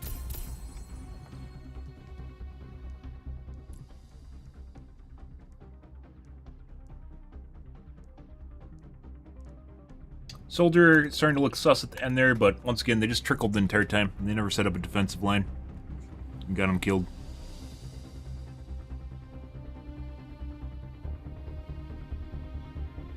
Good. Oh yeah? They have to do with staying up till 11:30 in the morning, or not going to bed, or waking up at 11:30 in the morning. Because there's one of two directions here. One is you could have just woke up, and the other one is you haven't went to bed yet. Surprised they didn't ban me? No. You have to actually be a douche. Although weirdly enough, I used to talk about like sex relatively frequently on my stream. Mainly, at one point I just was considering being a sex therapist. Yeah, as a possible, it was a sex therapist or a psychology What did they call them?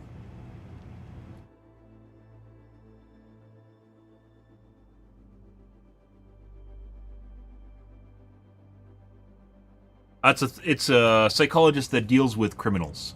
They have a name for him.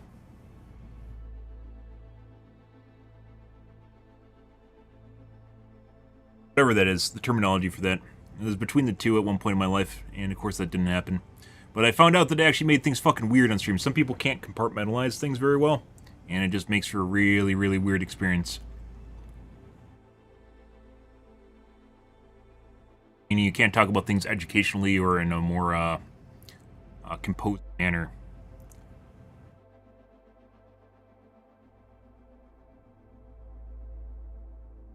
Adiana effect. Nope.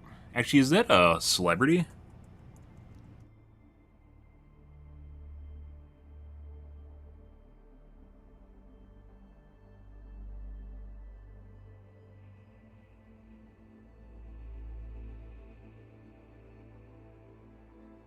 I have to look it up.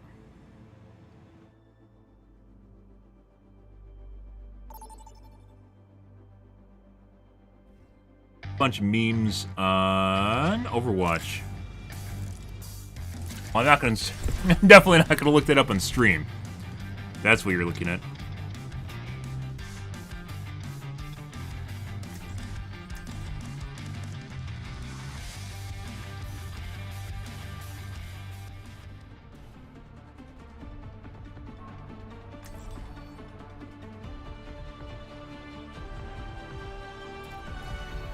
Strike from above. Something. It's a meme relating to Overwatch. Stay close. I can't heal you if you stray. All right, next game. Hello. No one's a natural. We all have to put in the work. Yes, you have a great skin, Mercy. Hello. I don't know. Why don't I want to get TOS banned? So I'm not female. I can't show my cooch and be fine.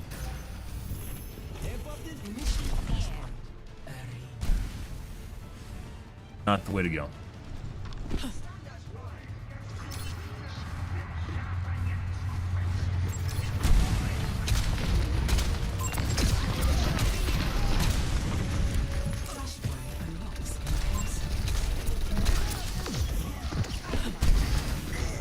And I can't fly. I see an enemy.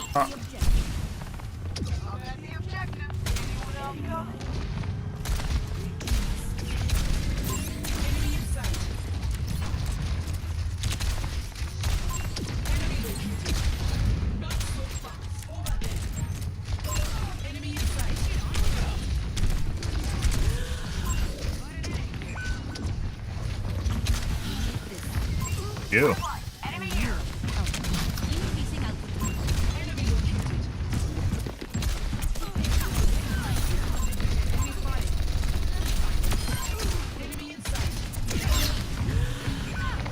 That Sombra something.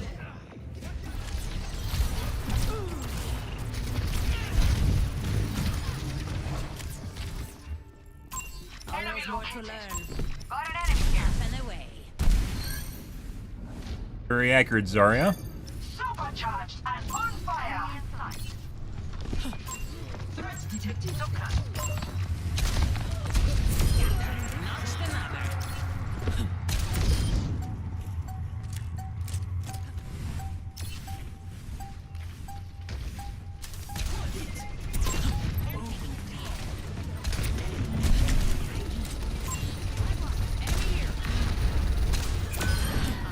But we got it done.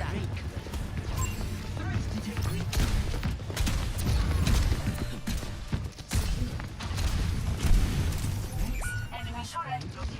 Meet your fate. Don't worry. Threat detected. Heat check confirmed. Oh. Establishing aerial position. Got. Enemy squad is being Their spawn is literally right there, dude. Let's do. What's good? I'm on the point. Over here. Yes.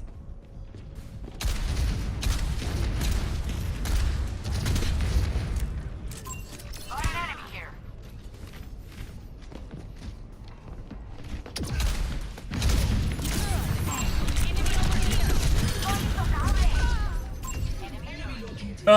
Good.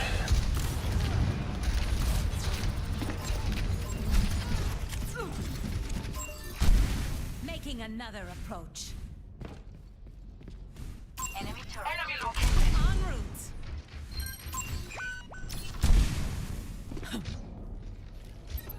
Hostiles are taking the objective. Enemies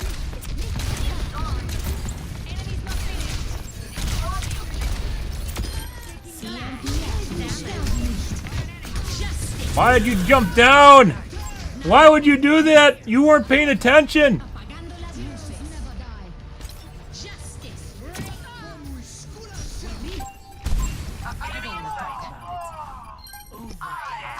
Sorry, jumped down, by the way.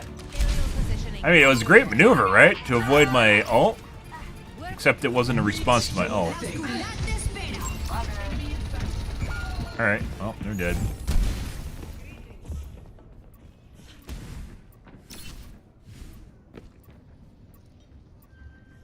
Life Weaver here.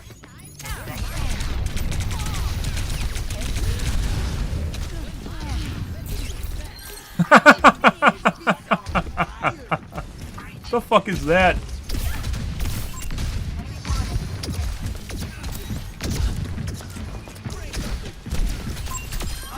Huh? Team kill. Come here. I'm getting the objective.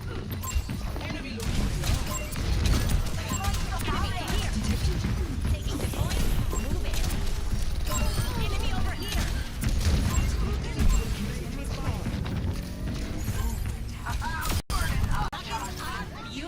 Yeah. Good again. Redux. Secured. Got it. Up and away. Flashpoint. Bomb plants. Shotgun. Enemy here. My bad.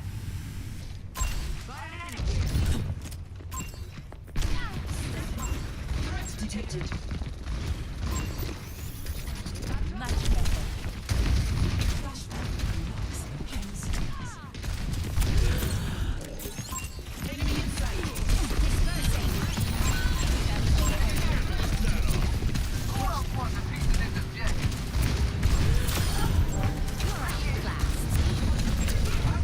Huh. Enemy here.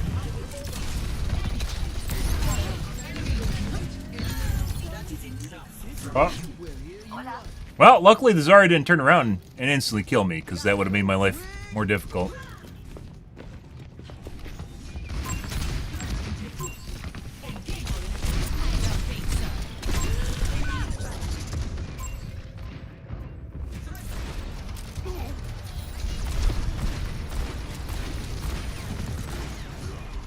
Got through the wall. EMP charge on the point. Looking down. Positioning underway. Charge and fire.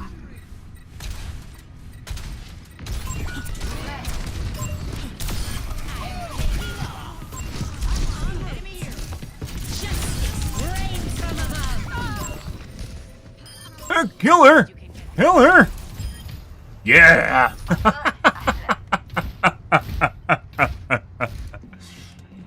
Always more to learn. Positioning. That was a completely off-the-cuff ult, guys, but I saw an opportunity, so I had to take it. Well, there is chaos. On the move. There you go. Yeah. Meet your fate. Actually, still, like, we were getting, like, 52% accuracy, guys. What the fuck happened? Like, it went to shit. Why did my accuracy go to shit? I don't know.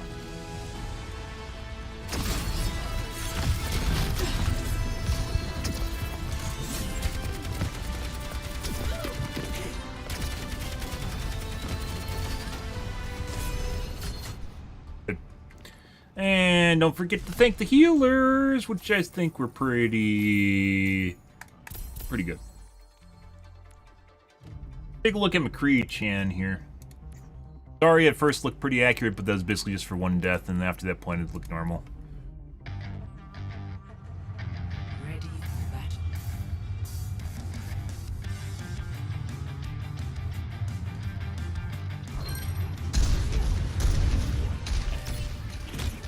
We don't care about Hanzo. Free.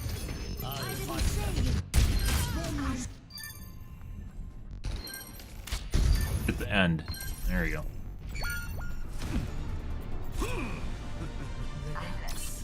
Lost. Next, flashpoint. We only played McCree for like a minute.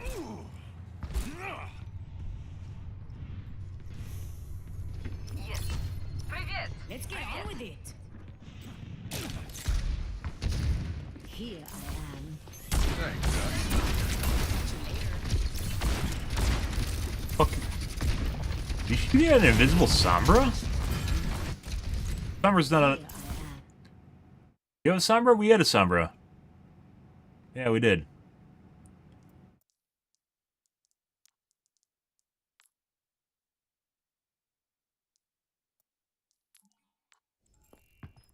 ¿Qué tal?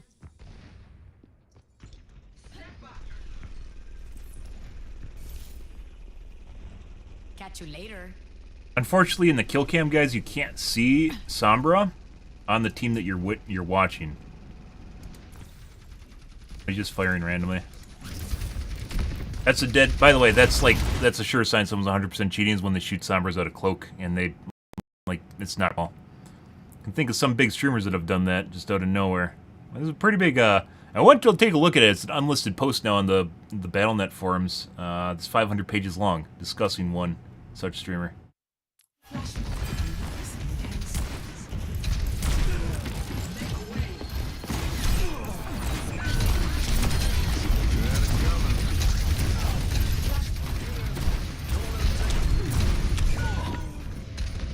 Yeah. Next game.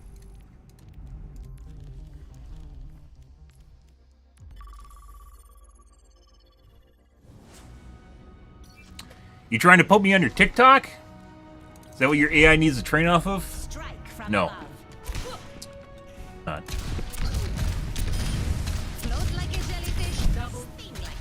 Training some Ben Sam AI in the background.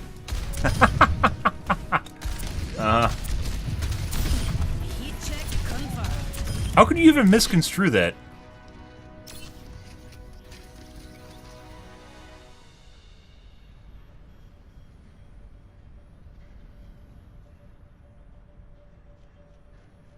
I don't know.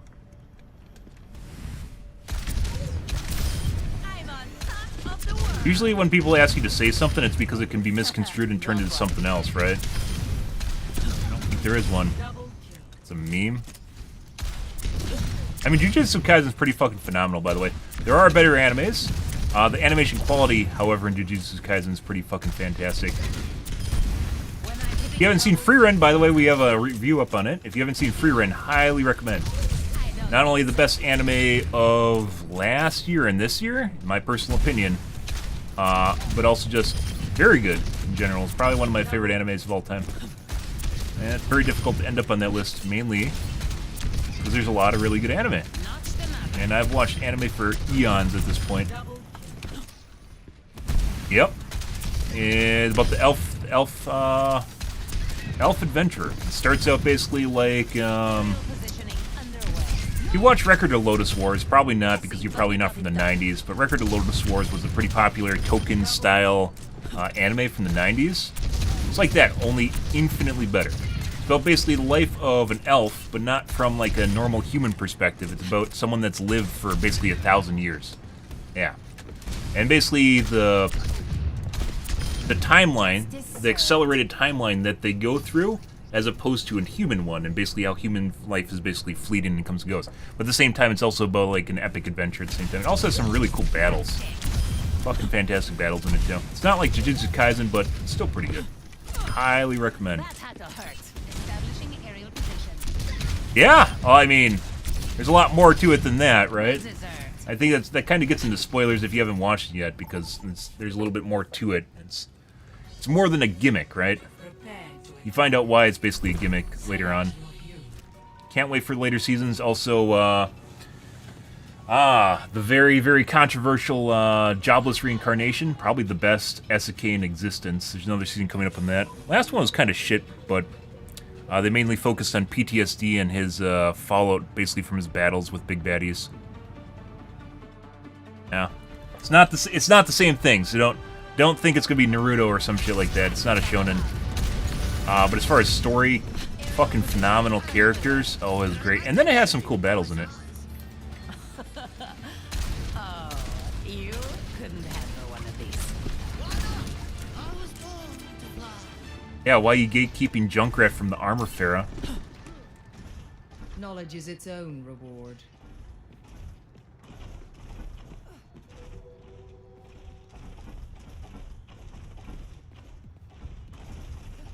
Nod Barrage? Dude, that's totally saying something in some different language, isn't it? I don't know what... 3, 2, 1. Attack commencing. Capture objective A. Totally being turned into a clip, though. I don't know for what.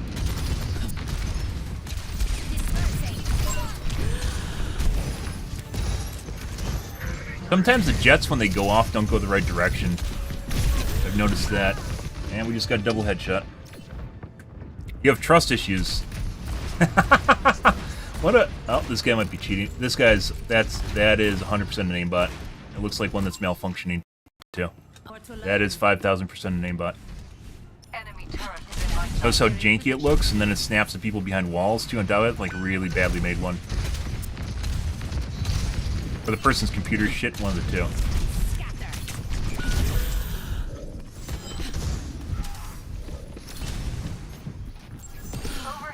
Trust issues in this day and age. No way. Like, everything nowadays, guys, when it comes to... everything is passive behavior. It's all fucking gaslighting and manipulation. Because people can't be aggressive with each other anymore, like have an argument. Instead, we need to tiptoe around the subject and just, like, fucking stab each other with shivs. Did the Cassidy aimbotting? Good! Well, congratulations. After me off screen. Problems with memers. Hopefully you don't watch TikTok constantly and you lost your mind, because that happens. That's 100% gonna be a syndrome. You know, regardless of what, like, you might think of the right-leaning fucks.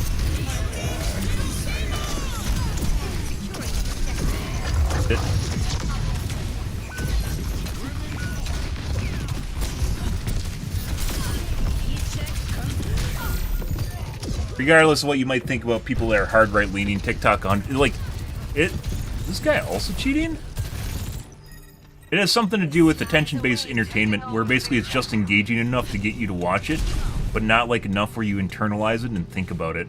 And then it just goes to the next one, you're about to lose interest. Beacons are the worst for cheating, guys.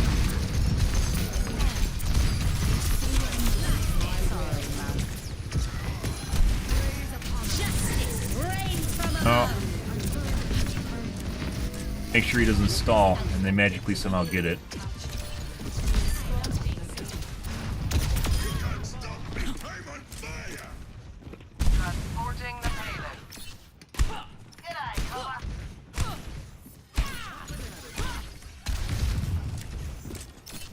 Yeah? Does he have an ult? He does not. They totally know I'm up here at this point.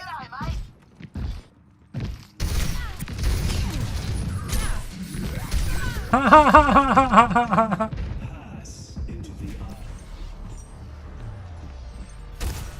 I mean, it's Reels, TikTok, Shorts, they're all the same thing. TikTok's just what the people in Congress are going after right now.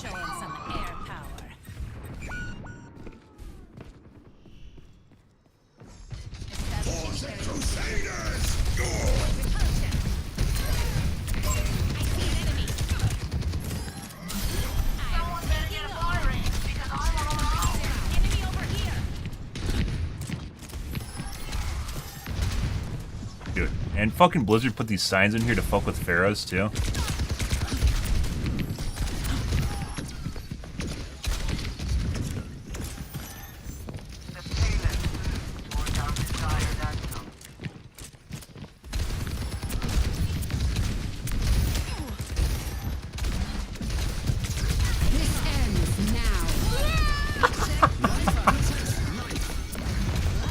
I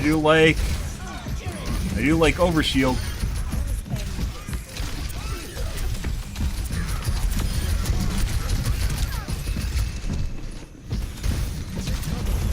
Thought about ulting him. Oh. It's like the only thing Pharah is good at now is taking advantage of chaos. That's it.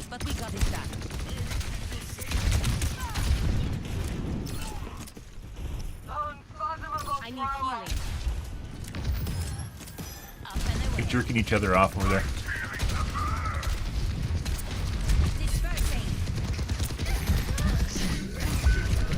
Well.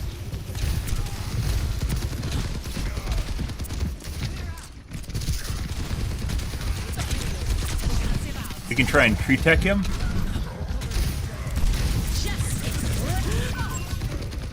Didn't. I wasn't close enough.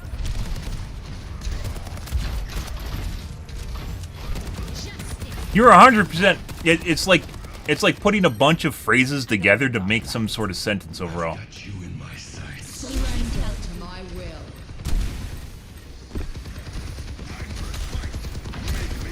Just pretending to be a memer. I can see the insidious intent.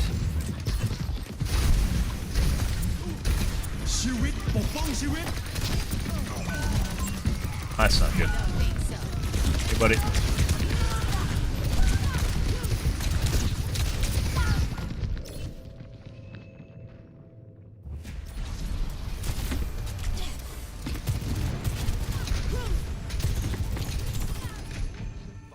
So the McCree is definitely cheating. I don't know about the Sojourn.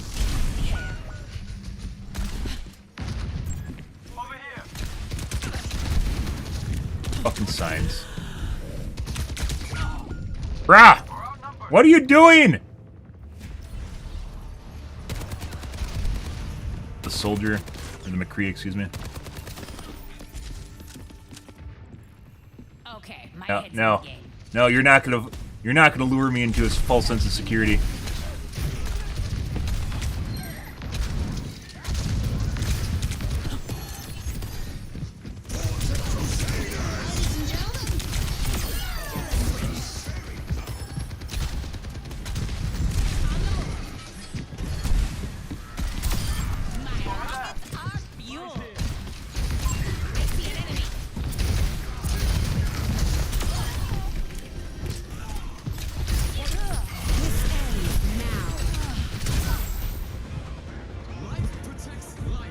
Dude. Like, I'm pretty sure like this guy's just really bad, but I think this guy's cheating. Like, that does not look normal at all. Maybe this is an aim assist player that's using a Zim. Oh, huge stutter.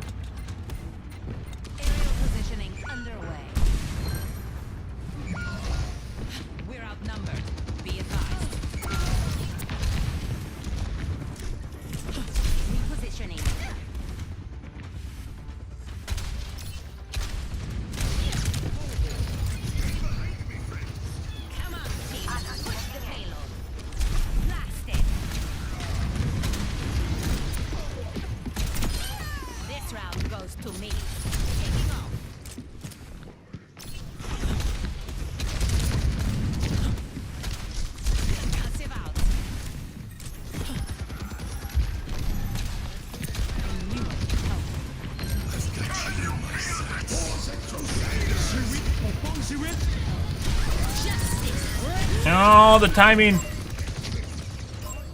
They're 1 HP. Why is it not showing up as 1?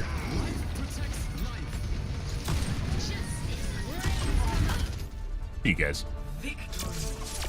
So, the McCree is 100% cheating. Also, I think these guys must be grouped together because it looks like they're using the same aimbot, which is jerking all over the place.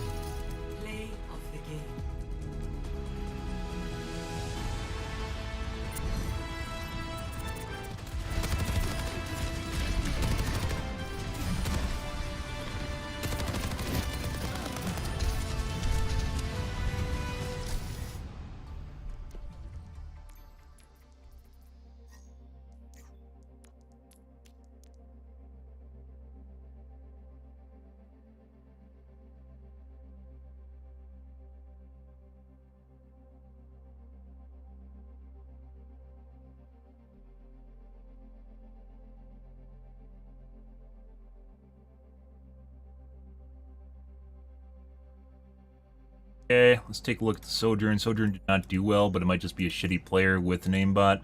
Which, once again, when you get shitty players with aimbots, they look really fucking janky. It looks like it's kind of normal, but it's clearly not.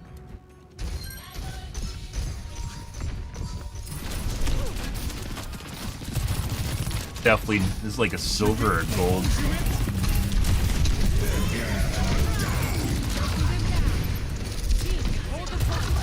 He doesn't know what they're supposed to aim at.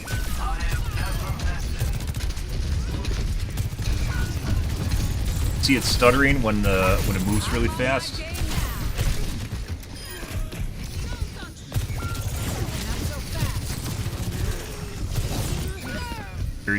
Very little situational awareness.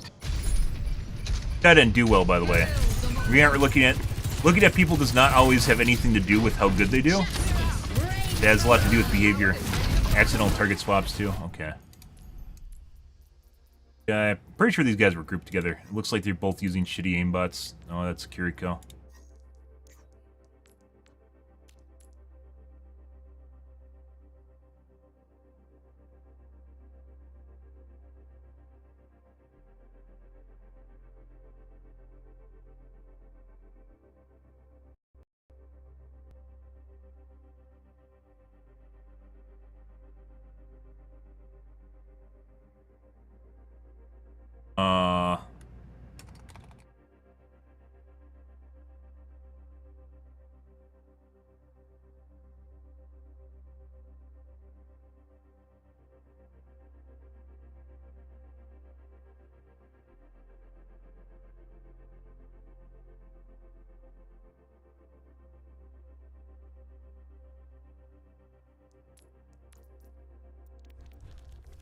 They could get 5, like, obviously, if people are cheating, usually they're just going to do better, right? But it's not always the way it works, so. Sometimes it does, and sometimes it doesn't. That guy, my guess is, was grouped with McCree.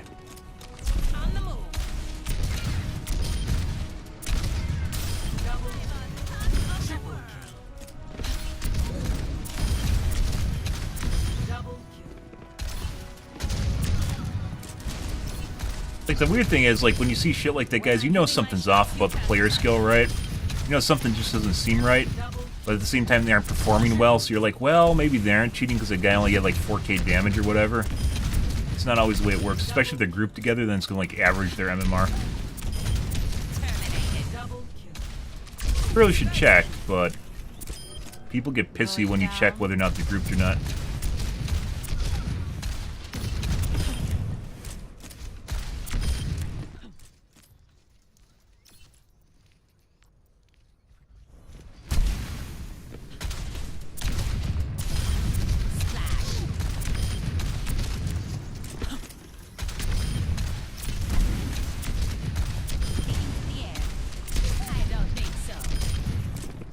Good.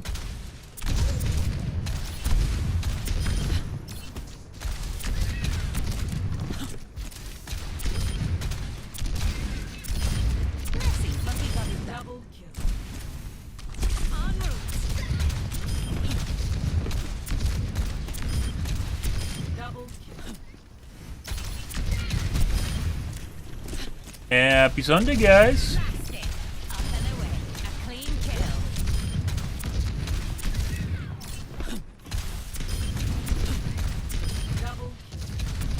Ah.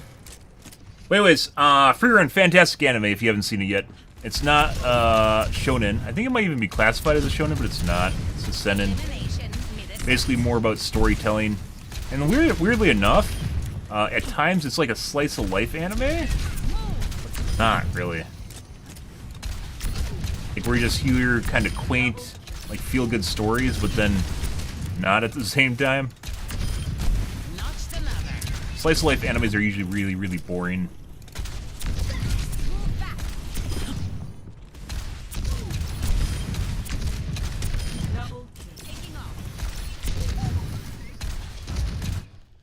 Next game. Pretty good. Prepare for battle. Select your hero.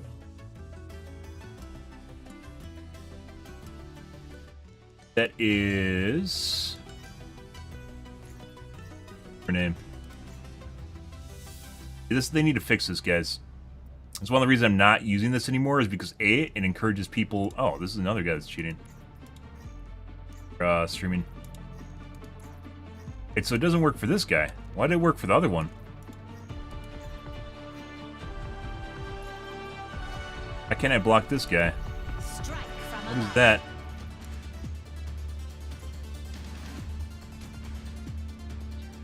Huh. That's weird. Bro, what the fuck's going on with my mouse? Stop that.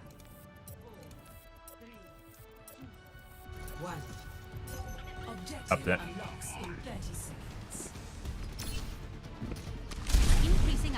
That guy knows already. One of the reasons we aren't using streamer mode is because we were more likely to get stream sniped with streamer mode on. Because otherwise I'm just a small streamer. But people look you up if they think you're streaming. Whereas before they wouldn't care because they wouldn't know.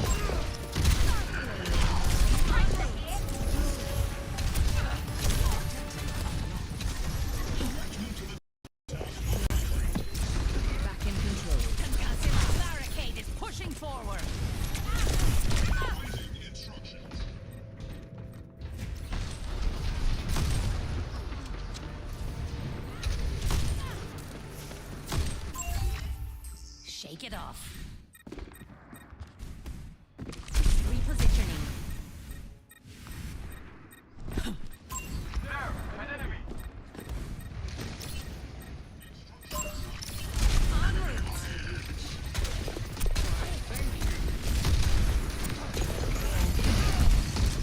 Claiming the robot.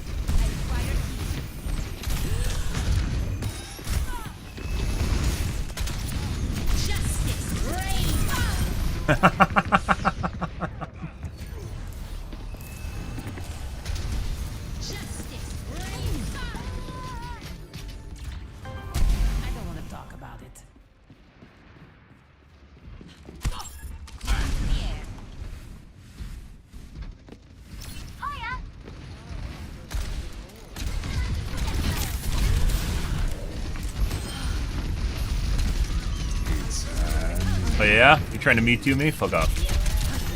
I saw you do that, I'll get you too!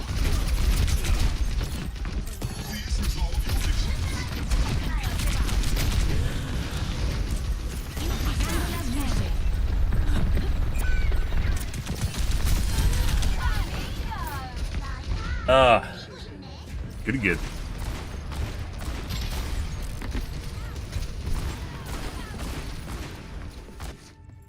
Very accurate. Shooting at air as well.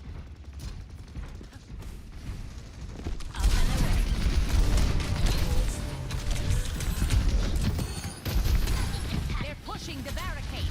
Strike together. I'm on top of the world.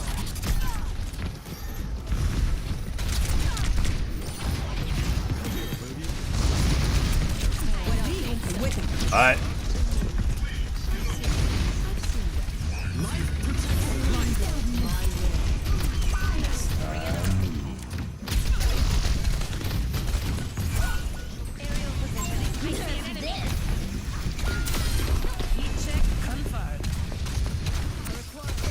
Why would you do that? I don't know why she didn't mech there.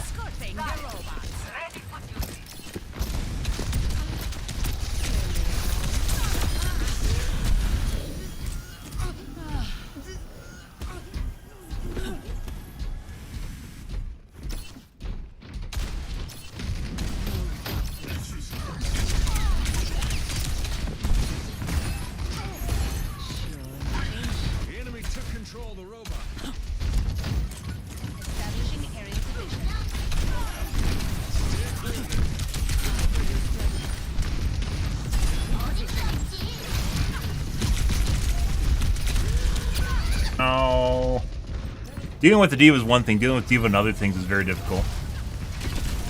Even dealing with diva is very difficult. Like, if diva wants to kill you, like, she can literally just fucking cooldown dump on you and kill you. For some strange reason, people still don't. Fuck. It's very, very fucking annoying.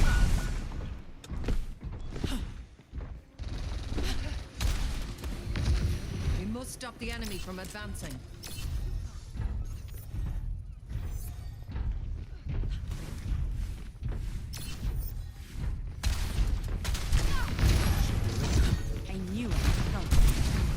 Echo? What the fuck is that?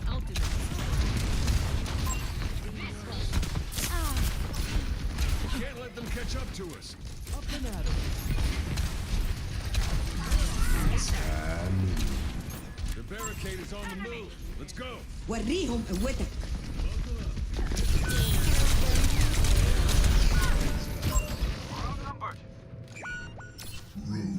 All systems nominal.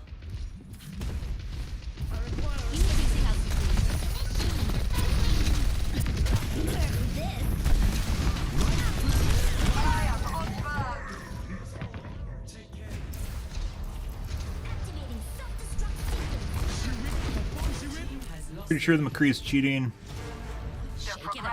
Good. An enemy here. Helden sterben nicht surrendered to my will.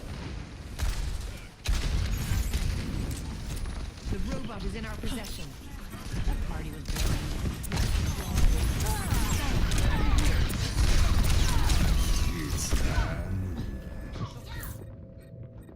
Good.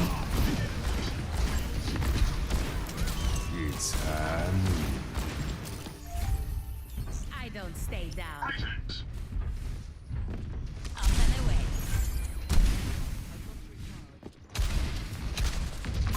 Enemy over here.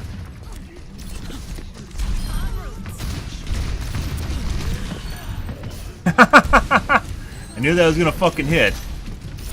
I knew he was gonna commit.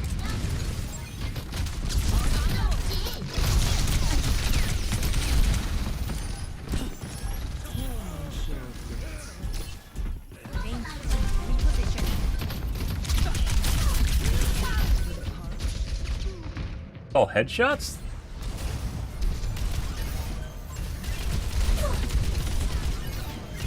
What do you want, guys? All systems nominal. En route. Good. Good, good. Actually, not actually looking that bad. Increasing altitude. Life protects life.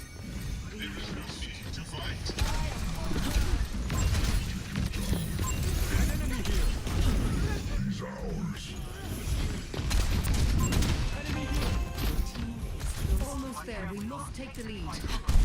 Let us proceed. وريهم قوتك.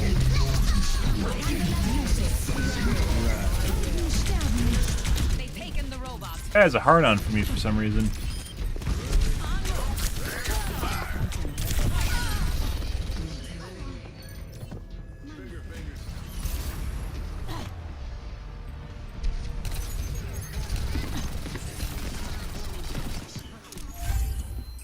Shake it off. Nerf this. Aerial positioning underway. Justice reigns from You above. fucking kidding me? Repositioning. The robot has been secured. And McCree again? En route.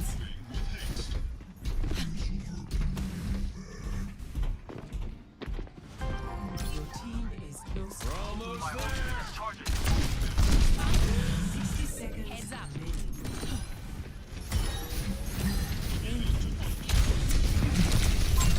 See an enemy. Yeah. Good, good, good.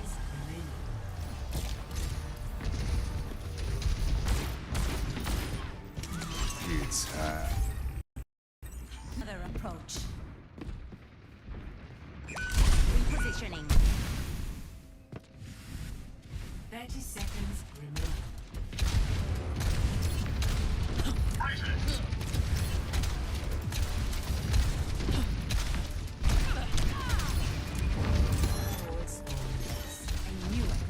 That percent miss as well, by the way. That's why he's missing on occasion. He also fires late and shoots you when you're behind walls and shit.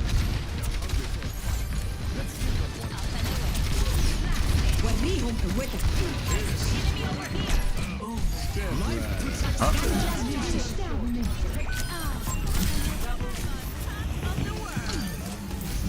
Nice.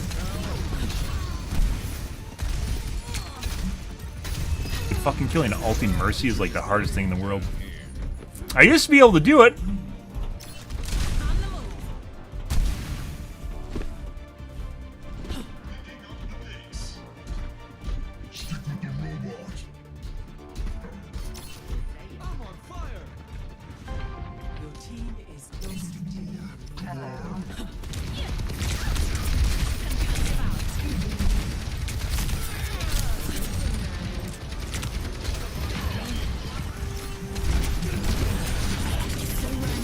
Good.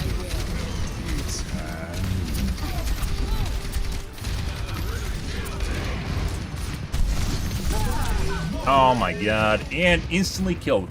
The Sombra might be cheating as well. We'll take a look at the Sombra. The McCree is definitely cheating. The Sombra is definitely cheating as well.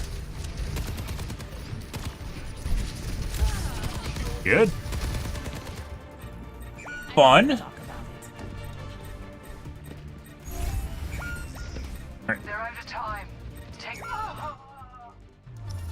Let's see. McCree. It's this guy.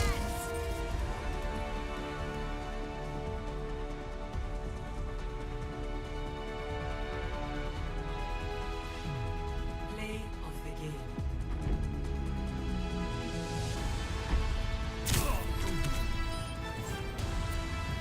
You're stuck.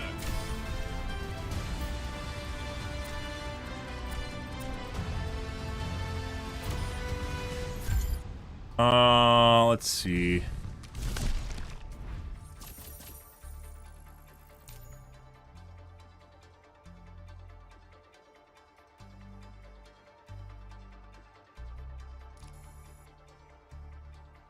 Take a look at Sombra. Sombra, on the other hand, looked relatively normal for the majority of that. Obviously didn't perform nearly the same levels. Round, apparently. Fun. Ready for battle.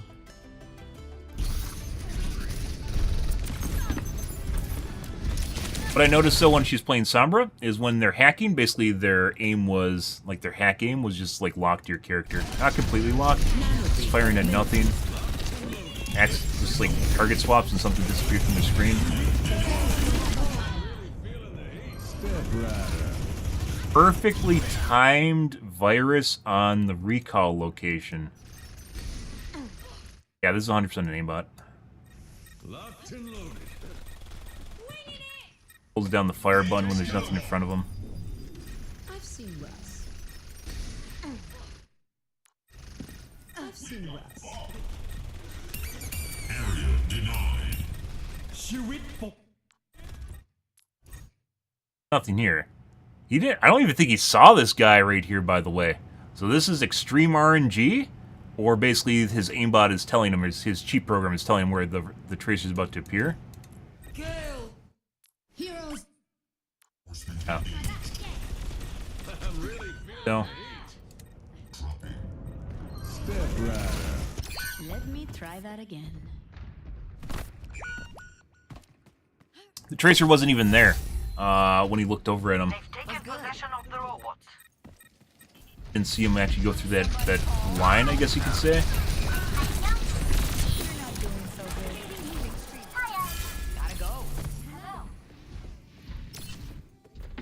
How's it going? No darkness. ¿Qué onda?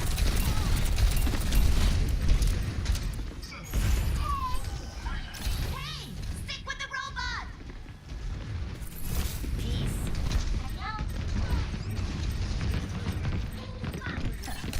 Did I scare you? On the fire button even when there's nothing in front of him. Just waiting for the lock on. We've talked about this before. This is the behavior you see when people are using aim assist. people on console will function basically the same thing. They'll hold down the trigger and wait for something to strafe in front of them because they don't actually care about ammo usage. They don't care about it at all. It basically just comes down to who fires first and just wait in laziness, waiting for your aim to get taken over by the aim assist. They'll just fire at air, waiting for the lock-on.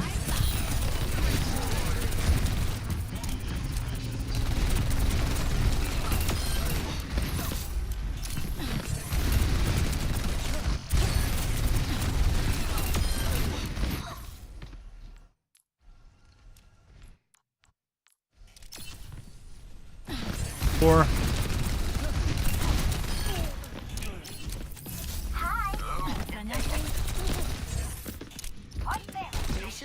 I've seen some really obnoxious aimbots with Sombra where the virus is always perfectly led and it'll always flick. It's like aimbots with Soldier where they always flick Helix to the exact lead on you and snaps back to the normal attack spot.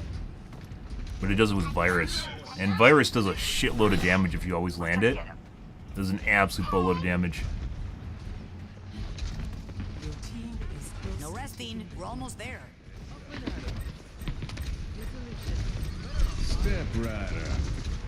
Pushing the barricade. Let's keep it up. Nanoboost administered.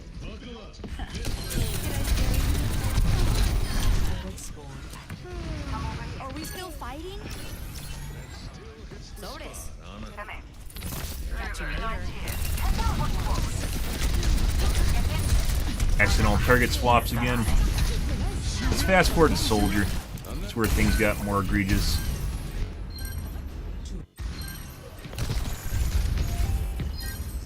Are you here?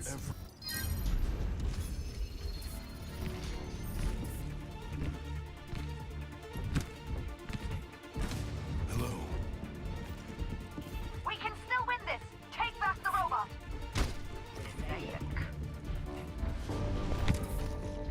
We can't let them catch up to us. Powered up. Watching me behind the fucking wall? Fire button again, waiting for locks.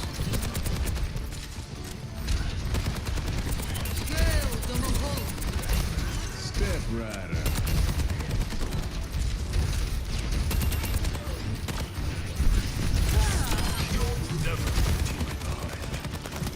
And people through walls.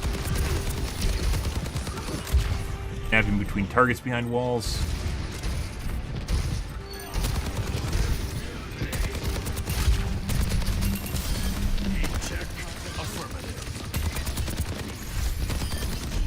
We're at the end. Don't leave the robot.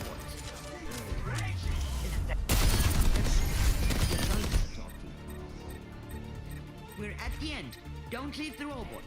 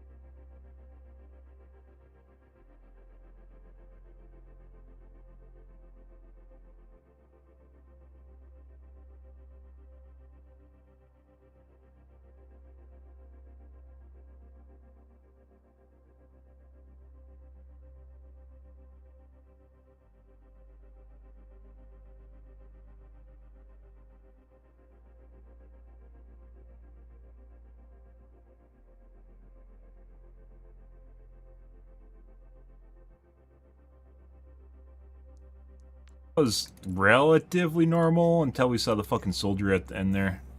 He was definitely shooting at people behind walls at the end there too. Yeah, I was cheating the entire time. Number as well.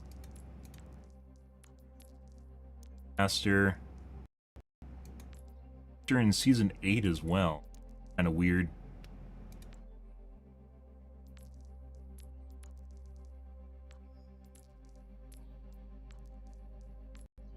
Season 9's when they redid the matchmaker, so it should drop down a tier.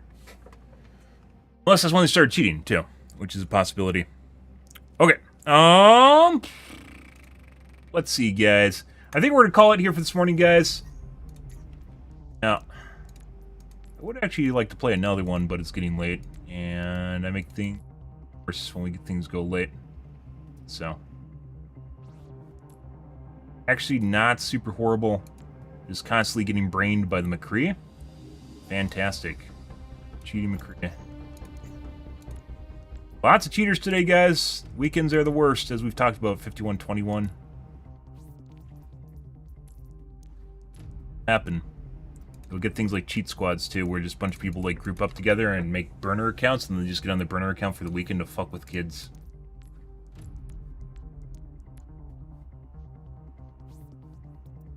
Yeah. Pharah definitely not nearly as good as she used to be. Unfortunately. I'm pretty hard here. What happened with the aimbot McCree? We're getting focused whenever we get near anything. By both the McCree and the Sombra.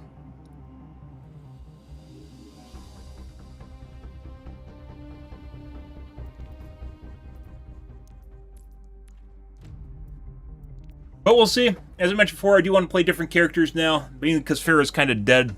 She dropped, like I said, it feels an awful lot like my performance with Pharah dropped down like a run in terms of ranking. Like, it just, you can't perform nearly where before I was like out DPSing, frequently out DPSing second DPS. Now I'm not. And I'm putting aside this game, obviously. I'm like breaking even with the other DPS, or very close to them. Blizzard definitely did a fucking number on Pharah. She is not remotely what she used to be. Well, I am obviously still a little bit rusty because we came back after not playing for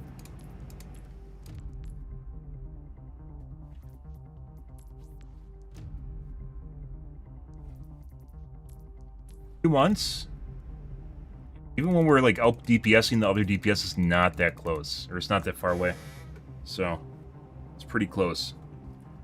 When you're the primary DPS, i.e. you're the higher ranked person, and then they put someone in that isn't nearly as good, usually you can outperform them by a significant margin, and that's not the case anymore. But obviously this has something to do with the cheats too. This guy, if I remember right, both these guys were cheating. Well. Oh, this is the 5 cheat game. This is a 5 cheat stack. There's also that. Lots of fucking cheaters tonight.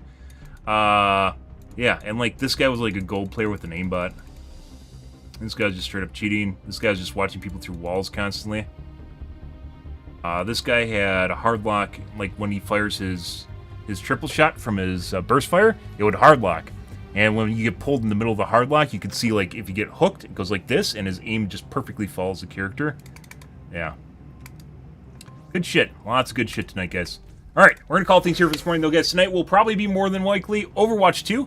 I am taking a look at Manor Lords, and we're considering playing it.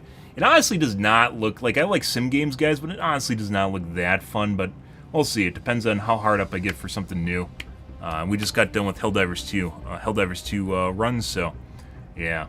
We're going to call things here, guys, for this morning. If you are new to the stream, you enjoyed the bullshit, you enjoyed the fun, you enjoyed me watching people in replays, make sure to follow button on your select platform. I stream to Kick, Facebook, YouTube, Twitch, as well as Trovo every day from late night to early morning, GMT-6. So late night North America time. I usually stream for about 5 to 6 hours, give or take. It depends on my life, what's happening, etc., etc., guys. Alrighty, I am out here for this morning, guys. Thanks for watching my stream as always, and I hope you guys have a wonderfully fantastic Sunday morning and afternoon. Have a good day, guys.